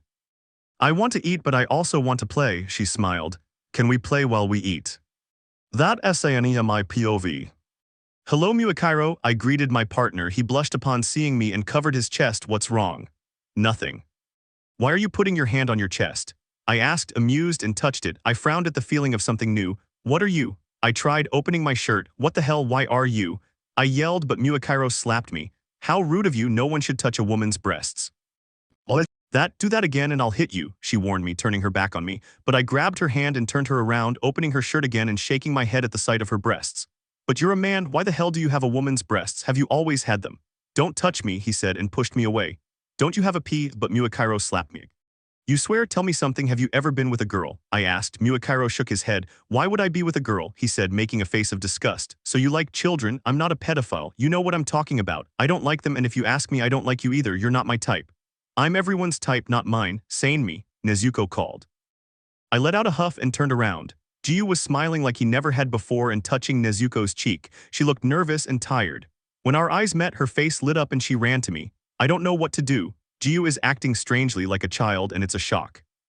Are you surprised? I'm going to give you another surprise, I said, and I opened Muakairo's shirt again, revealing his breasts, not too big, not too small, round and perky, that happily greeted the sun. Was Muakairo always a woman? Giyu asked, his mouth agape. They're cute, can I touch them? He asked, extending his hand to Muakairo's chest, but Muakairo took a step back. Both Muakairo and Nezuko blushed, the former from embarrassment and the latter from jealousy. Don't look at it and don't touch it, Tomioka Giyuu. She scolded him and covered his eyes. I am a man, he shouted, tears streaming down his cheeks. Or so I thought all my life, he whispered. What the hell is going on? I yelled. If they're soft, she admitted, caressing one breast and then the other. Nezuko glared at Giyu with fire in her eyes and removed the water pillar's hands from Muakairo's breasts. I started laughing at her and Giyu's expressions. Maybe it's not as bad as I thought, surprises won't. The night had passed peacefully and morning arrived. Some got up to work and others to do nothing until at 10 o'clock in the morning, a peculiar scream coming from 3 adjoining rooms caught everyone's attention in the house. Nezuko and Tanjiro looked at each other worriedly. The scream had come from Shinobu, Giyu, and Muakairo's rooms. The Kamado brothers ran up the stairs to their rooms. Sanemi, who had stayed overnight to leave in the morning, woke up suddenly upon hearing a scream from the next room and went out to see what was happening. The scream had been so heart-wrenching that Nezuko and Tanjiro had gotten goosebumps. Nezuko ran to her partner's room, Tanjiro to Kachu's, and Sanemi to Muakairo's. The 3 entered each other's rooms and saw the people who had come from the scream. Their worried expressions changed to horror when they saw the reason for the scream. Tanjiro and Izukyo Sanemi, who did this to me? They shouted. Muakairo's voice sounded very different from his usual self, just like Shinobu's and Giyu's. What happened to you? Nezuko shouted upon seeing her partner transformed into a 5-year-old boy. Tanjiro seeing his partner also a 5-year-old girl, and Sanemi seeing his partner, who at that moment was a female partner since Muakairo was no longer a man but a girl who, like the other 2, appeared to be 5 years old, exclaimed the same. The 3 people responsible for the scream came out of their rooms, and when they looked at each other they screamed again. Muakairo, you're a girl. What about you? You're a 5-year-old boy, I'm 25. Well, you look like a boy. Muakairo girl and Giyu boy argued. Nezuko. Shinobu ran to her sister, who bent down and picked her up. Who did this to us? Why are we children now when we were adults before? Shinobu cried. The dark-haired woman opened her mouth but closed it, having nothing to say to her now little sister. Shinobu. You'll find the solution tomorrow, right? He asked again, this time hugging her. Yes, of course, she smiled nervously, stroking her sister's purple hair. Or at least I'll try, she murmured. How was she going to find the solution and the reason for this when she knew nothing about why it happened? Why only those 3? We need to get them some clothes, those don't fit anymore. When they tried to walk, all 3 of them slipped, Nezuko said, with Shinobu on her lap. The younger girl hadn't wanted to leave the dark-haired girl's side, and when they sat down to eat, Shinobu sat between her legs. Giyu had thrown a tantrum because he wanted to sit on her lap, but Shinobu had been firm and hadn't moved, so Tomioka sat next to Nezuko. Don't we have any children's clothes? Tanjiro asked, with Muakairo on his lap. Many people come here, and I think they sometimes leave clothes behind. Can you look for them? Nezuko asked Jin. She nodded and left the kitchen. Why have they gotten so small? Sanemi asked as he ate. We don't know, Muakairo's now thin voice replied. Hearing your voice is strange, it's better if you don't speak, put on a bamboo, said the white-haired man. Muakairo crossed his arms and looked at him annoyed. I knew there was always a woman inside you. Be quiet, Sanemi smiled and drank his tea. That long uniform, I had to know. If I kill him, will I be taken to jail for self-defense? He asked Tanjiro. You're a child, so no. Fine, I said, and he stood up, but Tanjiro sat him back down on his lap. Muakairo started kicking and waving his arms at Sanemi. I found some boys' and girls' clothes. Jin said, coming back into the kitchen with a basket. Oh, and a boy is looking for you too. He seems really angry. Who is it? She didn't tell me her name, but she has something in her mouth and different colored eyes. Aguro, Sanemi murmured, still eating. I'll be right back, keep eating, she said and sat Shinobu down. Shinobu tried to take her hand, but the older woman left. When she arrived, she was speechless to see him with a girl with pink and green hair. She too. Turn her back to normal, demon. I ordered, glaring at her. It can't be, I whispered, seeing her holding hands with the serpent pillar. Mitsuri. Don't play innocent, that game doesn't work on me. I know you took the cure, but it didn't work the same way it did on Muzan. Who would have thought a human demon pillar? You shouldn't have that title no matter how strong you are or how many lives you've saved. Giyuu, I haven't done anything, I swear. A human can't turn an older person into a younger one, I pointed at Mitsuri, who was smiling at me. Only a demon can. Why would I go back to my childhood friends? Demons always lie. You can say whatever you want about me, I don't care, but just so you know, I was born human, I was turned against my will, and I took the cure. Maybe it didn't work completely, but I am half human. Return her to normal or I'll kill you. He warned, drawing his katana. I don't want to fight with you. I'll cut off your head if you don't turn it back to normal. I'm short, but I'm good with a katana. Giyuu, please believe me when I say that, but she was interrupted by him as she tried to strike him. Nezuko took a step back and unsheathed her katana. I would never hurt my friends, Giyuu. I don't believe you, she said and struck again, but Nezuko protected herself, immobilizing her katana. Giyu, Shinobu, and Muakiro are important to me. Giyu is my partner, Shinobu is the older sister I never had, and Muakiro is my best friend. I don't hurt humans, much less the people who are important to me. She said, then stepped back again. I like Mitsuri. I don't care about your words, he said. Before the half-demon could say anything, he snatched the katana away and tried to cut her throat. Nezuko closed her eyes in fear, waiting for the edge of his katana, but it never came. When she opened her eyes, she was on Seinmi's back. He had protected her. Leave her alone. Nezuko isn't to blame for what happened. We were all with her these past few days. If she'd tried to do something, we would have known, but this started yesterday. Giyu was acting differently and Muakiro had breasts. This morning when we saw them, they were children. Did you know from the beginning? He asked, stating the obvious. You knew the cure hadn't worked, you knew why they had called it. What does that matter? Even if you think it's impossible, Nezuko is my friend, and there was someone who believed in her from the moment they saw her. Who is that person? I asked, not sheathing my katana just like Seinmi. Did you imagine her? Is Rengoku just a figment of my imagination? I asked. He had faith in Nezuko and accepted her. You can ask my friend's idiot brother.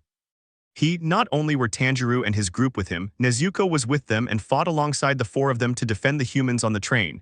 We'll find the answer and a solution to this. Leave her alone, he ordered, sheathing his katana. If you want, come along, we're talking about what happened. Thank you, I whispered. Seinmi lowered his head and took my hand, giving me a smile. That's what friends do, tender and innocent. The day passed without problems or arguments thanks to Mitsuri, who managed to calm Giyuu with a smile, sit next to him, and hug his arm, making him forget about me and the problems, something I was very grateful for. Seinmi said it would be best to send a letter to the boss to tell him what had happened, and that we didn't know how it had happened, but we did know something. This was the work of a demon with that ability, or one who could do it, but there were still many of them, even though Muzan was defeated 3 years ago by the Pillars. Shortly after we sent the letter, the boss gave us his answer. He said not to tell anyone yet and that he would send the person who made the clothes for our group. Muikairu Takatu, you'll put on this dress right now. I ordered, but my best friend, now my girlfriend, refused to change. Give me a pair of pants. Please, if you don't give me some pants, no. The Muikairu. No 2 letters, 2 syllables, and... If you don't let me help you change, I'll ask Seinmi to do it since you're both men. I interrupted him and stood up. Seinmi, I called, but Muakiro grabbed my shirt and pulled me down, leaving me on my knees in front of him. When I tried to say something, he pulled me down again, leaving him on the floor and me on top. Don't call him. Wise, I asked and tried to get up, but he pulled me back again. He is a boy. And you too, Muakiro, could you stop pulling me? Because you make me nervous and I shouldn't be. You look like a 5-year-old and you're a girl. Does Giyu always make you nervous? Muakiro, please let me go. How can you still be strong when you're a child? I can do this too. Are you already cheating on Tomioka? Seinmi asked, entering the room. Why did you call me? I'm not cheating on anyone, I defended myself. I was completely red. Muakiro had wanted to kiss me and almost did if it weren't for Seinmi. What was he playing? Yes, of course, the man has already arrived and wants to see all 4 of them. Only Muakiro is missing. I am Muakiro. Whatever you say, Muakiro, he said and left, leaving us alone. Why did you try to kiss me? I asked without looking at him. I've wanted to do it many times. Don't be surprised or think I like you. I've just never kissed a girl. That day when they first took you to headquarters, you seemed different and interesting. I love you too. What about you? Like a friend sister, you've always been there for me, taking care of me like the sister I never had. Now will you let me kiss you? No, okay, we'll do it later, she said, getting up and leaving me alone. Tatten, Mitsuri, and Shinobu smiled with open arms. They look so cute but beautiful at the same time, I said, stunned to see my sister and classmate in her uniform and usual Hayori. Mitsuri had new stockings similar to the ones Giyuu gave her. It had only taken the man an hour to make them. Apparently, it was easier and faster to make uniforms for children. "Muakairo, I'm sorry, Muakairo, you look beautiful," said Tanjiro, making my best friend blush. "Where's Giyu?" I asked. Mitsuri, Shinobu, and Muakairo pointed to the corner of the room. I shook my head with a smile when I saw him sitting and eating. He was also wearing his new uniform and his usual Hayori, which was longer on him. "But I'm a boy, not a girl, I can't stay like this," he said, scratching one of his breasts through his uniform.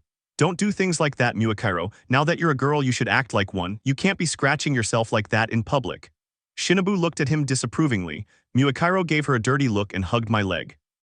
"I'm not going to stay like this forever," he said, turning around and tripping over his own feet. Muakairo looked like he wanted to cry, but his face changed to anger. "I can't get used to this damn body." "You still have a lot to learn," Mitsuri said, touching her long black hair that reached the end of her back and had streaks the same color as her eyes. Muakairo's face changed from anger to sadness again, and this time he began to cry. Muakairo approached me and extended his hands. I knelt down and picked him up. He hugged my neck and continued to cry. "Nezuko, find a solution quickly. I don't want to be a child anymore. I can't stand it," she said, looking at me. "I want my body back.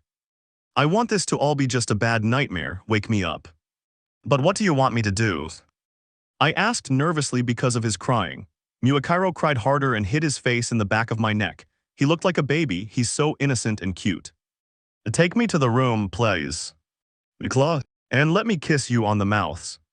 I take it back, he is not innocent. Poison or cure? Many demons have the ability to change and use their bodies as they please, but there is one who knew how to make a poison so that people could do it too. That can't be good. Sanemi asked. Yuichiro shook his head. "No, that demon is crazy as a goat. He was going to create a demon moon, but Muzan was smart for once and refused. He said he would become stronger and stronger and achieve what he himself could never do." "Going out in the sun," I said, stating the obvious. Yuichiro grimaced. "Isn't that it?" "Well, I don't think so." But going out into the sun was the only thing he couldn't do. He killed the person who turned him, the one who wouldn't tell him where to find that flower. "How do you know all that?" Tanjiro asked, his mouth agape. Shinobu, who was on his lap, had the same expression. "When he gave me his blood, I could see his memories. That happens with all his demons. I knew it in several battles against demons and demon moons with you." "Well, the demon looks like a tall teenager. His hair is white, his eyes are red. At first he seems serious, but his seriousness doesn't last long. He laughs to himself and sticks out his tongue. There's always blood on his neck. He wears a white kimono." "Oh no. What's happening?" we all asked Tanjiro. He was staring in terror at a fixed point. We all looked where he was looking, but it was just a wall. Zoom and I met him one afternoon. She was arguing with me. "Have you two broken up yet?" Shinobu asked, lifting her head. Tanjiro shook his head with a smile and stroked her hair. "No, Zoom was arguing with me because she wanted to pay for the food, but I had invited her for our 2-week anniversary." A white-haired guy approached us with a terrifying smile, to be honest. He told us he knew what we needed and always helped couples avoid arguments, and then he took her canteen. "And you accepted." Just as we were about to say something, he hit Chiaki on the head and kicked her, sending her flying. I drew my katana, wanting to fight and protect my girlfriend, but he grabbed strands of my hair and pulled me to my feet. Then he gave me a tricolored liquid, blue, red, and green, from a small bottle. He would have given me all of it if it weren't for Chiaki, who did the same thing to him as he did to her. Zoom turned me face down and started hitting me. "I hit you and you didn't do or say anything," Shinobu said angrily. "She hit me on the back so I would spit out all the poison. When I had spit it all out, Irma went to the demon and was going to say something about an ability, but apparently he said something and then threw his canteen at her face. I raised an eyebrow when I saw a small smile on my sister's lips. So Chiaki, Zoom, or whatever is to blame for this," Sanemi said, confused. "Let's kill her," Giyu said for the first time since this unexpected meeting. Yuichiro had come uninvited, but his visit was still important. He spent 200 years converting and several more years with Tamio. She must have known something. When my brother asked her, she refused to answer, but when I tried, she accepted without hesitation. Giyu got jealous, which made Mitsuri and Shinobu laugh. "We're not going to kill anyone. Maybe that's not how things happened." "If Tomioka won't do it, I can," Shinobu said, raising her hand. "Where's my katana?" "Shinobu," Tanjiro called out. My sister crossed her arms in annoyance and sat down far away from Tanjiro. "Tanjiro, talk to Chiaki and ask her what happened," I said, holding back Giyu and Shinobu, who were trying to walk and moving their hands. "Yuichiro, do you have anything that could help us?" If my memory serves me right, that demon sent a letter to Shinobu. He always spoke of that cure for himself, poison for everyone else. "Then we'll go and find that letter," Sanemi said, standing up. "Nezuko, let's go before Aguro gets here." "We want to go too," the four of them said angrily. "It's our cure. We'll tell you what we discovered when we get back. That's a promise," I tried to reassure them, but they shook their heads. I'm your sister, boyfriend, best friend, partner, they said at the same time. We want to go. Let's go, Sanmi whispered, taking my hand and lifting me from where I was sitting, then leading me out of the room. Nezuko/Sanmi, they called, but the white-haired boy ignored them and took me to the gate. We shouldn't waste time, guide us, demon, my friend ordered. Yuichiro said nothing and started walking. Why do you want to go? I asked Sanmi, who hadn't let go of my hand since I got up. I don't want to stay at the ranch with them anymore. I'd prefer a little adventure. Maybe I'll get lucky and kill some demons. It's been a long time since I've killed one. That's too bad. I'm sorry for you. Let me offer my condolences, I said, making him laugh. You're a good student. I learn from the best. Good girl, he congratulated me, patting my head and making me smile. Now let's go. If he couldn't do it, neither can we. Sanmi, please let's go somewhere else, I asked, grabbing his arm and trying to walk, but he remained firm. No, I want to eat here, he said and started walking, dragging me along. Hello, give me. You, he pointed at me with his pipe. Where's your brother? Oh, hey.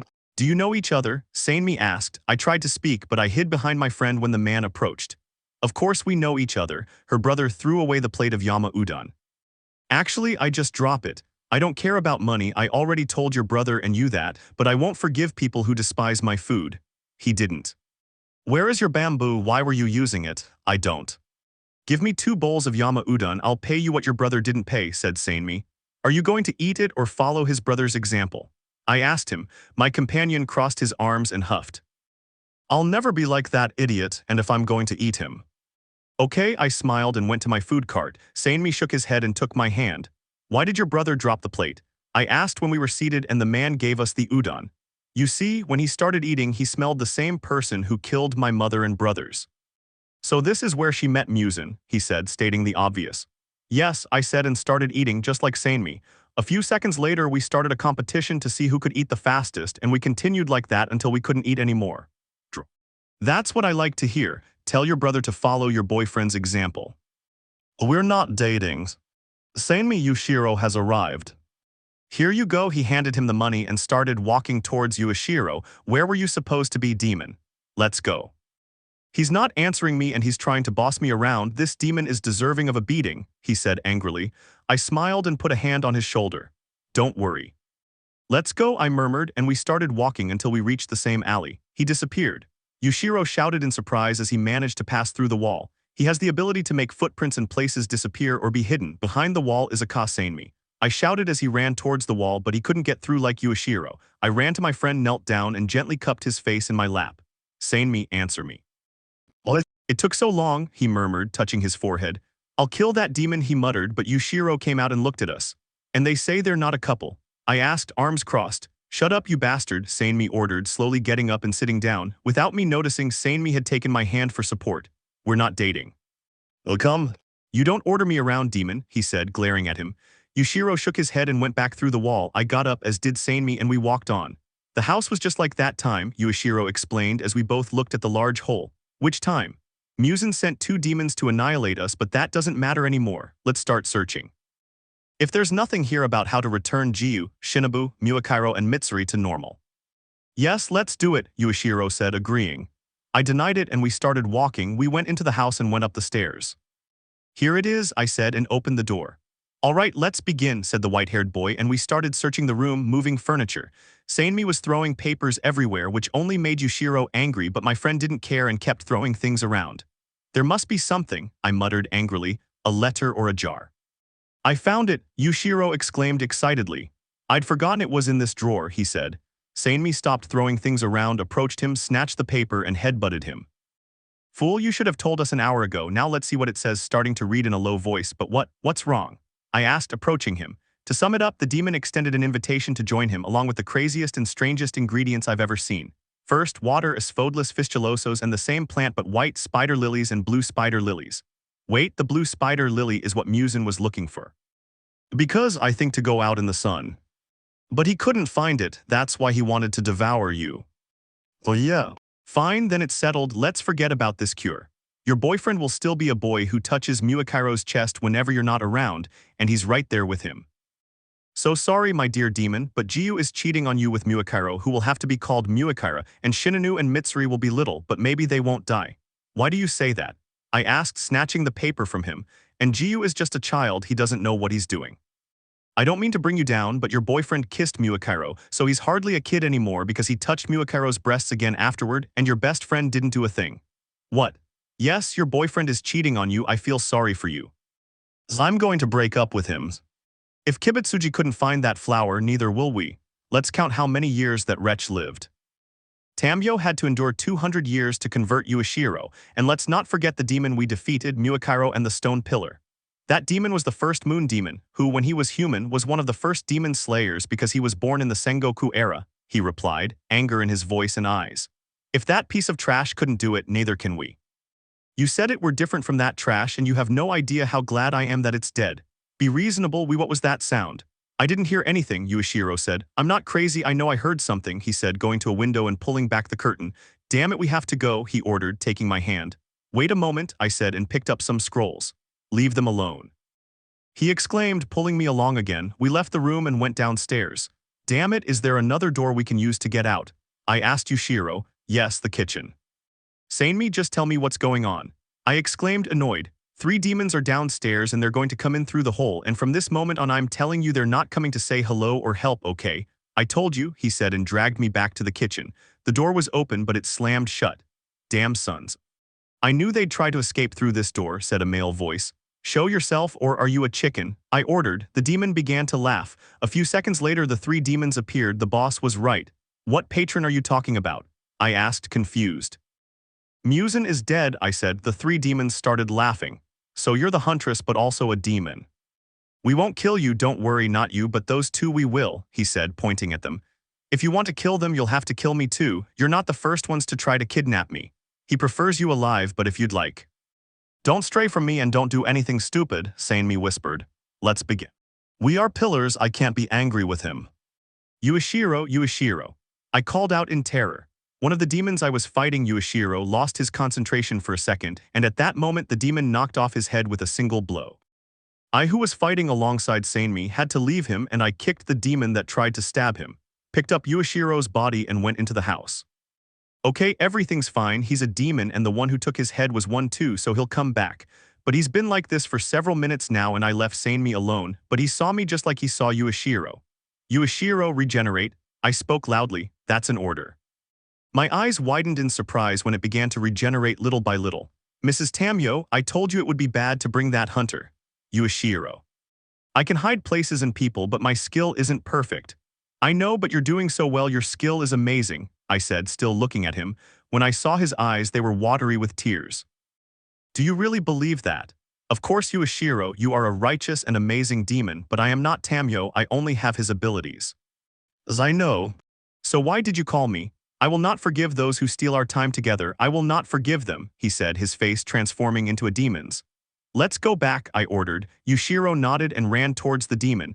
When he was close, it disappeared. She was jealous of his ability. How did he get his head back? Sanemi asked, positioning himself next to me. Are you okay? Of course, but you haven't answered my question, he said, and punched the demon that approached us. When Tamio gave me her blood, I began, but then I kicked the other demon, sending him flying. And as you know, Yuashiro was a demon turned by Tamio herself.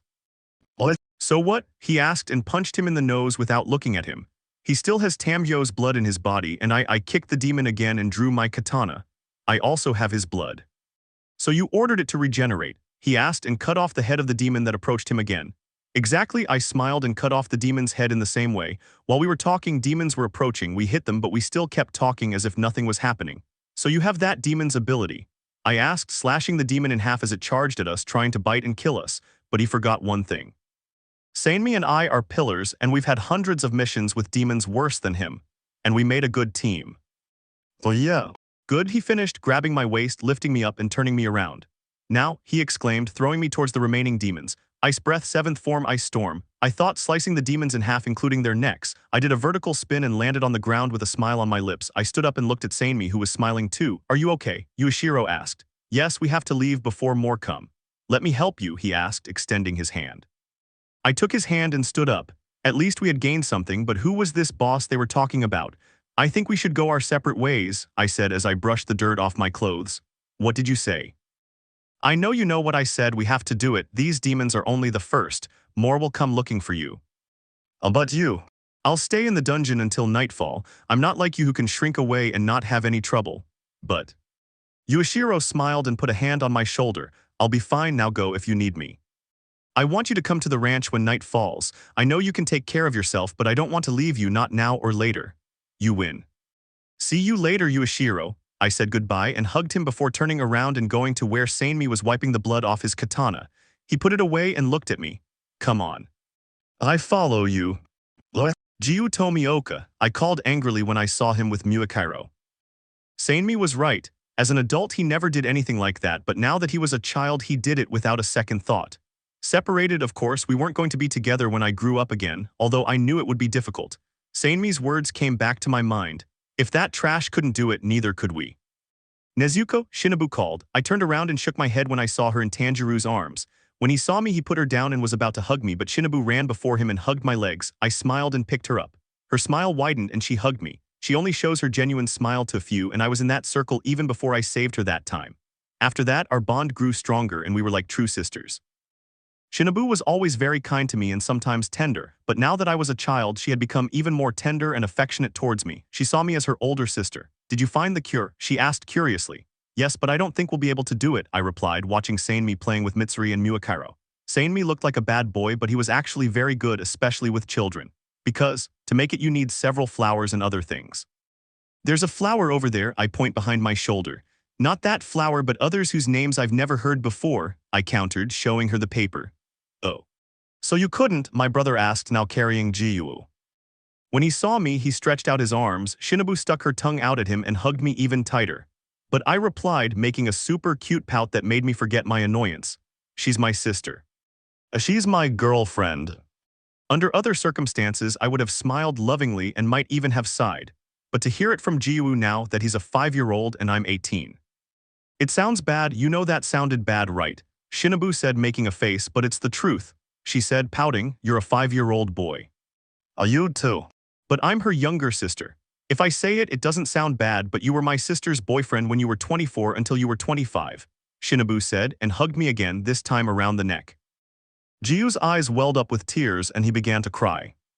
I'm hungry, can we eat? My little sister asked, giving me puppy dog eyes. Tomioka-san, don't cry, Tanjiro pleaded, trying to calm him down, but Giyu continued to cry. So yes, Shinobu asked, smiling as she stood up so I would stop looking at him and only look at her. Even as a child I was mean to Giyu. I wanted to go up to him and pick him up, but I like Shinobu's offer. After fights I always get hungry. Mitsuri once offered to buy me lunch and I ate just as much as she did, more than 3 plates. I want to grow up, my ex said through tears. Not me, Shinobu said and pulled me by my shirt to make me walk. See you later, I said goodbye. Giyu was still crying while Shinobu still had her smile. When we got to the kitchen we sat down and started eating. A few minutes later, Sanemi, Mitsuri, and Muakiro came into the kitchen, followed by my brother and Giyu. Tanjiro sat next to me and placed Giyu on my leg, then turned around and hugged my waist. My sweet Giyu, but I'm still angry with him. No matter what he does, I won't forgive him, of course not. I love you, Nezuko. He's so cute, I can't get mad at him. Stop being so damn irresistibly cute or I'll have a heart attack and you'll be a murderer. Meeting. Weeks have passed since Sanemi, Yuichiro, and I searched for a cure and fought against demons. Yuichiro has started staying at the Lotus Estate since Tamio is gone. He has to live alone, and I know beforehand that Yuichiro can take care of himself without problems, but even so, I gave him the offer and he accepted. Now in rehabilitation we have another phase which is the last and helps the Annihilators to use their senses. Yuichiro disappears and attacks them. They should sense him and stop the blows, but none of them have been able to. After hitting them, Yuichiro reappears in front of them. In that final phase, they must use their sense of smell and hearing. If they succeed, it will be of great help. Upon hearing about that final phase, Tanjiro became excited and wanted to try it. Yuichiro was not gentle. Tanjiro felt the blows like everyone else, but when he used his sense of smell, it was too late. Yuichiro has been gone for 2 days. He told me in a letter, but he didn't explain why, only that he would return tonight. Do you realize what you're asking of me? Why not? Giyu, you're a 5-year-old child. 25. You look like a 5-year-old and I'm 18. Don't you love me? I let myself fall and picked up Giyu in my arms. He had started to cry. I don't like it when I cry. I love you, I don't care about size or age, but I can't kiss you. And on the cheek, she asked, wiping away her tears. It wouldn't look bad, she added. Okay, I smiled and kissed her cheek, covering my mouth when I saw her blush.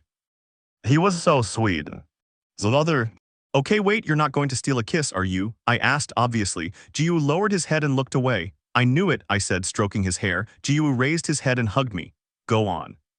I denied it and began to stroke her hair on her back. Giyu was cute when he wanted to be. After several caresses from me, I left him in the kitchen to have dinner with the others and was going to join them, but a certain person appeared at the door looking at something in his hand. I recognized him as soon as I saw his hair. It was him. Yuichiro, I called happily upon seeing him and waved my hand to let him know I was there. Good night.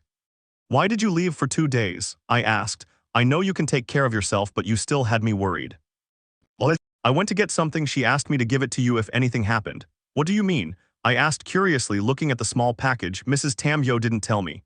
Okay, let's talk. What? So she always knew where they were, yeah. Why then couldn't she walk in the sun? Tanjiro asked. Kibitsuji was looking for that flower because it would help him. Yes, she knew it, but she never tried it anyway. Only humans can walk in the sun, but demons who kill don't deserve it. Did she kill someone? Yes, and it was all Muzan's fault. In her past life, Tamyo had a husband and children. Her husband was a doctor while she was a student. I don't remember his name. During her studies, she found the blue spider lily. Muzan kills for 2 reasons. First, out of hunger or whim, and second, for personal gain. When he discovered that someone in the family knew where the flower was, he questioned them, but when none of them revealed anything, he tried to turn them. The children couldn't bear it, nor could their husband, but they survived. The only person he could turn was Tamyo. She killed her family out of hunger. After killing them, Muzan restored their memories. Kibitsuji asked her again about the plant's location, but she lied, saying that her husband knew and had never told her. Muzan tried to kill her that night, but the sun helped save her. Poor Tam. What's in the letter? Sanemi asked. I don't know, Tamyo wrote it for Nezuko, Leela said, encouraging Tanjiro. Okay, I murmured, opening the paper. Dear Nezuko, I began, but Zenitsu interrupted me. Tanjiro, where? He asked, but fell silent when he saw me. Nezuko-chan. He called happily and tried to approach me, but Yuichiro grabbed his arm. Don't go near Nezuko, he yelled, turning her around and hitting her on the back. Again. Shinobu, Mitsuri, Muakairo, and Giyu called out, clapping their hands. What are you doing here? Sanemi asked, seeing the 4 of them at the foot of the door. This is a meeting of adults. But it's about the cure that will return us to our original size and age, Muakairo said, entering the room. Muakairo. Shinobu and Giyu called angrily when he sat on my lap and started eating a popsicle. Where do I get it? Although Muakairo started making friends, I was his best friend's sister. When Shinobu was older, I was her younger sister, but now it's the opposite.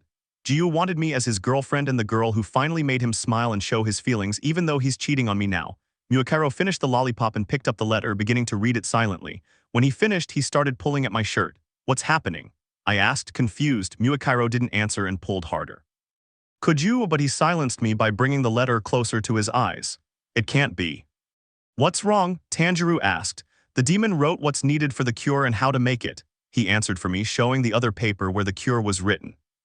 Sanemi approached and took the letter from my hands. Could that demon see the future? Tamyo-sama was very intelligent, Yuichiro said proudly. If we want to find a cure, we must begin right now, Sanemi said again. Yuichiro.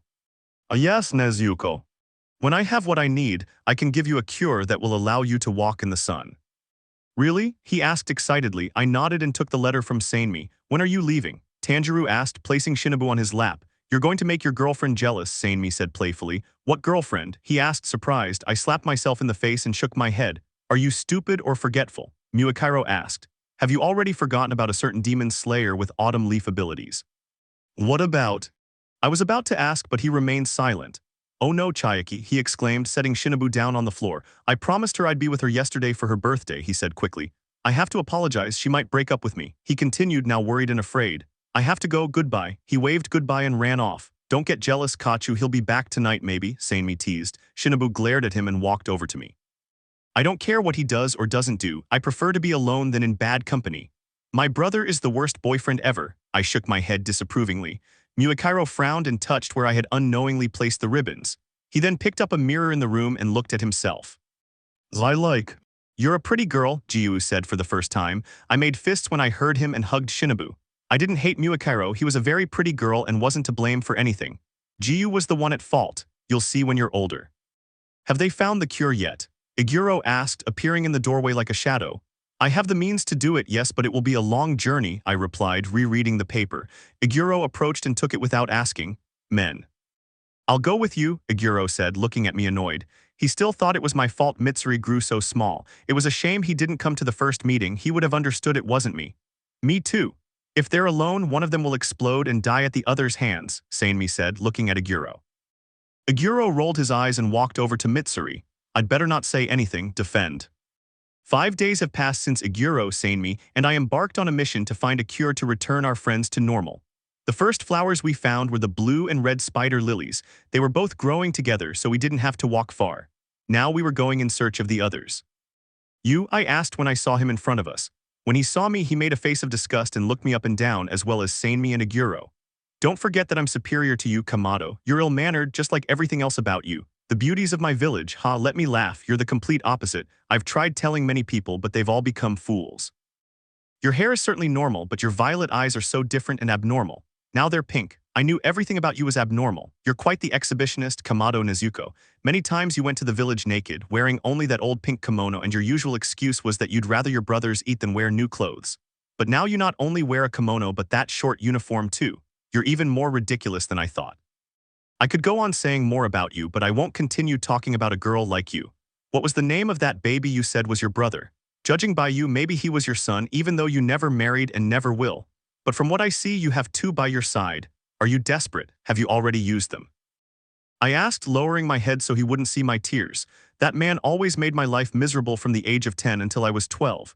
He spoke badly of me, and when he could and no one was watching, he made me cry just like now. I never did anything to him. Why did he always pick on me? Hey, idiot, Aguro and Sanemi called to him. I don't care who you are, you damned piece of shit, but I won't let some decrepit, stupid old man talk badly about my friend while I'm around, Sanemi began. Kamado can be and dress however he wants, so shut your filthy mouth or I will. My job is to kill demons, but I can make an exception for you. So listen up, bitch, Aguro, and I can make you feel the worst pain you've ever felt without a shred of remorse, even if you beg for mercy.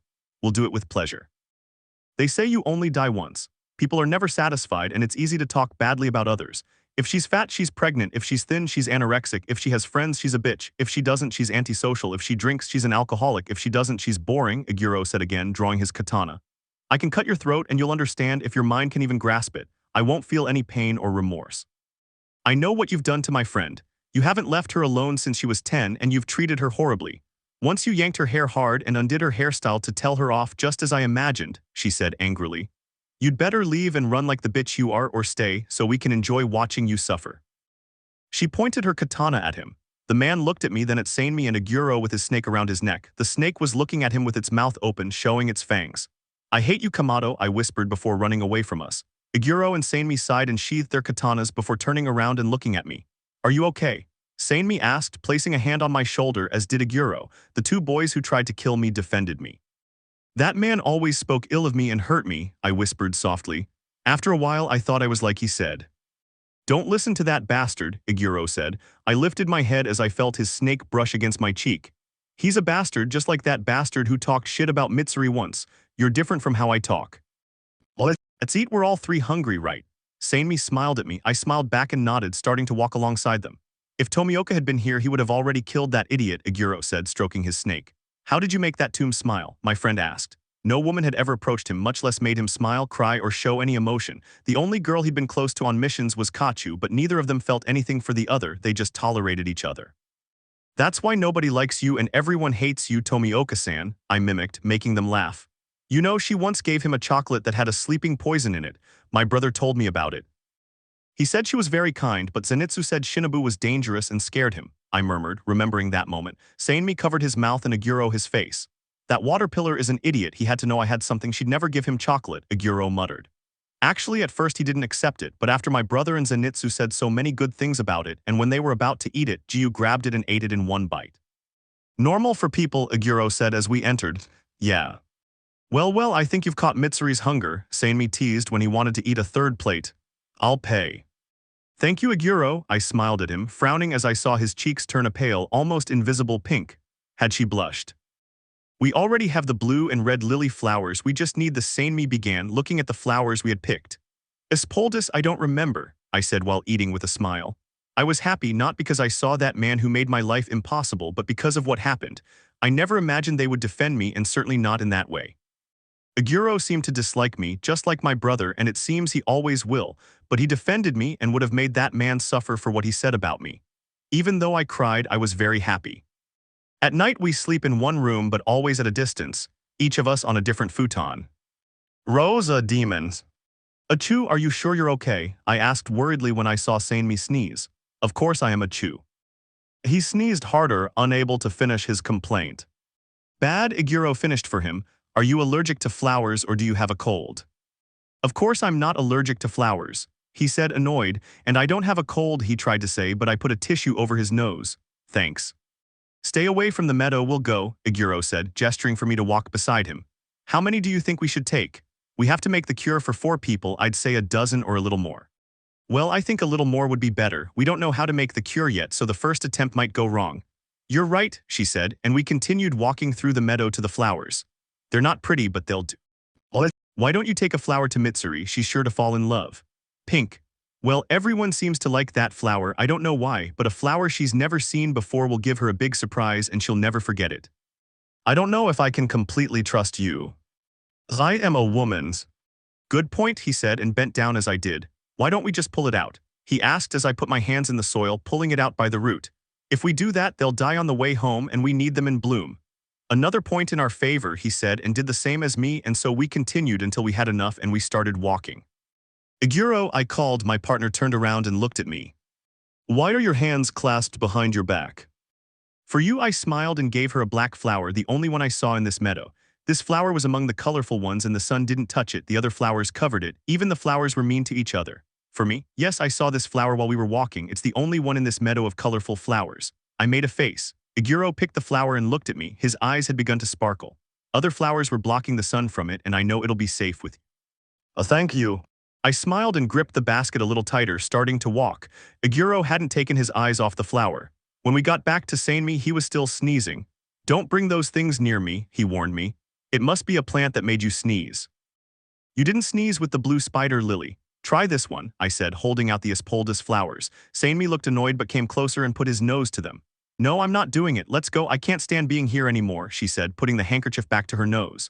Okay, I said, and the 3 of us started walking towards the village. We put all the flowers in the same basket and ate before leaving. Iguro had offered me a plate, which I accepted with a smile. When we finished lunch and were leaving, by a twist of fate, we ran into the same man. A look of disgust and annoyance towards me made Iguro draw his katana. Upon seeing him, the man turned and ran. Disappear and never come back. No. Iguro and Sanmi shouted when they saw the water turn to ice beneath their feet. Let's see how long your friend can hold out, she smiled at them. Bastard, Sanmi whispered, flashback. Then my brother tried to run, but he hit a tree. The impact was so strong that snow fell on his shoulders and head, and the tree fell too, but not behind him, rather in front. He finished the story, making the white-haired and black-haired boys laugh. Idiot, he deserved it, said Iguro. Yes, don't feel bad, my friend, but I want to make him feel the same pain he made me feel, even though it will hurt, she said, touching her forehead. That man has a forehead of stone. Haven't you ever bumped your forehead against? Yes, it was on the train. Everyone was asleep except me. You were at the checkout. Yes, but I got out because of a blow. When I did, I saw Ringyuko grabbing a girl by the neck. Oh no.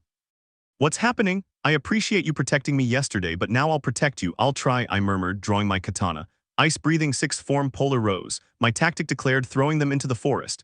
So they already have the ingredients to make the cure. Not bad, really not bad at all, she smiled, starting to clap. Your boss sent you right. Yes, my job is very easy, to kill the people who try to restore the cure that my boss worked so hard to create. Your boss is missing a screw. No, I think he has them all, he smiled, blood demon ability. Zuko, they called angrily. They still hadn't seen the demon. Why did you throw us? Iguro asked, his hands clenched into fists. Ice-breathing 9th form, I hear winter, he said quickly as he finished describing his ability. The boys were about to say something but fell silent upon seeing the demon and drew their katanas. This is fun, very fun, he began to laugh. Are you known for your defensive skills? He asked, playing with his hands, a glint of mischief in his eyes and voice. I see. Stay behind us, Iguro whispered. Let's see how you fly, demon, he grinned and used his ability to throw the dark-haired woman into the air. Damn it, the pillar said angrily. The white-haired man watched his friend suspended in the air. A few seconds later, something turned her upside down and she began to plummet. That's a pretty high fall. Do you think his skull will crack when he lands? He asked, still smiling. Leave him alone, Iguro. We have to save Nezuko, the white-haired boy said and ran into the forest. Will you kill me or help your friend? He asked. My ability still holds her, so I'll lift her high again and let her fall until all her bones break, he said, pointing behind Iguro. The dark-haired boy turned quickly and saw her in the air higher up. And she'll have to do what all snow does. She has to fall, he finished, lowering his hand, as did Nezuko. Giyuu sheathed his katana and started running. They had to save her. When Nezuko fell, they tried to pick her up, but the demon got there first and threw her into the water. When he hit the water, he hardened, turning into ice. I think I'll not let her out, let her freeze up a bit, right? They had to get him away. The longer he was on the ice, the stronger he became, and Nezuko could die. We have to get her out of the ice. Even with that breathing, she won't last, Giyuu said, looking at the ice where Nezuko was trapped. So that's her tactic? The demon asked. I had to know. Inside, I felt that Nezuko and I were alike. He touched his chest. Don't you ever say they look alike again. The white-haired man shouted angrily. My friend isn't a bitch like you. Keep the demon occupied, I'll try to get her out of the ice, the dark-haired man whispered, glaring at the demon with hatred. With pleasure wind-breathing, she began to say a pulling form. Giyuu ran to the ice and looked for her underneath it until he saw her with her eyes closed but still had her katana in hand. Let her just faint. The serpent pillar pleaded. He grabbed his katana and tried, but the ice didn't break or only cracked slightly. Open your eyes even if you can't, you have ice powers, he said, striking the ice. Wake up. If you can't use ice, use demon or fire god powers. Your idiot brother has them, and so do you, he pleaded, striking hard despite the cold that was beginning to hurt his hand. Behind him, Sanmi was now fighting the demon hand-to-hand. Wake up, damn it. Giyuu yelled and struck the ice again, harder than before. Giyuu sighed in relief as he saw his companion open her eyes, her sword also turning red. A few seconds later, the ice broke and Nezuko came out. Waltz, he finished saying before losing his balance, the ice behind him, now riddled with cracks, broke and turned back into water. Are you okay? I asked from beside her. Was that the fire ability? I asked, stating the obvious. Yes, my family has it. What's it called? Dance of the Fire God. There are 13 forms. My father told me about them when I was 11, how they worked and what each. You're weak from the change in breathing. Don't worry, you'll recover, he said and helped her up. A few seconds later, Sanmi approached and hugged her when Nezuko's legs trembled and she was about to lose her balance. Did you kill him already? Did you doubt it, you little demon? Thank you both, you keep saving me. I don't think I'll be able to do it, I whispered, hugging Sanmi to get some color. Giyuu took off his haori and put it on his shoulders. You've saved us, believe me, House of Drums, and don't change, Nezuko. Why does fate seem to not want us to return home? An hour later, when we were already far from the village, the boys let me rest because they said it was necessary since I almost froze to death, and if it weren't for Giyuu trying to talk to me and hitting the ice, I wouldn't have opened my eyes. Giyuu tried to kill me that time, but now he wanted to save me. What was happening? While we were talking, Giyuu and Sanmi saw a trail of blood. I didn't see it and was going to keep walking, but the two of them took my hand and led me with them to where the blood ended, and we found ourselves in front of the demon's mansion. I tried to stop them when they wanted to enter. Giyuu asked me why I didn't want them to go. I explained the mission my brother and the demon had. Sanmi told me to calm down, that I myself had said that he had killed him, and that calmed me down for only a few seconds because after that, drums began to sound that seemed to shake the earth. How can the drums still be heard? The demon was already dead. Zenitsu and Inasu killed the other two, although the blood they followed seemed fresh. There's a demon inside and a trail of blood leads to the door of this mansion. Are you afraid? Giyuu asked. I don't have it, but I don't like this. Then let's go, Sanmi said, and he took me inside holding my hand. Let's not separate. Why? Giyuu asked. If this demon has all the drums, he can do this with just one, I began, but Sanmi led me into a room with Giyuu. Once inside, the drums started to sound and the room began to change. Spin one drum and change the room with another, I finished. I hate demons with that ability, it's annoying, Giyuu grumbled. Tell us about the drums. If he has them all, the one on the left moves the room to that side and the one on the right to the other. The one at the waist can change the room, and the one on the stomach makes 3 claws appear that can cut you. Right leg turn forward, left leg turn backward. All right, we'll be careful when I touch that one, Giyuu said, opening the door but immediately closing it and drawing his katana. What's wrong? Is it the devil? Sanmi asked. No, a monster. I've never seen one in my life. Maybe the demon wasn't the blood demon but him. So we didn't kill the demon, I asked, confused. Of course, demons of his kind need human flesh, but that monster also needs to be killed. Perhaps the breathing techniques won't work. What? I'll kill the monster, you kill the demon. Okay, they said confidently. I took a breath and opened the door. The room hadn't changed, and the monster seemed to have been staring at the door, waiting for one of the 3 of us to come out. As I entered the room, the drums started again and the room turned to the left. The monster jumped at me with its claws and fangs ready to kill me. I rolled away from it and stood up. Maybe the breathing techniques won't work. What if Giyuu is right? Breathing techniques work against demons, but against monsters. I must try. Ice breath, 5th form, icicle prison. I tried, but the monster dodged my attack. It's an animal, but an intelligent one. What? I hate your demonic ability. I muttered, wincing from the spins he'd made us do and those claws that had slashed strands of my hair and torn the sleeves of my uniform just like a Giro's. He was furious and steam seemed to be coming from his ears. I didn't blame him, that damn thing won't let us near him. If we're within a meter, he plays one of the drums, and if we're far away, he plays the drum on his belly. At first, we forgot Nezuko's warnings, but it wasn't that easy. This demon didn't have the abilities of the previous demon. The drums weren't on its body, so we didn't know which was which as they kept falling off. The one on the right was on its left shoulder, and the one on the right shoulder, where the drum on the right side should have been, was the one with the claws.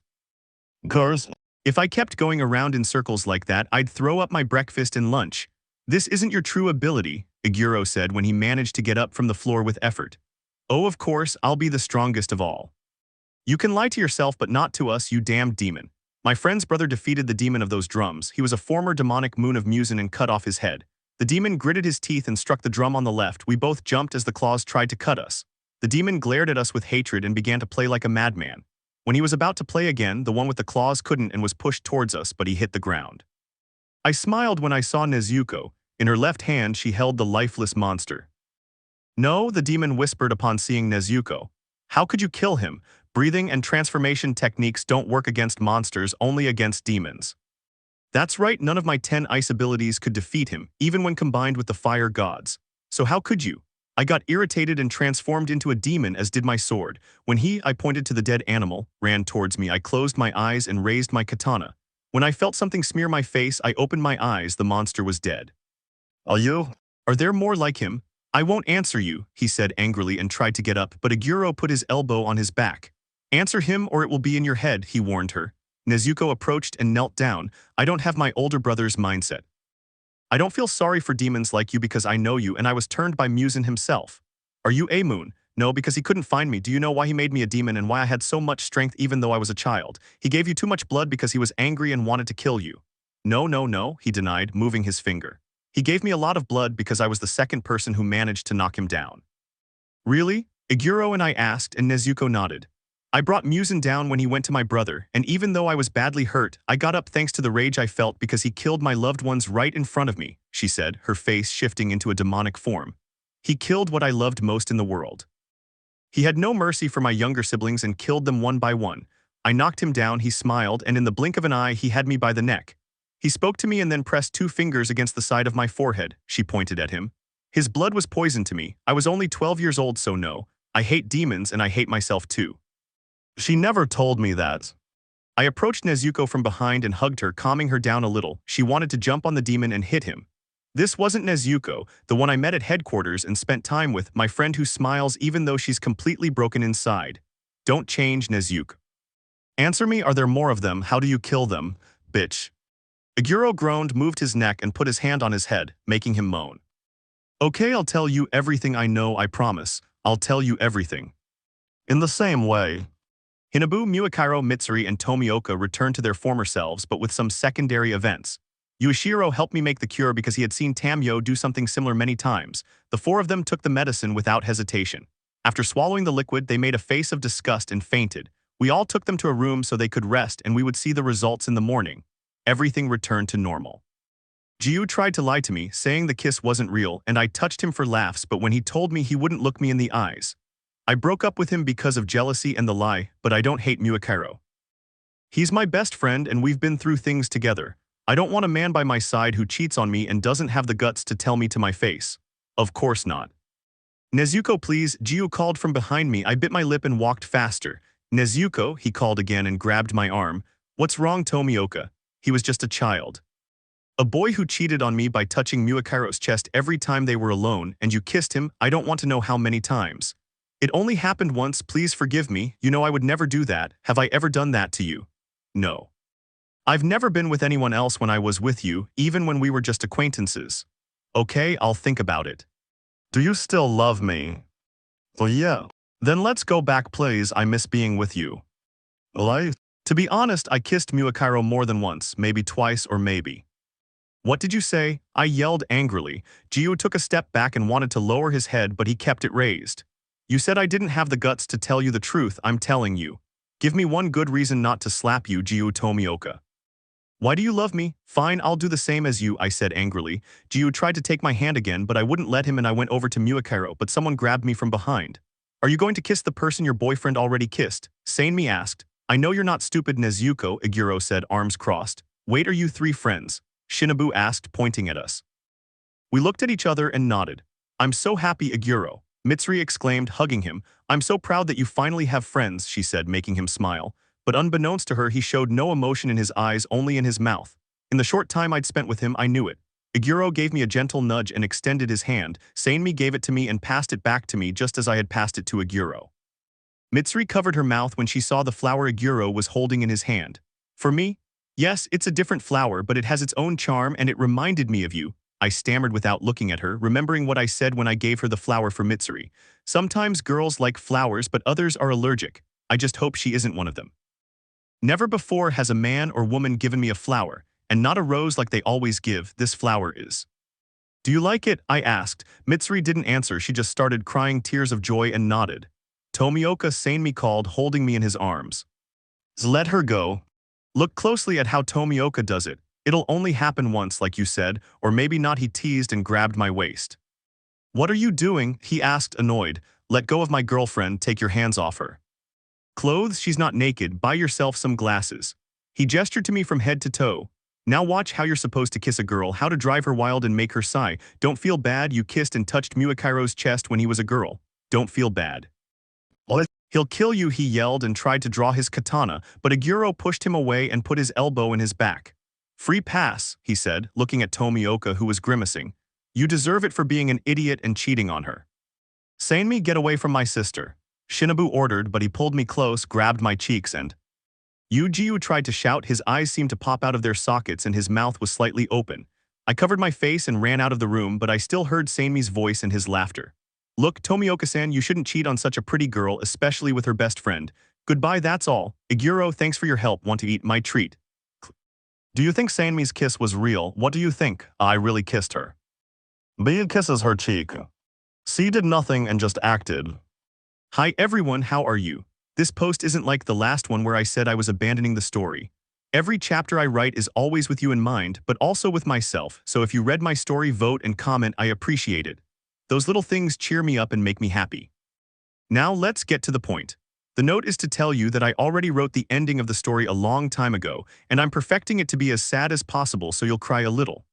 Although I know some of you will hate me for the actor I'm going to kill, and for his death not being quick or easily killed by the demon, you'll fight, but the actor will die. I thought that would be the end, but when I told my cousin, she said, no, Carla, that's a really bad death, and with all the other things you're going to include, don't kill anyone. I resignedly told her it was fine. After the actor's death, I'll write 2 more chapters in which the actor's friends kill the demon, but I'm not going to change anything about the death. That's one idea. The second is to continue with chapters about the monsters. Why do they appear? And how will they manage to defeat them, just like the new boss? You will decide. I hate you, but at the same time, I love you. I'm not going to kiss anyone again, nor will I let anyone kiss me again without my consent. How dare he kiss me, and in front of everyone? Giyuu helped him do what he wanted or expected, because without hesitation he put Giyu on the ground and neutralized him just like he did with my brother. I had to accept something. I like Sanemi's kiss, so I ran away from everyone, but especially from him and Giyu, who was still on the floor. My first kiss with my ex was, to put it mildly, bad, but Sanemi's first kiss was the opposite. It made me close my eyes and feel 1,000 things just like Giyu does now. No, I won't let him try again, nor will I ask him to. Sanemi is my friend and that's it, nothing more. I walked through the corridors until I bumped into someone. That person caught my hand before I hit the floor. I was going to thank that person for helping me, but when I saw who it was, I tried to move away, but he hugged me. Didn't I make it clear that I didn't? You hate me and want to slap me for being a complete idiot as a kid. I understand and you can. I won't complain because I know what I did and... Miss Kamado called a badly wounded annihilator, looking around. I was about to answer him, but Giyu pulled me along and we went into a room together. Let me go, I begged without looking at him. Even though I hated him and several years had passed, I still blushed every time he held me in his arms. I felt so safe and didn't want to leave his side. Nothing had changed. Giyu touched my chin and made me look at him, those dark blue eyes like the sea at night. My legs started to tremble, as did my whole body, even though I tried not to show it. He always made me feel that way. I forgive you now, please, could you back off a little? You make me very nervous and you know it. Giyu smiled and gently stroked my cheek. His touch calmed me. I like it when you blush, you look beautiful and cute at the same time. Thank you for saying that. I like it because it makes me see that you still like me, and the Nezuko I met 4 years ago and fell in love with hasn't changed, and I still love her just as her simplicity, tenderness, strength, and childlike nature drive me crazy. Really. And I'm just a child, and on top of that, a demon you have to kill every day. Giyu nodded and this time caressed both my cheeks. Yes, it has always been that way and it will continue to be. Please note, the following paragraphs are written in the third person. I hope you enjoy it. I am done with you, he managed to say, looking at Tomioka's mouth which he could almost feel on his own along with her breath. Giyu shook his head and kissed her neck. He needed to feel her to touch her. I needed to kiss that brunette. Did she really break up with him because of his recklessness? Just a few weeks ago, he was just a boy and Muakiro was a girl. The only reason she kissed him and pulled away was because of Nezuko, and even then it was because Muakiro had always been a boy and she found the face he made amusing. It wasn't because she liked him, of course not. The water pillar didn't like men, Nezuko was the only one. Before the pillar could say anything, Giyu silenced her with an intense kiss. When they separated by a few centimeters, they looked at each other in that sea of confusion, neither of them able to resist the impulse to desperately bring their mouths together again. Shyly, Nezuko raised her arms and intertwined them around Giyu's neck, who hugged her waist, pulling her as close to him as possible. This was enough to make the electric currents she felt travel from her lips to her pelvis with such intensity that they caused her a strong urge to need more. Giyu, she whispered when they separated for lack of air. Giyu pushed her down and grabbed her arms a little tightly so that she could not try to escape. Let me touch you, he asked, kissing the pink-eyed girl's neck. He couldn't stop. That pink-eyed girl was like an addiction he would find hard to get out of his mind. Being with her always felt like it was the first time.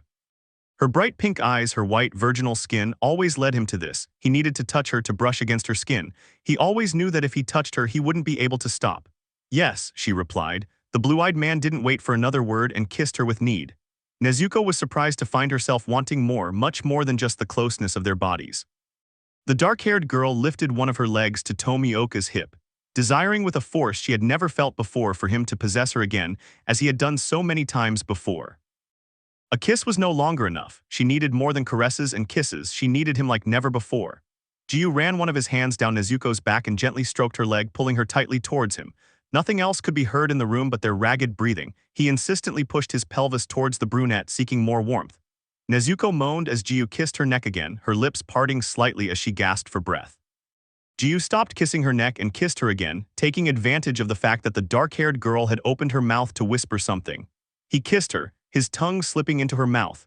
Giyu's eager hands now caressed her back and breasts over her clothes, but he couldn't resist slipping them under her shirt. His fingers gently caressed her erect nipples, sending a wave of pleasure through Nezuko. Giyu, she moaned his name very softly. It didn't help the dark-haired man's member much. Giyu took her in his arms and lifted her so he could sit down and place her on his lap. Nezuko instinctively opened her legs, bringing her wet crotch closer to the pillars. I don't know if I can handle it, the blue-eyed man whispered with difficulty as he gripped the dark-haired woman's hips, pulling her towards him and forcefully raising his pelvis towards her. Nezuko's face contorted with pleasure. She opened her mouth to let out a muffled moan and tangled her fingers in Giyu's hair, clinging to him, moving her hips and lowering her face to seek his mouth. But before kissing him, she let out a small moan, her hot breath brushing against the thin, parted lips of the pillar who felt like he might explode at any moment.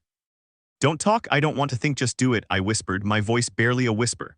With each gentle touch, Nezuko felt a current travel through her entire body to her own vagina, and she felt wetter and wetter.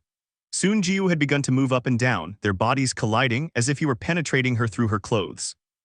No more than 5 minutes had passed since that exercise when Giyu tensed up and felt his member. Giyu laid her down again and held her tightly, kissing her passionately, kisses that almost hurt her. Giyu's weight on top of her was driving her crazy if their clothes didn't start disappearing soon. Giyu roughly opened her legs and pushed, making her moan and shudder. Nezuko forcefully opened the black shirt next to the white one of the pillar and took it off with the help of the blue-eyed man who did not stop kissing her. When they ran out of air, they separated. Nezuko looked at his bare torso. His panties were completely wet. How could it be so perfect? His years as a hunter gave him an athletic physique. Nezuko caressed his chest decisively and kissed his lips as Giyu began to undress her, gently pulling down Nezuko's panties. After she raised her hips, allowing him to lower them, she moved her legs, removing them herself from her ankles, and opened her legs for him. Giyu moved up to her clitoris and struck it with his glands. Nezuko startled, moving her hips, and although he hadn't entered her yet, it had been pleasurable. They looked at each other in the silence of the room. Giyu gently lifted her legs, allowing him to position himself better, and placed one breast in his mouth while again striking her clitoris with his glands. The blue-eyed man enjoyed listening to her sounds and watching her writhe beneath him. The game is over. Giyu, she exclaimed at the pillar's savage penetration. Nezuko closed her hands in the bedsheets, her back completely arched, a contraction making her close her eyes tightly. Giyu kissed her again, this time fiercely, continuing to penetrate her with some force, moving her around. Nezuko could do nothing but moan and moan until she was exhausted. When she caught her breath, she covered her mouth to stifle a scream of pleasure. A slight contraction gave way to a brutal orgasm. Giyu, on the other hand, continued, but feeling Nezuko's orgasmic contractions was enough for him to reach orgasm as well and collapse. Nezuko turned around and moved closer to his chest. The blue-eyed boy smiled and hugged her. Training. After that time when I was with Sanemi and Aguro at the drum house, the boss found out and held a pillar meeting. The first thing we said dampened their hopes a little. Nicaran torches and breathing techniques didn't work against them, and the sun didn't kill them. Nicaran blades are made to kill demons, not monsters. When I unintentionally used my demon ability, my katana completely changed and became made of a special steel. The katanas that can kill them must be made of steel along with a stone called lapis lazuli, which is blue, but apparently it can also change color. Cutting off their heads didn't work on everyone. It worked on low-level ones, but it was useless against strong ones as they regenerated much faster. Stabbing them, cutting them in half worked. The demon told me all that when Aguro and I were alone with him. It wasn't easy to get it all out of his mouth. Aguro had to hit him a few times and almost cut off his head. Sanemi, who had gone to see the dead, upon hearing the cries of pain, went back to the room and saw him without his arms, with only one leg and Aguro's sword in his neck. Maybe Aguro went a little too far. The pillar's spirits lifted when I said their breathing techniques could work, but I brought them down again when I said they had to forget the ones they'd always used against demons. They could do them themselves, but they had to remember that they had to use them against monsters that no longer had anything human about them. Now we not only had to kill demons, but also monsters like the semi-demons, demons with monster parts. The next day, because we couldn't wait weeks or months anymore since there had already been several deaths due to monsters, and I had to go alone since I was the first to know and have a katana that can defeat them, which is tiring because I had to go from one place to another. But on the orders of the master, I did training for the pillars as well as all the annihilators. Aguro and Sanemi were the ones who managed to complete the entire training, so they helped me and gave me ideas. There were 4 tests in total, but they were difficult. The first test was for the body. They had to dodge the temeri balls without touching them or being touched by them. No katana. That was my first idea because the monster I fought moved out of sync. Its attacks were connected by its impulses. And the demon said that they were all like that since they weren't human but animals. Aguro, Sanemi, and I would kick that demon's temeri. She still had skill, but she couldn't kill you anymore. If she hit you, she only made you feel pain.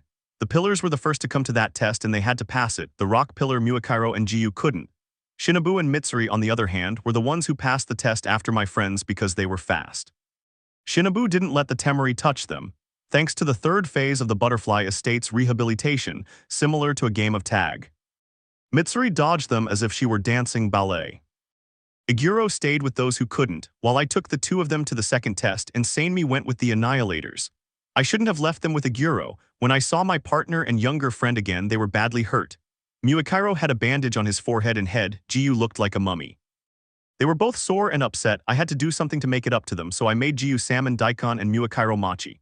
When they ate, their faces changed from annoyance to happiness. While the 3 of us were teaching and helping just me in the village, the men who made katanas were making one just for Aguro and Sanemi since they were the first to pass the 3 tests, but now 4 at their suggestion. It was in the afternoon when a masked man came and gave them the katana. They didn't wait and moved it from side to side, and the new katana, like the Nishitron, changed to black and white. The lapis lazuli stone was easy to find thanks to the demon who told us about it. At first, I didn't understand because the stone has several healing properties. The demon explained that it only worked on people, but with monsters it was the opposite. It was bad for them. The 2 of them didn't have time to say anything or put them into practice. A crow came and told us about monsters that were stalking people in a nearby town. The 3 of us put away our new katanas and went. While the pillars and other annihilators were still in training, Shinobu and Mitsuri couldn't accompany us. They had only passed the first test, 3 more remained and their katanas weren't ready yet. We went to the village and managed to kill many without using any techniques. The first test helped them defeat 2 monsters. When we finished and looked at each other again, they both stared at their weapons with shining eyes. My new katana is strong offensively and makes precise, deep cuts. I don't have to do it twice and it doesn't break even if the blows aren't vertical. This katana is like my third hand, it's not heavy but light. I like it, Iguro said. I love this katana, it's like me and good for defense, Sanemi said. It's strange not having to say forms, but now that I've just fought 6, I've already thought of new ones that will kill them and help make it easier for me. Thank you, Nezuko, you explained perfectly how I wanted my second katana, Iguro told me this time. Even though he had that bandage over his mouth, I knew he smiled. He rarely called me by my name, but that night he did. When we returned, the three of us talked the whole way back without stopping. Apparently, new katanas help strengthen friendships. When we returned to headquarters, the pillars asked us how it had been. The three of us explained the various different kinds of monsters we had defeated. Mitsuri asked to see Aguro's new katana, and when he showed it to her, she asked to hold it. It wasn't similar to the previous one, and even though it was black, it didn't mean anything. 7th demonic moon of Muzan. I must unite all the pillars. What I have to tell them is very important. What's wrong? Shinobu asked, worried. I'll tell you, but first, Raven, you must send this message to the pillars. Everyone must come to headquarters for a meeting. It's of utmost importance, he said. The raven lowered its head slightly and flew out the window. He has just discovered something that could harm not only demon hunters. When will he arrive? Sanemi asked, a little annoyed. Iguro was talking to Mitsuri, who was serious. Muakiro was staring blankly out the window at the night sky. My partner and sister, on the other hand, were talking. They seemed to be arguing. Kamado Nezuko is here, the girls announced. Everyone turned around and looked at me and the girls. They closed the door and sat down. I apologize for the delay. Upon arrival, the boss requested a conversation with me about what he failed to tell them. What is it? Asked the Pillar of Love. As we all know, Muzan created long ago 2 groups of demonic moons, the low-level ones and the crescent moons, which always numbered 6. These same moons went to the final battle, but Muzan didn't take all of them. He created the first demonic moon, number 7. If anything happened to Muzan, this 7th moon would be in charge of all the demons, and Muzan himself gave it more and more of his blood, making it stronger as the first demonic moon. Is there another one? Asked the one with the snake. Yes, I found out today on my mission. He mockingly said I was the last demon moon and showed me the number in his left eye. He also told me he was a descendant and was forming a group of demon moons to kill the annihilators who killed the previous ones. He knew I was an annihilator, but I smelled different like a demon. That can't be. Tamio gave you the cure. I took it too and I stopped being one, Shinobu said. You hadn't told them, had you? Sanemi asked. Did you know? I know many things. That's right, I thought the same thing. But then I remembered a year ago when I stayed with Tamio and Yushiro because of a serious injury. Tamio told me that my blood was different from that of other demons, that it contained a little of Muzan's blood, and even without training I was as strong as a demonic moon. But I was saved from the curse by sleeping for 2 years, although I still had his blood in me. A month later, when a demon bit me, giving me its venom, Tamio had to extract the blood that was mixed with the venom, but in doing so, she also extracted Muzan's blood and gave me the blood my brother donated. That's why I was the first and only demon who could go out in the sun without dying. I was no longer one of Muzan's demons. I was a unique and different demon who could go out in the sun. And when Tamio gave me the cure, that cure contained a little of Muzan's blood, so it didn't work like Shinobu's. What? So you're still, I'm half demon, half human. The demon moon didn't know that, nor that I was still a demon who could go out into the sun thanks to my human side. If he had known, he would have wanted to devour me. Has he already formed his group? Sanemi asked. Yes, but there are only 3. He wants to create 7 demonic moons. I was late getting here because the boss spoke with me and said that, just like that demon, he had to create a group of moons. Why did he ask you? Asked the one on the rock. If that demon finishes forming that group, not only will people be in danger, but all the annihilators and pillars who went to the battle will be too. That demon is strong. I fought him and learned several things I didn't know, I said, showing my neck, which still bore the wound from his katana. Did he do it? Muakiro asked, touching my neck. Yes, in our short fight he pushed me. When I was on the ground, he sat on top of me and tried to cut my throat. I mocked him, and before he could say anything, I kicked him, sending him flying into the wall. The demon quickly got up and ran towards me and tried to hit me, but I used my 8th form. I appeared behind him and smiled before delivering several blows and a kick to his groin. I wouldn't have wanted to be in his shoes, Muakiro said, closing his legs. I felt a little sorry for him. Because of the kick? No, not that. The last blow I landed sent him flying the other way. He crashed into the trash cans and hit his head hard on the wall, I muttered, wincing. I think I can still hear the sound of his bones cracking. Did he say anything to you? Well. Flashback. You are strong, I can't deny that. The portion of blood that Kibutsuji gave you that night is the same he gives to his crescent demonic moons. So what? He didn't kill you that night because he wanted you in his group of moons. Am I wrong? No, you're not wrong. He told me before he did it. That time your brother met him, if my boss had known he was your brother and you weren't far away, he would have kidnapped you, but that wasn't the only time. What are you taking about? That demonic woman you fought that night when your brother couldn't. Did you really think she wanted to kill you? No, Muzan wanted you alive, and if she couldn't do it, his brother would, but that damned sound pillar discovered them. Sing her a lullaby. What? Yes, he wanted you alive, but then he changed his mind when he found out you could go out in the sun. Don't feel bad. End of flashback. If I had killed him, nothing would have changed. One of his moons, the strongest, would have played its part and his group would be finished. Don't misunderstand me, I did want to kill him. I couldn't, but I weakened him greatly and inflicted a wound that, no matter how many people he devours, will require rest to heal. I smiled, remembering his scream and how he ran, almost crying. So you'll form your group? My partner asked. If I do it, they won't be called demon moons but crescent moons, and there will be 3 rules. First, do not harm people. If you do, I will know even if you lie. Second, kill the demon moons, and third and last, come to the aid of the annihilators who are in danger. I don't know, Giyu said, scratching his chin. Demons always lie. I'll keep that in mind. If I make my group, I'll only choose people whose family or someone close to them has died, but not those who have someone who hasn't. That might work, Shinobu said. When I was a demon, I never needed to drink blood. At first, I wanted to, but when I regained consciousness, I didn't care. Even if I saw people with wounds with Nezuko's blood inside me, I didn't need it. What if they take blood? Muakiro asked. Can I kill them? Sanemi asked with a smile. Come on, I'll help you. I'll give them a quick or slow death depending on who I kill. All right, let me make it clear that if they devour anything, even if it's just a human, one of the pillars will kill them, I said, and Sanemi's smile widened. I detest demons, the snake man spoke again. I want to be one of those pillars. We all will be, they said in unison. I smiled and looked at Giyu and Shinobu. They nodded. Let the search begin. Will you marry me, Nezuko? I asked worriedly when I saw my girlfriend almost down. I knew she had cried when Nezuko lifted her face to look at you. Is something wrong? I asked again. Nezuko didn't answer and hid her face in my chest. Something bad had happened and she was trembling too. How long was he outside? It was starting to get cold because winter was approaching, but it had already begun to feel like it was getting colder. Come here, I whispered and walked with her to my room. I sat down and took her in my arms. Nezuko shrank back and hugged me. Nezuko, did something happen? Why are you sad? I asked gently. I didn't like seeing her like this. I saw a girl who looked like my younger sister, the one Mom was trying to protect, and she asked me for help. I know there are many children in the world who look alike, but she was identical to my sister. And then I saw a boy next to her, and I remembered Shidru. You said it yourself, there are many children in the world who look alike. But she looked like my sister. Nezuko, I tried to reason with her, but I couldn't find the words. My girlfriend always got sad when she saw a family or children the same age as her siblings. I wasn't judging her, I felt the same feelings of pity and loneliness, but over time I began to process it. I'm scared, she whispered, starting to tremble. About what? I have a feeling something's going to go wrong, something's going to happen, she murmured, but I kissed her, silencing her and stopping her trembling. Nothing will happen, I tried to calm her down. Nezuko. Yes, he whispered, stepping back slightly. Why are you nervous? I'm terrible at these things. Giyu, I called, touching my cheeks. You know you can tell me anything, we're a couple. I know, and when I first saw you, you caught my attention. The first demon who didn't devour a human left me thinking for days. When I saw you again, asleep in Tanjiro's arms, I protected you because that night I felt something for you that I didn't know how to name. But after that day in the forest, when you comforted me and didn't leave my side without saying a word, you made me feel calm. You didn't hate me, and all those times you worried about me made me happy and made me feel, for the first time, that I was important to someone. But I also died when you were sick, like that time you slept for 5 months.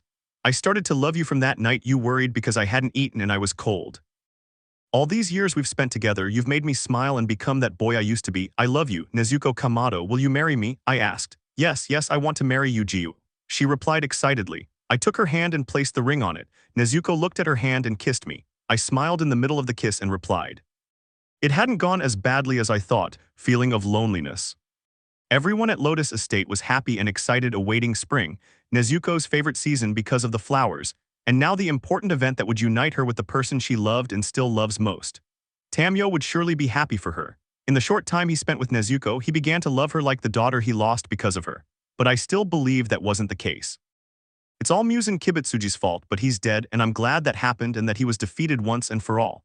He deserved it. I just keep hoping they made him suffer, even if only a little. I'm proud of having scared him. I felt so much hatred for having killed Tamio. I can make people feel fear if I set my mind to it. I just hope that Nezuko would be happy with that water pillar, have many children and grandchildren, and die an old man. Nezuko deserved it. She deserved to be happy after everything she suffered as a child. At 11, she lost her father and had the role of a second mother from a very young age. At 12, she had to witness the death of her mother and younger siblings. She was turned into a demon, fought alongside her brother for years, and helped her friends when her only destiny was to die. Out of billions of people, Nezuko deserved to be happy and have her dreams come true, but dreams against fate and life were never on the sidelines. I smiled as I watched first-time annihilators emerge from rehab. It was fun to see others suffer. I continued walking with the basket of sheets in my hands, but I dropped it and fell to my knees. At that moment, I began to feel a lot of anger, as well as the same feeling of loneliness I felt in that battle when. No, no, no, no, no. I got up and started running to the gate, gave it a strong push, and left the ranch without any particular destination in mind. Why did I have this feeling of loneliness? Why did I feel as if something important inside me had left and couldn't come back? I didn't know where I was. Ever since I left the Lodo Ranch, I'd been walking aimlessly, my feet were leading me astray. I continued walking until I reached an alley, frowning at the sight of blood on the floor and walls. I was stunned to see a Hayori on the bloody ground and a katana very similar to the one. I ran and knelt down to see the blood-soaked Hayori, but even then I knew it was pink with patterns and the katana. This couldn't be true, Nezuko couldn't have died. Surely she gave up her Hayori and katana for a reason and she's alive on her own. She's dead, a woman whispered. I turned around and saw the person. She was hugging her legs with blood on her forehead, neck, and other parts of her body. Do you know what happened? I asked. She nodded slowly. They fought and that pink-eyed girl seemed to be winning, but then she lost and went. Don't say any more, I interrupted, turning my gaze back to her Hayori. So he left us to cry and suffer. That damned vile demon killed her. What was he like? His hair was white and his eyes red, his smile was sinister. He said he was the 7th moon of Muzan. So after all, Kibutsuji did turn that crazy guy into a moon.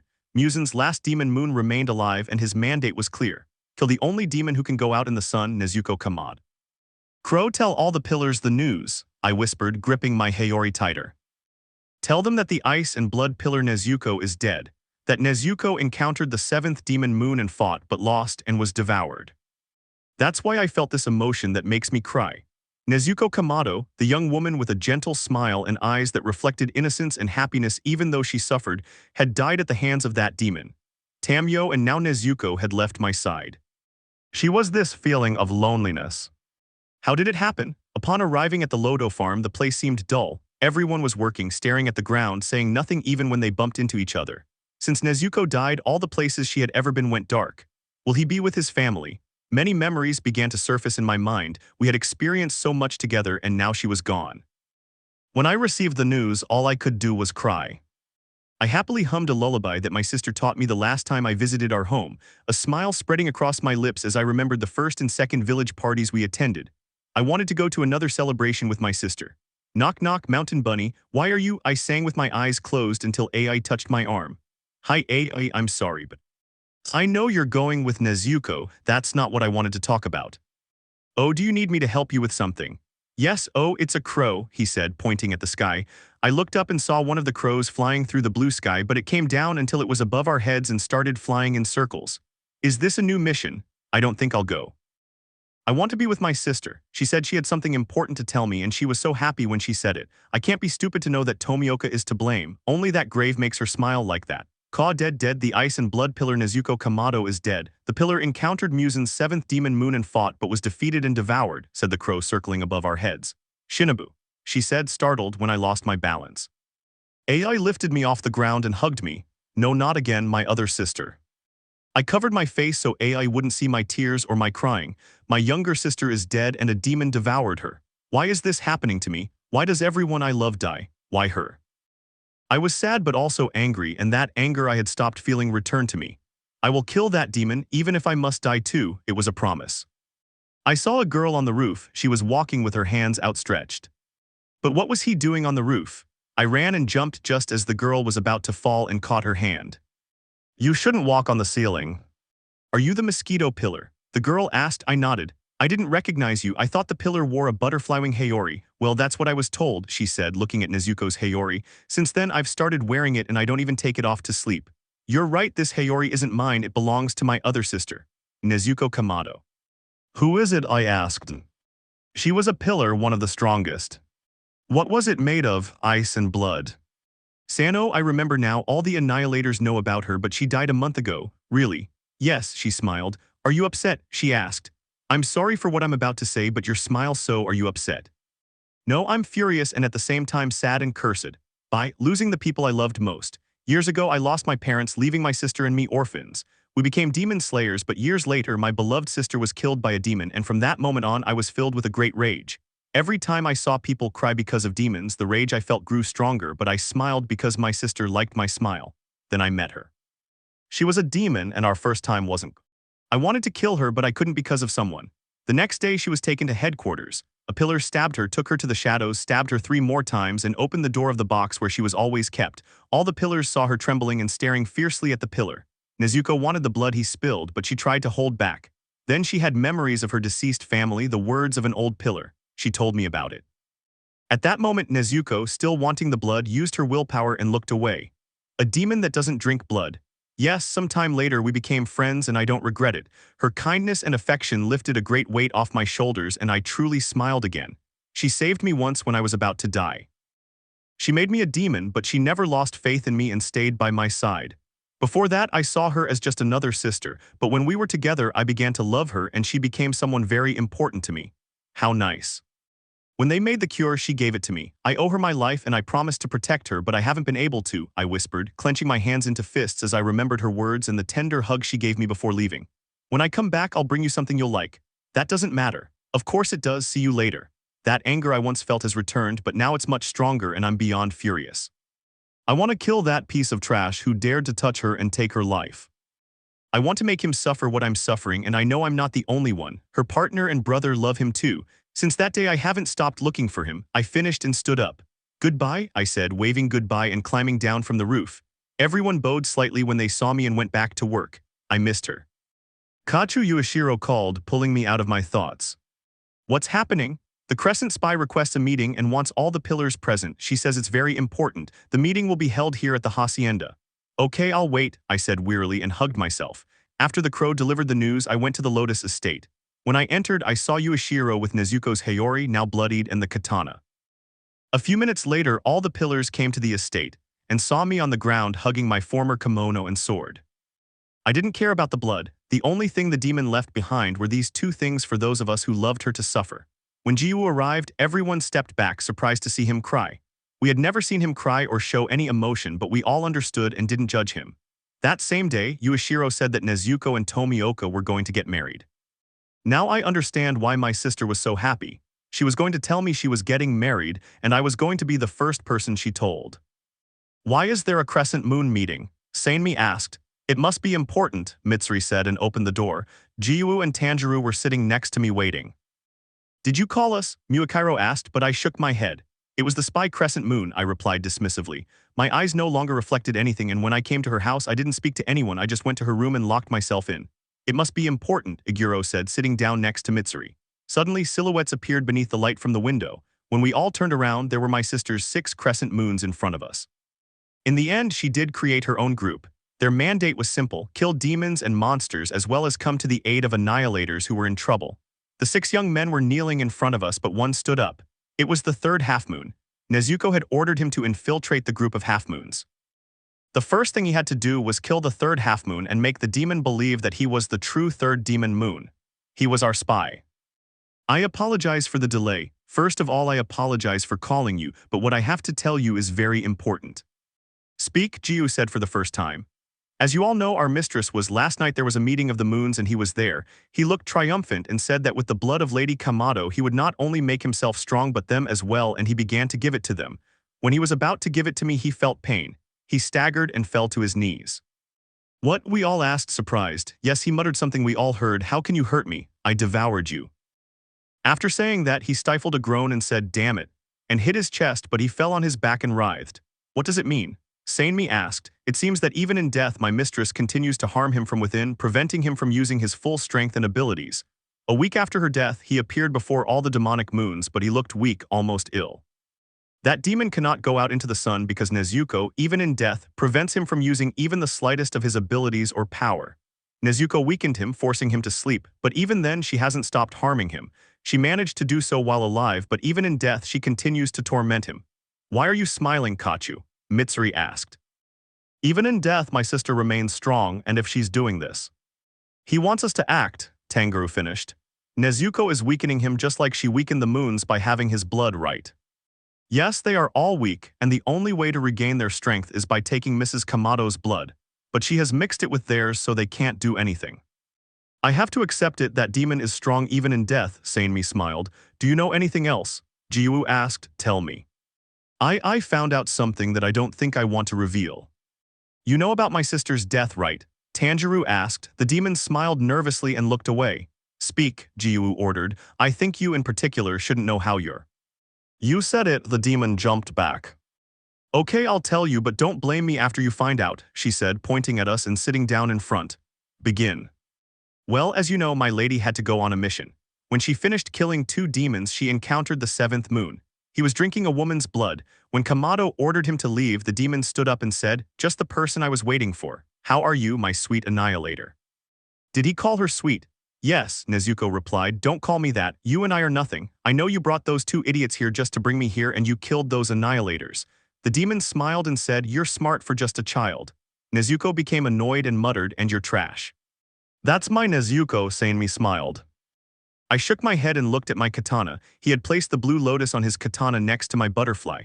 What will you do to me? Will you take away my title? Will you use your ice or blood tactics? Show them to me, I want to see them all. What did Nezuko say? She asked him with a smile. How's your wound? Did Nezuko hurt him? Zenitsu asked. We all turned around and saw him in the doorway with a Nasuke. This meeting is only for annihilators, Aguro said without looking at him. And why is Tanjiro here? Maybe it's because Nezuko is his sister, Muakairo said annoyed. I'm staying, Nezuko was my only friend too. I want to know how she died and if it caused her pain, Inosuke said, sitting down next to Tanjiro. Continue. When the woman asked for help, the demon punched her.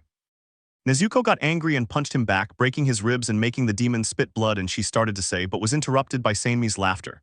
I would have liked to be there at that moment too to help her. The demon admitted he was stronger after their first fight even without drinking blood, but he didn't care. He would kill her and become a perfect being, he told her, and tried to hit her. But Nezuko dodged the blow, grabbed his wrist tightly and kicked him, knocking him down. He whispered, you Ray a bitch, Kamado, and she replied, and you're trash. The demon got up and they began fighting hand to hand. The demon could never touch her. When he got close, Nezuko would elbow him or sometimes kick or punch him, sending him flying or knocking him to the ground. The demon seemed to tire of always being beaten and began using his demonic abilities just like Nezuko. Blood demon ability Dark Phoenix, she said, and a black bird flew swiftly towards her. Ice-breathing 4th style avalanche, he also said, and a wheel of ice along with snow enveloped the phoenix, cutting it to pieces. How you're a damn bitch. She screamed. Blood demon ability Grievous Claws. Ice-breathing 9th style Winter Shield. Keep showing me so I'll know how to use them when I devour you, he smiled. Dark Dragon. Ice-breathing 10th style Dragon's Breath Change. She whispered and an ice dragon appeared and they began to fight just like Nezuko and the demon. Nezuko's dragon was stronger than the dark one and froze it with its breath, killing it. Nezuko was winning and he knew it, so he started saying things that hurt her, not physically. Before I tell you, I want to ask Tanjiro something. Yeah, how did your brothers die? I don't know, I wasn't there at the time, only Nezuko. When I got back this morning, the first thing I smelled was blood. I got scared and ran to the house. Nezuko was standing with her back to the door. Our little brother, Rokuta, always loved being with Nezuko. He saw her as his second mother and liked it when she held him because that way he could sleep on her chest. When I saw Nezuko, she seemed to be hugging Rokuta. Our brother died while he was on her chest. How sad. I'm sure Nezuko blames herself for being alive and not her brother whom she tried to protect, said Mitsuri. You guessed it. In my early days as a hunter, I asked her how they had died. Nezuko didn't answer and turned her back on me. When I asked her how Rokuta died and how she survived, the only response I received was crying, that she wouldn't speak to me for days and that she would always stay in the box. Idiot, Aguro muttered. How could you ask him that? I just wanted to know. You should have been more gentle, I finally spoke. If you had been there, your brother would have died on your chest and you would have been left alive, unable to do anything, and someone would have asked you, wouldn't you feel bad? Yes. Continue, the one on the rock requested. He had been silent since they arrived and the crescent moon began to speak. I understand now, murmured the demon, staring at a fixed point. What thing? The demon said to him. You know what Muzan told me the last time we met. The blood of your brothers tasted good, especially that of the child you tried to protect but couldn't. I would have liked to taste it too bad I didn't devour him. Oh no, I whispered and covered my mouth. That's why the demon was able to defeat her. She invoked her deceased brother whom she tried to protect and he died with her. Yes, and it didn't stop there. He continued naming all her brothers. I never thought anyone could feel the anger that Nezuko began to feel. She screamed that she hated them, which made the demon laugh, and he continued speaking to her. Go on, we want to know, Muakiro said this time, his hands clenched into fists. He asked, how do you want to die, face up with your hands raised and fear in your eyes, or face down like your brother whom you loved so much? Who were they? I asked Tanjiro. Takeo was our third sibling after Nezuko. When I saw him, he was lying on his back, his hands raised, open. I think it was because he screamed and his eyes wide open. His gaze reflected fear and terror. Shidru died face down, staring at the floor. How inhumane, Sanemi whispered, his hands clenched into fists. I hated Muzan for the deaths of my siblings and mother, but Nezuko was the opposite. She felt a deep anger toward him. My sister hated him with all her soul because she witnessed their deaths and couldn't save them. Every time she fought demons, I could feel her anger, but when I was hurt, it wasn't anger anymore, it was rage. The rage she felt fueled her fight and gave her strength. Well, when the demon told her the following, she began to tremble, and the anger she felt mingled with suffering and regret. Don't stay silent, Inosuke said angrily. I want to know what that piece of trash said to my friend to beat her. You're weak as your little sister. What was her name again? Aiko. No, sorry, that was your mother's name. Hanako, if I'm not mistaken, she was just as weak and pathetic as you. First, she begged your mother for help, but Muzan killed her right in front of you. Even though she was beautiful, it was a shame for him. Nigsan, help me, your sweet little sister kept saying, but you couldn't do anything and you never will. Tell me, Nezuko, what good are you? You're the worst sister, just like you are a daughter. You're not only pathetic, but like your mother, Aiko, she began, but stopped and covered her mouth. I don't want to say what's next, but when she did that, it was the last straw for Our Lady and she exploded. What did he say to our mother? I think maybe he called her a bitch. Tanjiro, I called out in fear when his face changed and he tried to get up, but Giyu pulled him back down. I hugged him before he could try again. Tanjiro seemed to calm down. Nezuko yelled at him not to say her mother's name again. The demon laughed again and finally said, Dad, Tanjiro interrupted and the demon nodded. He said, your father must have known better, even though he was always sick and did that silly dance for the fire god. I'll kill you just like all the people you love. After saying that, he finally managed to strike her, breaking her ribs. Then he said, let's do the same thing he did to your mother. Let's begin. He smiled macabrely, grabbed her neck, and began to strike her repeatedly, not forgetting, of course, the times he threw her to the ground and against the wall, constantly breaking absolutely every bone in her body. When he stopped, the floor and the wall were already covered in her blood. As I said, all her bones were broken and her face, well, it was covered in blood. When the demon said, don't you understand that I'll give you a gift? I'll let you be with your, but Nezuko raised her hand and scratched his face, making him scream, even when he's weak. I asked, speechless. The demon nodded. He now has a scar from his eye to his cheek. At that moment he yelled at her, you're a bucking boar. Then he kicked her and asked her to say her last words, and she said, coughing and spitting blood, go to hell. Blood explosion. Well, yeah. He lied to his moons, saying he killed her after those words, but it was a lie. He failed to tell them something. What? Sanemi asked. After he spoke to her, trying to get her to lower her guard, and succeeded, he didn't tell them that last night was the second and last time that the Annihilator Nezuko Kamado's Demon Slayer mark appeared. Really? We all asked, and he nodded. Yes, having her blood, I knew my lady was tired and badly hurt. All she wanted was to close her eyes. Her wounds were large and deep. She couldn't concentrate on healing while in so much pain. Her whole body was weak, her legs trembled, and she fell on all fours, coughing up blood, and she began, but stopped speaking when she saw me, Tanjiro, and Muakiro crying. Sanemi was biting his lip, holding back tears, as was Giyu. Iguro just stared at the floor. My sister, I wasn't there for her when she needed someone to help her. I promised I would protect her, but I couldn't. I'm the worst liar. Go on, the rock pillar requested. The demonic moon laughed at her and mocked her, saying, I pity you. Are you really the demon my lord spoke so much about? The perfect demon, sister of the last descendant of the sun's breath. Seeing you on the ground like this makes me feel so sorry for you that I don't even want to kill you, but I must, so I can become a perfect demon, more perfect than Muzan, she said, laughing again. Many of us know that when someone is about to die or is badly hurt, they think of or see someone they loved or who was very important to them. And at that moment, Nezuko, a soft feminine voice, called her. Mother, stop, you did well.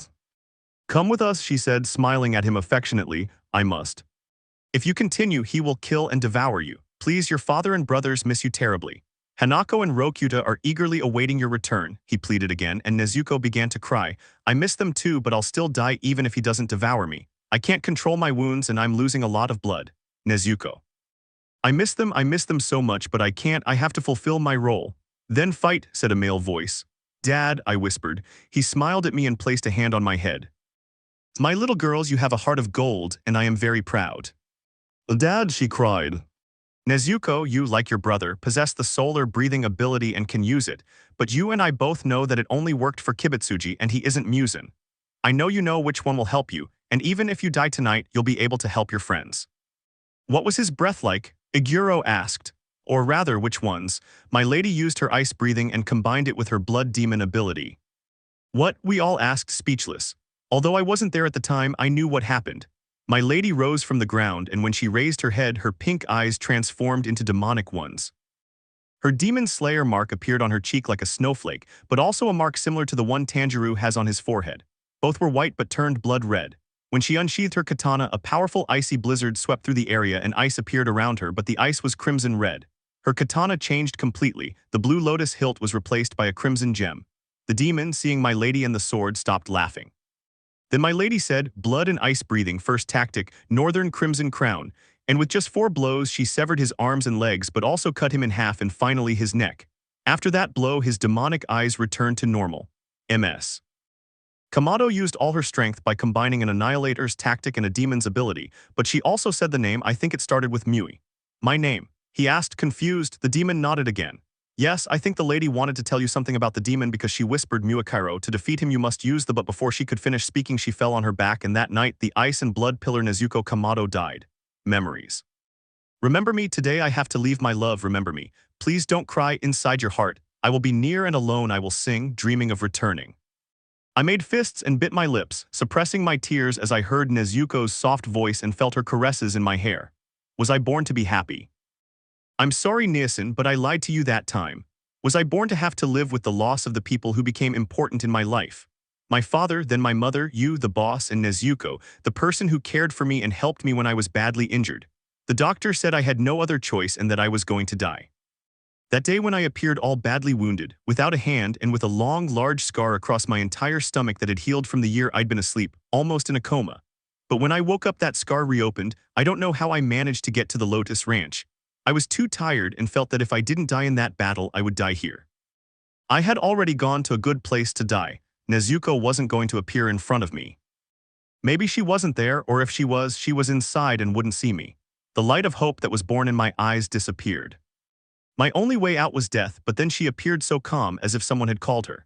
She turned and looked at me. She saw me terrified and ran towards me. Feeling his arms wrap around my body in that weak moment was a good feeling, and I was able to close my eyes because I knew I was in good arms. I will always remember the first night we met. I was making paper airplanes. She came up to me and sat next to me to watch me make them. It had been a long time since anyone had come near me, and paper airplanes were very important because that's what my brother and I did for fun. We didn't have toys because we were poor, but the 4 of us were happy together. A short time later, I learned the story of the Kamado siblings. They lived on a mountain. Nezuko was the second oldest of 6 siblings, but responsible and loving. They were all poor. Their father died of an illness, and their mother and younger siblings were killed by Muzan Kibitsuji, but Nezuko was the only one who survived. Tomioka found them and was going to kill her because that's our job, to destroy demons. Tanjiro tried to defend her, saying that Nezuko wouldn't kill anyone, and when Tomioka tested him, Tanjiro lost, but he almost managed to kill him with his axe. Nezuko struck Tomioka and went to her brother. He thought she would devour him, but she didn't. She stood in front of him like a shield and tried to fight Tomioka, even though she knew she was going to lose. The second time we met, I knew she was in the same place as me and I waited for her to play. When Nezuko saw me, she came into the room and sat down again to watch me make paper airplanes. When I finished the first one, Nezuko's eyes lit up and she looked at the airplane as if it were a great wonder and I were an extraordinary person, but anyone could make paper airplanes. That night, although neither of us said anything, was special for both of us. Nezuko reminded me of Niasen and I of his brothers. In a short time, we both realized we were very similar. We had many things in common, and we began to care for each other as friends. But our affection grew to the point of loving each other, but not in the way she and Tomioka loved each other.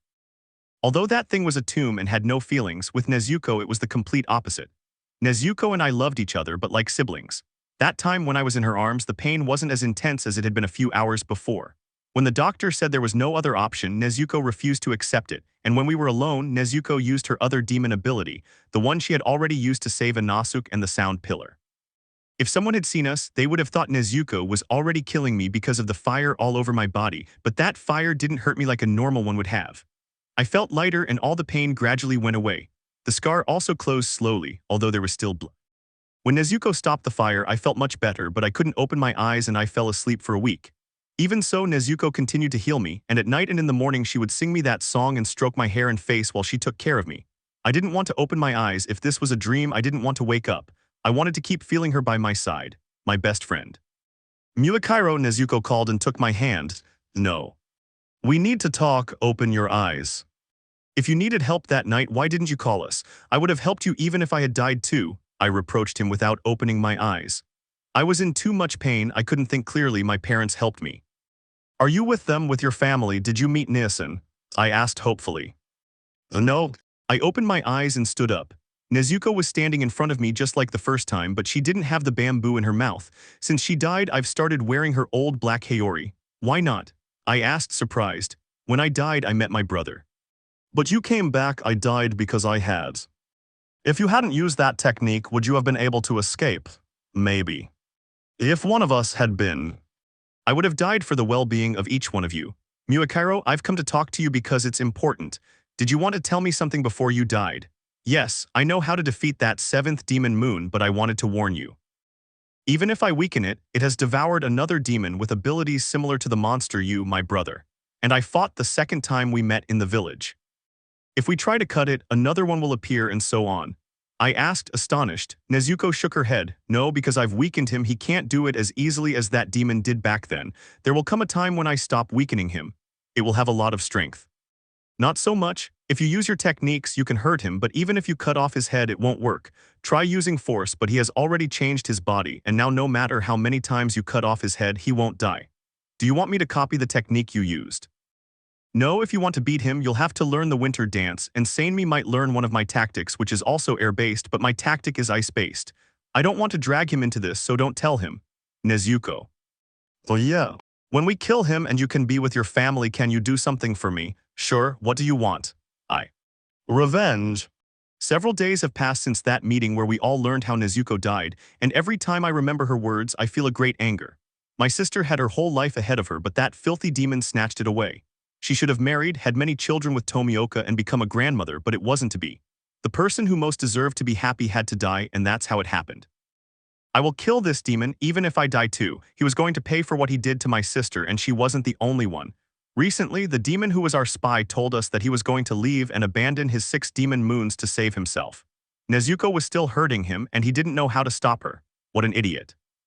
Yuichiro Tanjiro and his girlfriend, whom I hate and will never stop hating. Tanjiro deserves someone better. We're the only ones who knew what he looked like. None of us know. Tonight will be the last night he spends with his moons and monsters. It was now or never. I took off Kanni's Hayori and put it in a drawer before taking out Nezuko's. When I was 2 years old, my mother gave me this kimono as a birthday present. I used to wear the black one that many people saw me wear. Everyone in my family wore a plaid Hayori like Tanjiro's, but my mother gave me this pink patterned one. Whenever I wear it, I remember my mother, and now that I have this uniform, I wear this kimono as a Hayori. Now I understand how you felt when you wore it. You and I both use things that were given to us or inherited from someone special in our lives. You helped me countless times, making my last sisterly wish come true, though not completely. You gave me the chance to live not as a huntress anymore, but as a normal girl during those 2 years we were together. Although I haven't married or had children yet, if I have a daughter later on, I'll name her after you, Nezuko Kachu. That doesn't sound bad. I smiled and looked at myself in the mirror. I was already wearing her kimono and my hair was tied back in a braid. I promise I will avenge you, and if I die we will be together just like my sister. I got out of bed and left the room she gave me at this ranch. The inherited name was not only because he liked those flowers, but because the trees surrounding the place are lotus trees. Are you leaving already? Muakairo asked, leaning against a tree. I sighed at the sight of him in his black Hayori. He'd never worn a Hayori before, but since she died, he'd started wearing one just like I wear my kimono. Giyu already had a 2-colored Hayori and wasn't wearing anything of hers, but I was wrong, he was wearing something of hers. The last few days she was with us, we went to a beach. Nezuko was afraid of the water because she didn't know how to swim. That time she was holding my hand, which filled me with tenderness. When we were all seated, Tanjiro, me, Nezuko, Giyu, Muakairo, Mitsuri, Sanemi, Aguro, Inasu, Kano, Zenitsu, and Chayaki. The first thing we did was eat. After that some got up. Some of those were my sister and Giyu. He approached her and loosened her hairstyle. Nezuko didn't understand, but she still started chasing him, saying, Giyu, Tomioka, give me back my ribbon, but he didn't hear her. He grabbed her by the waist and went into the water. I remember Nezuko's fright when he lowered her and stepped back further into the water. Nezuko wanted to go back and return to us, but she still followed him, trembling every time a wave hit her. The water was now above her neck, and finally she was able to stand in front of him. When Tanjiro saw her go into the water, he got scared and wanted to follow her, but I calmed him down and pointed them out. Giyu put his arms around Nezuko's waist and kissed her. She hugged him before responding. They looked so cute together, they made a perfect couple, but that trash drove them apart. What are you doing here? I'm going to do the same as you. What am I going to do, in your opinion? To avenge Nezuko, I want to do it too, but we won't go alone, the pillars will accompany us. Really? You two stop talking and let's go. It's only an hour until 7, Giyuu said irritably, sitting on a tree branch next to Mitsuri and Sanemi. Sanemi jumped down, landing in front of me and Muakiro. That trash can only come out at night. Are we going to avenge her or not? Of course. Let's go, said Giyu, lowering the sleeve of his uniform. It will take some time to get to their headquarters. Bye, Nezuko. The best sister anyone could have. We had already arrived in Tokyo. The crescent moon told us the place where the meeting between the demon moons and monsters would take place. The demon moons had tried to merge with the monsters so that the pain Nezuko caused them wouldn't be so intense, but now that they had merged, the monsters contained a little blood within them which caused them both suffering. I felt proud. Even in death, Nezuko hadn't abandoned them, though I was still a little sad. Because she was bound to that demon, she couldn't be with her family. She chose to stay with him to help us. She fulfilled her role as a pillar even in death. It was now or never. What did he say his signal would be? Tanjiro asked. We were all hiding. Aguro, Mitsuri, Sanemi, and Muakiro were on top of the wall behind the place. Giyu, the guy from the rock, and Tanjiro were in a blind spot. As we walked through the streets, AI called me and pointed to an alley with blood everywhere. I couldn't hold back and cried when I recognized the place. The pillars who were walking ahead came closer to look at me. When they saw the blood still on the walls and floor, they all knew the same thing I did.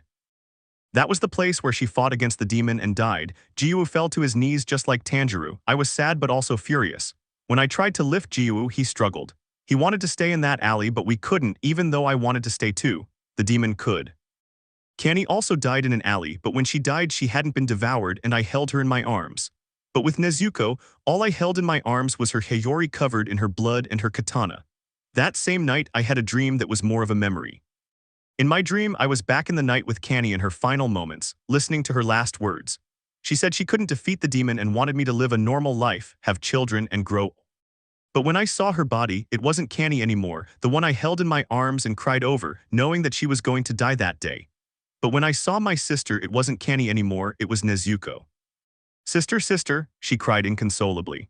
The last person left alive from my family was Kanny, my dear and beloved older sister who saw demons as humans and wanted that. Smiling in those moments felt ironic and mocking, but Kanny liked my smile. She said that besides loving me, she loved my happy, sincere smile even though I had changed. I no longer smiled because I was happy, but because I was exhausted, sad, and angry. When I looked down again, the body I held in my arms was smaller. My Hiyori was no longer the previous white one, but rather resembled butterfly wings. The girl didn't have two butterflies either. Her hair was tied in a ponytail held by a pink ribbon. Two long strands fell to her chest, and beside them was another ribbon that symbolized innocence. When the girl opened her eyes, they were no longer lilac but pink, which previously had a small sparkle. This young woman didn't need to smile for them to know she was happy. The sparkle in her eyes did that. Her face, which often caught the attention not only of men but also of women and children because it was flawless. Her eyes were neither too big nor too small, her nose was well-defined, her cheeks had a soft pink hue, and her lips were the color of cherry blossoms. In my dream, she wasn't like that. Not only did blood adorn her lips and chin, there was also blood on her forehead, cheeks, and even on the eyelid of her left eye. Where had her beautiful angelic face gone? Ni Nezuko, Nezuko, the moon is beautiful tonight, she whispered, but with each word she inadvertently spat blood, staining her uniform and Hiyori. Sister, please don't leave me too, I need you, I don't know what I'll do without you. I'm sorry, I couldn't give you what I coughed blood promised I was going to bring you. That doesn't matter, I said quickly. Your friendship gives me what no one else ever could, she said, taking his hand, the one that held the ring he had given her. Nezuko tried to smile, but instead winced in pain. Still with her last bit of strength, she raised her other hand and placed it on my cheek, gently stroking it. His touch was so soft, almost timid, but I knew that caress meant he wanted to calm me down and make me stop crying. You are the best, only, and most wonderful sister anyone could ever have, she whispered, tears welling in her pink eyes, now devoid of happiness, filled only with sadness. I'm sorry for leaving you. You too, you're wonderful, Nezuko Kamado, you were my best coincidence, I cried, hugging her hand. You have nothing to forgive. I don't feel pain anymore. Of course you feel it, don't try to lessen my pain and sorrow like she tried that time. I'm truly calm and even happy because I'm in the arms of my dear older sister, she whispered, still crying, but little by little she began to close her eyes. No, please no, Nezuko, the moon is beautiful tonight. Please smile before I die, I want to see your sincere smile one last time. And I did it, I smiled at her even though my lower lip trembled and I couldn't stop crying. I did what she asked and I hugged her close to my chest to sing her what she taught me. Knock knock Mountain Bunny, why are your ears short? Knock knock Mountain Bunny, why did you give me another wonderful sister and tonight you take her away from me? I sang, stroking her cheek. Nezuko started crying again and slowly closed her eyes, a smile playing on her lips, her eyes flushed crimson. Nay-san. Inside I was happy because I was with her even though I know it was just a dream. I discovered something when I woke up. It is said that in the past, Japanese men were shy about saying I love you to their partners, instead saying the moon is beautiful, isn't it? And Nezuko told me several times in my dream that she loved me. Maybe it wasn't a fantasy or a dream I imagined. Maybe she really wanted to be with me in her last seconds of life or when she was already gone. I am truly calm and even happy because I am in the arms of my dear older sister. Demonic moons. Do you think he forgot and is now turning his back on us? Tanjiro asked from beside me. The truth is I'm exhausted because demons always lie, but he swore loyalty to Nezuko and she's protected him. She didn't let that demon give him his blood. He joined the group willingly, not because he wanted to, if he turns his back on us. I'll kill him with my own hands, Sanemi said and looked at the silhouettes again. I think the signal was a Mitsuru was about to reply, but an explosion inside the building interrupted her. That was our signal. We all came out of our hiding place and ran. Some, like the rock pillar Kanao, Ai, this is the first time she's joined the fight. As she says she was always weak and only survived the finals by luck, and Mitsuri hadn't come for revenge. They had to finish off the monsters and half-demons, or other demons could do the same, and it would be difficult for some to defeat them since breathing techniques and other techniques wouldn't work. But for us, me, Giyu, Tanjiro, Muakairo, Sanemi, Aguro, Inosuke, and Zenitsu, it was different. We would avenge Nezuko. What was that? Some men asked. We weren't close to them yet, we could only hear their voices and they continued like that. When we heard another voice, we all stopped. Shut up and leave me alone, you damn demon. Are you talking to me? I'm not talking to you, you idiot. I'm talking to the demon I devoured who hasn't stopped hurting me for a second when all she should do is keep her eyes closed. I killed her as so I won. Liar. Sir, you are not the only one suffering because of you. If you hadn't given us your blood, we wouldn't have had to join with. If I had known what would happen, I wouldn't have devoured that black-haired woman with horrible pink eyes. Calm down, you just need to stay calm and not run towards that deranged piece of trash. What did you say your second sign would be? Mitsuri asked again. A second one. I asked, confused. She nodded and looked downstairs just like everyone else. There were 8 demons, 6 were kneeling in front of 2, one was shirtless and had some scars, the other, on the other hand, did have a white kimono. When I saw the boys with white hair, they caught my attention. Did I know them? Before I could try to act, Aguro and Sanemi's words alerted me and made me touch the lotus on my katana. It's him, that trash, they whispered at the same time. Excuse me, Zenitsu said, drawing the attention of the 7 demons. Which of you is Muzan's 7th demon moon? He asked. We've come to avenge a girl who was devoured by the 7th, and he began, but Sanemi, glaring at him, punched him, covering his mouth, and Muakairo struck him. You could see the anger on his face. I knew we shouldn't have brought him. At this moment I understood why they seemed familiar and their red eyes had something pink about them. But why were there 2 of them? Before the water pillar proposed to her, she was my waifu, not to say girlfriend, just friend. Well, we never really talked, although I did try to approach her once, but Tanjiro stopped me and then we ran around in circles. He kept saying, Zenitsu, stay back, don't come near me. But before that, I defended her once from Inosuke, who was wearing a mask and yelling, assault. And then, I sensed the presence of another demon. Before Nezuko knew she could go out in the sun, she was just in that box. I told him no, that box belongs to Tanjiro. And then he said, don't you know there's a demon in there? I replied, of course I know. Then Tanjiro headbutted her, which not only made her stagger but her mask fell off and I thought she was a girl because of her feminine face. Like you said, Inosuke shouted, approaching him. Excuse me for reminding you, but this sissy gave you a few kicks. You're the worst, what were they? So this is the plan. Stop talking already. Aguro, Sanemi, Muakairo, and Giyu said, annoyed, but he still didn't stop talking even though he was trembling. The one who shouted, take a step forward so I can get to know him and find out if what everyone says is true. What thing? We heard one of the demons ask. It's not just cats that land on their feet, he said, and the floor beneath the demons collapsed, leaving everyone speechless. We were the second sign, let's go, Zenitsu said before leaping and landing where the demons had been. They had all run in different directions, but this place isn't that big and the only door is behind us. Now or never. Cherry Blossom. I thought that if anyone was going to follow me, it would be a strong pillar, a man perhaps, said the demon. Don't trust appearances. I'm not going to fight with a girl again, so you'd better leave or I'll leave too. But before you do, I want to ask you a question. What's your name? And why are you wearing that demon's Hayori? She's the one who makes my life miserable. Are you afraid that someone else might beat you? Of course not, I always win. That girl was too weak. Whenever I devour people, I always keep something that was previously theirs, and I kept this, she said, showing a pink ribbon. Damned. So you're friends with that weakling. I don't understand why it was so hard for Muzan to kill her, that girl with the violet eyes, but also pink. Do you know she cried? Her crying was so irritating. She smiled, but stopped and stepped back when she saw me. Don't you dare speak about my sister like that. I screamed and tried to slit her throat, but she disappeared. Was she your sister? He asked from behind me. I'm sorry for saying that, he apologized and punched me in the back, knocking me down. It was strong compared to its moons. Be quiet. Let me take back what I said. Your sister was a liar. Did she make everyone believe she wanted to protect her little brother? It was a cruel lie. If she had wanted to save her little brother, why did he die and she survived? Do you know why Muzan wanted her? He asked me with a smile. Muzan first said she was as weak as her mother and siblings. Your sister wasn't there when he killed them, but she still tried to defend what was left, only to save herself. Don't silence Nezuko's name, you don't know her. Of course she's here, so we're very close, he said, gesturing to his stomach. Her blood was exquisite. I envy the person who got to be with her. Her skin was so soft. Shinobu, Tanjiro shouted, entering the place with Giyu behind him. Great, more people, he smiled. Before we were interrupted, I was telling her what a liar her sister was. Before I killed her, I not only took this from her, but also, he said, pulling out an engagement ring. Now she's always with me. The girl cried and hated when he started to speak, but Giyu rushed at him and cut off both his arms when what he really wanted was his neck. I will kill you. You will pay for killing Nezuko. Oh, she means. That's not true, Tanjiro said. Nezuko had a protective and maternal instinct from birth. When our third brother was born, she was just a child, but she still took care of him, and she did the same with everyone, including me and others when she was a demon. She never hesitated to protect them, even if it meant losing a leg or a hand. Nezuko couldn't protect our brothers, but she still protected us, and she still does, he said, drawing his katana. You say my sister was weak, I whispered, standing up. Then why do you have those scars and why aren't they healing? That night wasn't the only time you encountered her. The first time Nezuko hurt you and you ran like an idiot to save your own skin. Why are your moons so weak? Do you think you're so important just because you're Muzan's 7th moon?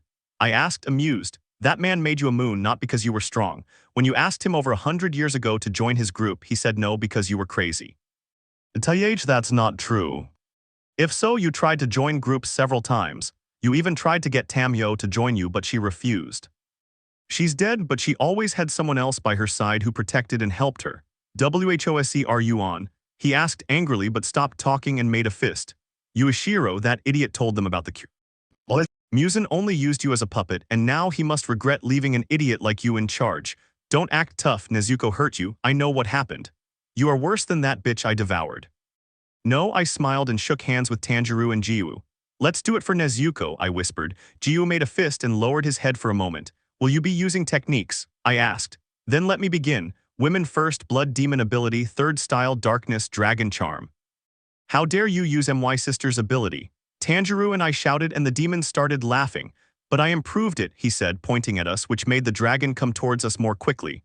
Water breathing, second style, Giyu spoke. Water wheel, he whispered and ran towards the demon. Blood demon ability, ice blade, he said, trying to strike, but the blade vanished and he fell to his knees. Damn it, I hate when he does that. Tio, am I okay? I shouted. Giyu looked at me and damn it, he was thinking the same thing as me. Nezuko was hurting him again. It gave us an advantage. We had to attack. We couldn't waste what she was doing for us. Imminent darkness, Mara. Dance of the Fire God Waltz, Tanjiro said, slicing the illusions in two. Shinobu.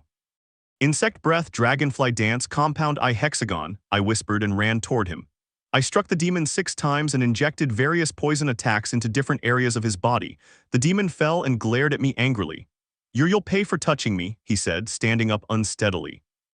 I don't need a style, I'll do it like before, he whispered, running towards me. I fell to my knees and touched my chest. With just 2 blows, he had broken my ribs, punctured a lung and my heart. I was having trouble breathing. I was going to die. Get up, someone said. Get up, Shinobu. Someone in front of me said again, Nezuko. Get up, he said again and knelt down. You can do it, he said and placed his hands on my shoulders. My parts. Only you can choose when to lose and when to win. Don't let others choose for you. Don't be like me, I whispered. Please live. Oh, can't. If you can, you're Shinobu Kachu insect pillar, he said, touching my cheeks. If I die. Please know you have so much ahead of you. I know it hurts, I understand, but you must continue. I will help you heal, but you must get up. I need you, I whispered, starting to cry again. Nezuko smiled sadly and hugged me. His warmth made me cry harder. I love you, Shinobu Kachu, and I will always be with you. Forgive me for leaving you, but live, do it for me. Oh, can't. If you can, I whispered, you can win and heal. I'll help you, but you have to do your part. Please do it, only then will I be at peace. You're the strongest woman I've ever known. I'm proud that you call me your sister. Who are you, Shinobu Kachu? Tell me, who am I asked, this time serious. I am Shinobu Kachu, the insect pillar, and you are my younger sister, I whispered. Nezuko smiled and helped me up. I let out a tear when he took my hand in which I held the katana. When I get back, I'll bring you something you'll like, she repeated, repeating the last words she said to me. That doesn't matter. Of course, she smiled. You can do it, Shinobu. I believe in you, she said, and kissed me on the cheek before disappearing. I gripped the hilt of my katana tightly and ran back towards the demon, insect breath. What? The demon asked, his mouth agape at the sight of me alive. Water-breathing, third-style dance of the fire god, they said beside me. Frozen butterfly flutter rush current dance sunset. We all said at once. The demon tried to escape, but before it could, we killed it by cutting its throat and half its body. When he fell to the floor lifeless, I approached him without meaning to. His scent wasn't the same as before, nor was it the smell you get when someone dies. This scent was Nezuko's perfume, the scent of cherry blossoms. I took her head in my hands and saw her eyes again, this time not red but pink. You're at peace now, go back to your family and be happy, you deserve it, I smiled. Give Kanny a hug and a kiss from me, thank you for coming into my life. I'll always remember you, Kamado Nezuko. And yes, the moon is beautiful. Final. And yes, the moon is beautiful. Everyone had won the battle, I could finally be at peace, but even so I didn't want to open my eyes out of fear. What if it was another joke by the devil? Perhaps what I did wasn't enough. I didn't help Shinobu and caused her death because of me. Giyu died and Tanjiro. I jumped when I felt strong arms wrap around me and a gentle warmth that began to both warm and calm me. When I looked up to see who had calmed me, I was met with Rengoku's smile. Did I do it right? I asked nervously. Rengoku's smile widened and he placed a hand on my head. You've done an excellent job, you fulfilled your role as a pillar but also as a sister, friend, and girlfriend. I'm proud of what you did. I knew I wouldn't be wrong about you, Kamado Nezuko. Thank you. Where are we? I don't know, she replied calmly. Do you know? She asked, taking a step back so he could look. We were in a forest. No, it was a mountain. I started running up the mountain until I reached the top. My eyes filled with tears when I saw a house and 6 people at the door as if they were waiting for me. Sister, Mom, Dad, Takeo, Shidru, Hanako, Rokuta, I shouted. When they saw me running, they smiled and hugged me. I'm so proud of you, Dad said, stroking my hair and making me cry harder. My family, it wasn't a dream anymore, it was them. Welcome home, Nezuko, Mom cried, my family. Random. The magic of first love lies in the fact that, despite all the difficulties, it is the only one that will last forever in life. She was my life and happiness. She always was from the moment we first spoke, and she was there for me, giving me her time, friendship, and affection that grew stronger each time until it became love. She helped me heal my heart of stone and made me happy again like I was before when I was a child and had a family. Nezuko Kamado was my family, that's why I would always protect her. I couldn't and didn't want to imagine a life without her. Her warm smile, hugs, and caresses made me happy. I need her, I want her, I love her, and I will always wait for her, even though I'm allergic to waiting. If it's Nezuko, I could wait 1,000 years. I walked through the cherry trees trying to find her. I had returned from a mission and all I wanted was to be with my girlfriend. I smiled when I saw her sitting waiting for me. When she saw me, she gave me a smile but didn't get up. I thought you'd never find me, she said cheerfully. It was a little difficult. You're good at hiding, I said, sitting down next to her. The girls said you have something important to tell me. I just hope it's not something bad. It isn't, but I don't think it can be done before getting married. What you need to tell me is about our wedding. No. Come on, I encouraged her, taking her hand and giving it a gentle squeeze. You know you can tell me anything, I won't mind. Giyu, it was easier in my head, he murmured without looking at me. Nezuko. I'm pregnant, what did you just say? I asked, speechless, unable to process what she had just told me. What do you mean pregnant? We hadn't. Damn, I remember now. It was the night Tanjiro turned 20, but that was a long time ago. Have you taken the test yet? I asked. Nezuko nodded and opened her Hayori a little, revealing her 3-month pregnant belly. Yesterday I turned 3 months old. I didn't know until she began to stutter, but stopped when she felt my arms around her shoulder and head. I thought I wasn't. It's the complete opposite. Thank you for giving me the opportunity to be a father and to start a family with you. Thank you, I said before kissing her.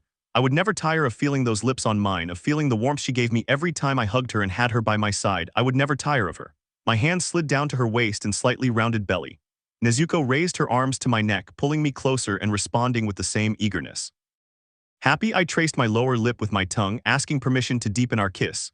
Like a reflex, Nezuko opened her mouth, letting me slip my tongue inside and begin to play with hers, rediscovering every corner of her mouth. She was my happiness, but at this moment she gave me something much greater. Cherry blossom. 6 months had passed since the news. Those who sometimes came to pass the time were Muakiro, Sanemi, and Aguro. Shinobu had started staying at Nezuko's request. I liked to tease her when she said she couldn't wait any longer. I would ask her for patience, and Nezuko would always reply that it wasn't her strong suit, making me smile. I would reply that I knew it, and that's why I always told her so. How did we know that today was the day of the delivery? While we were all having breakfast, Nezuko started gagging.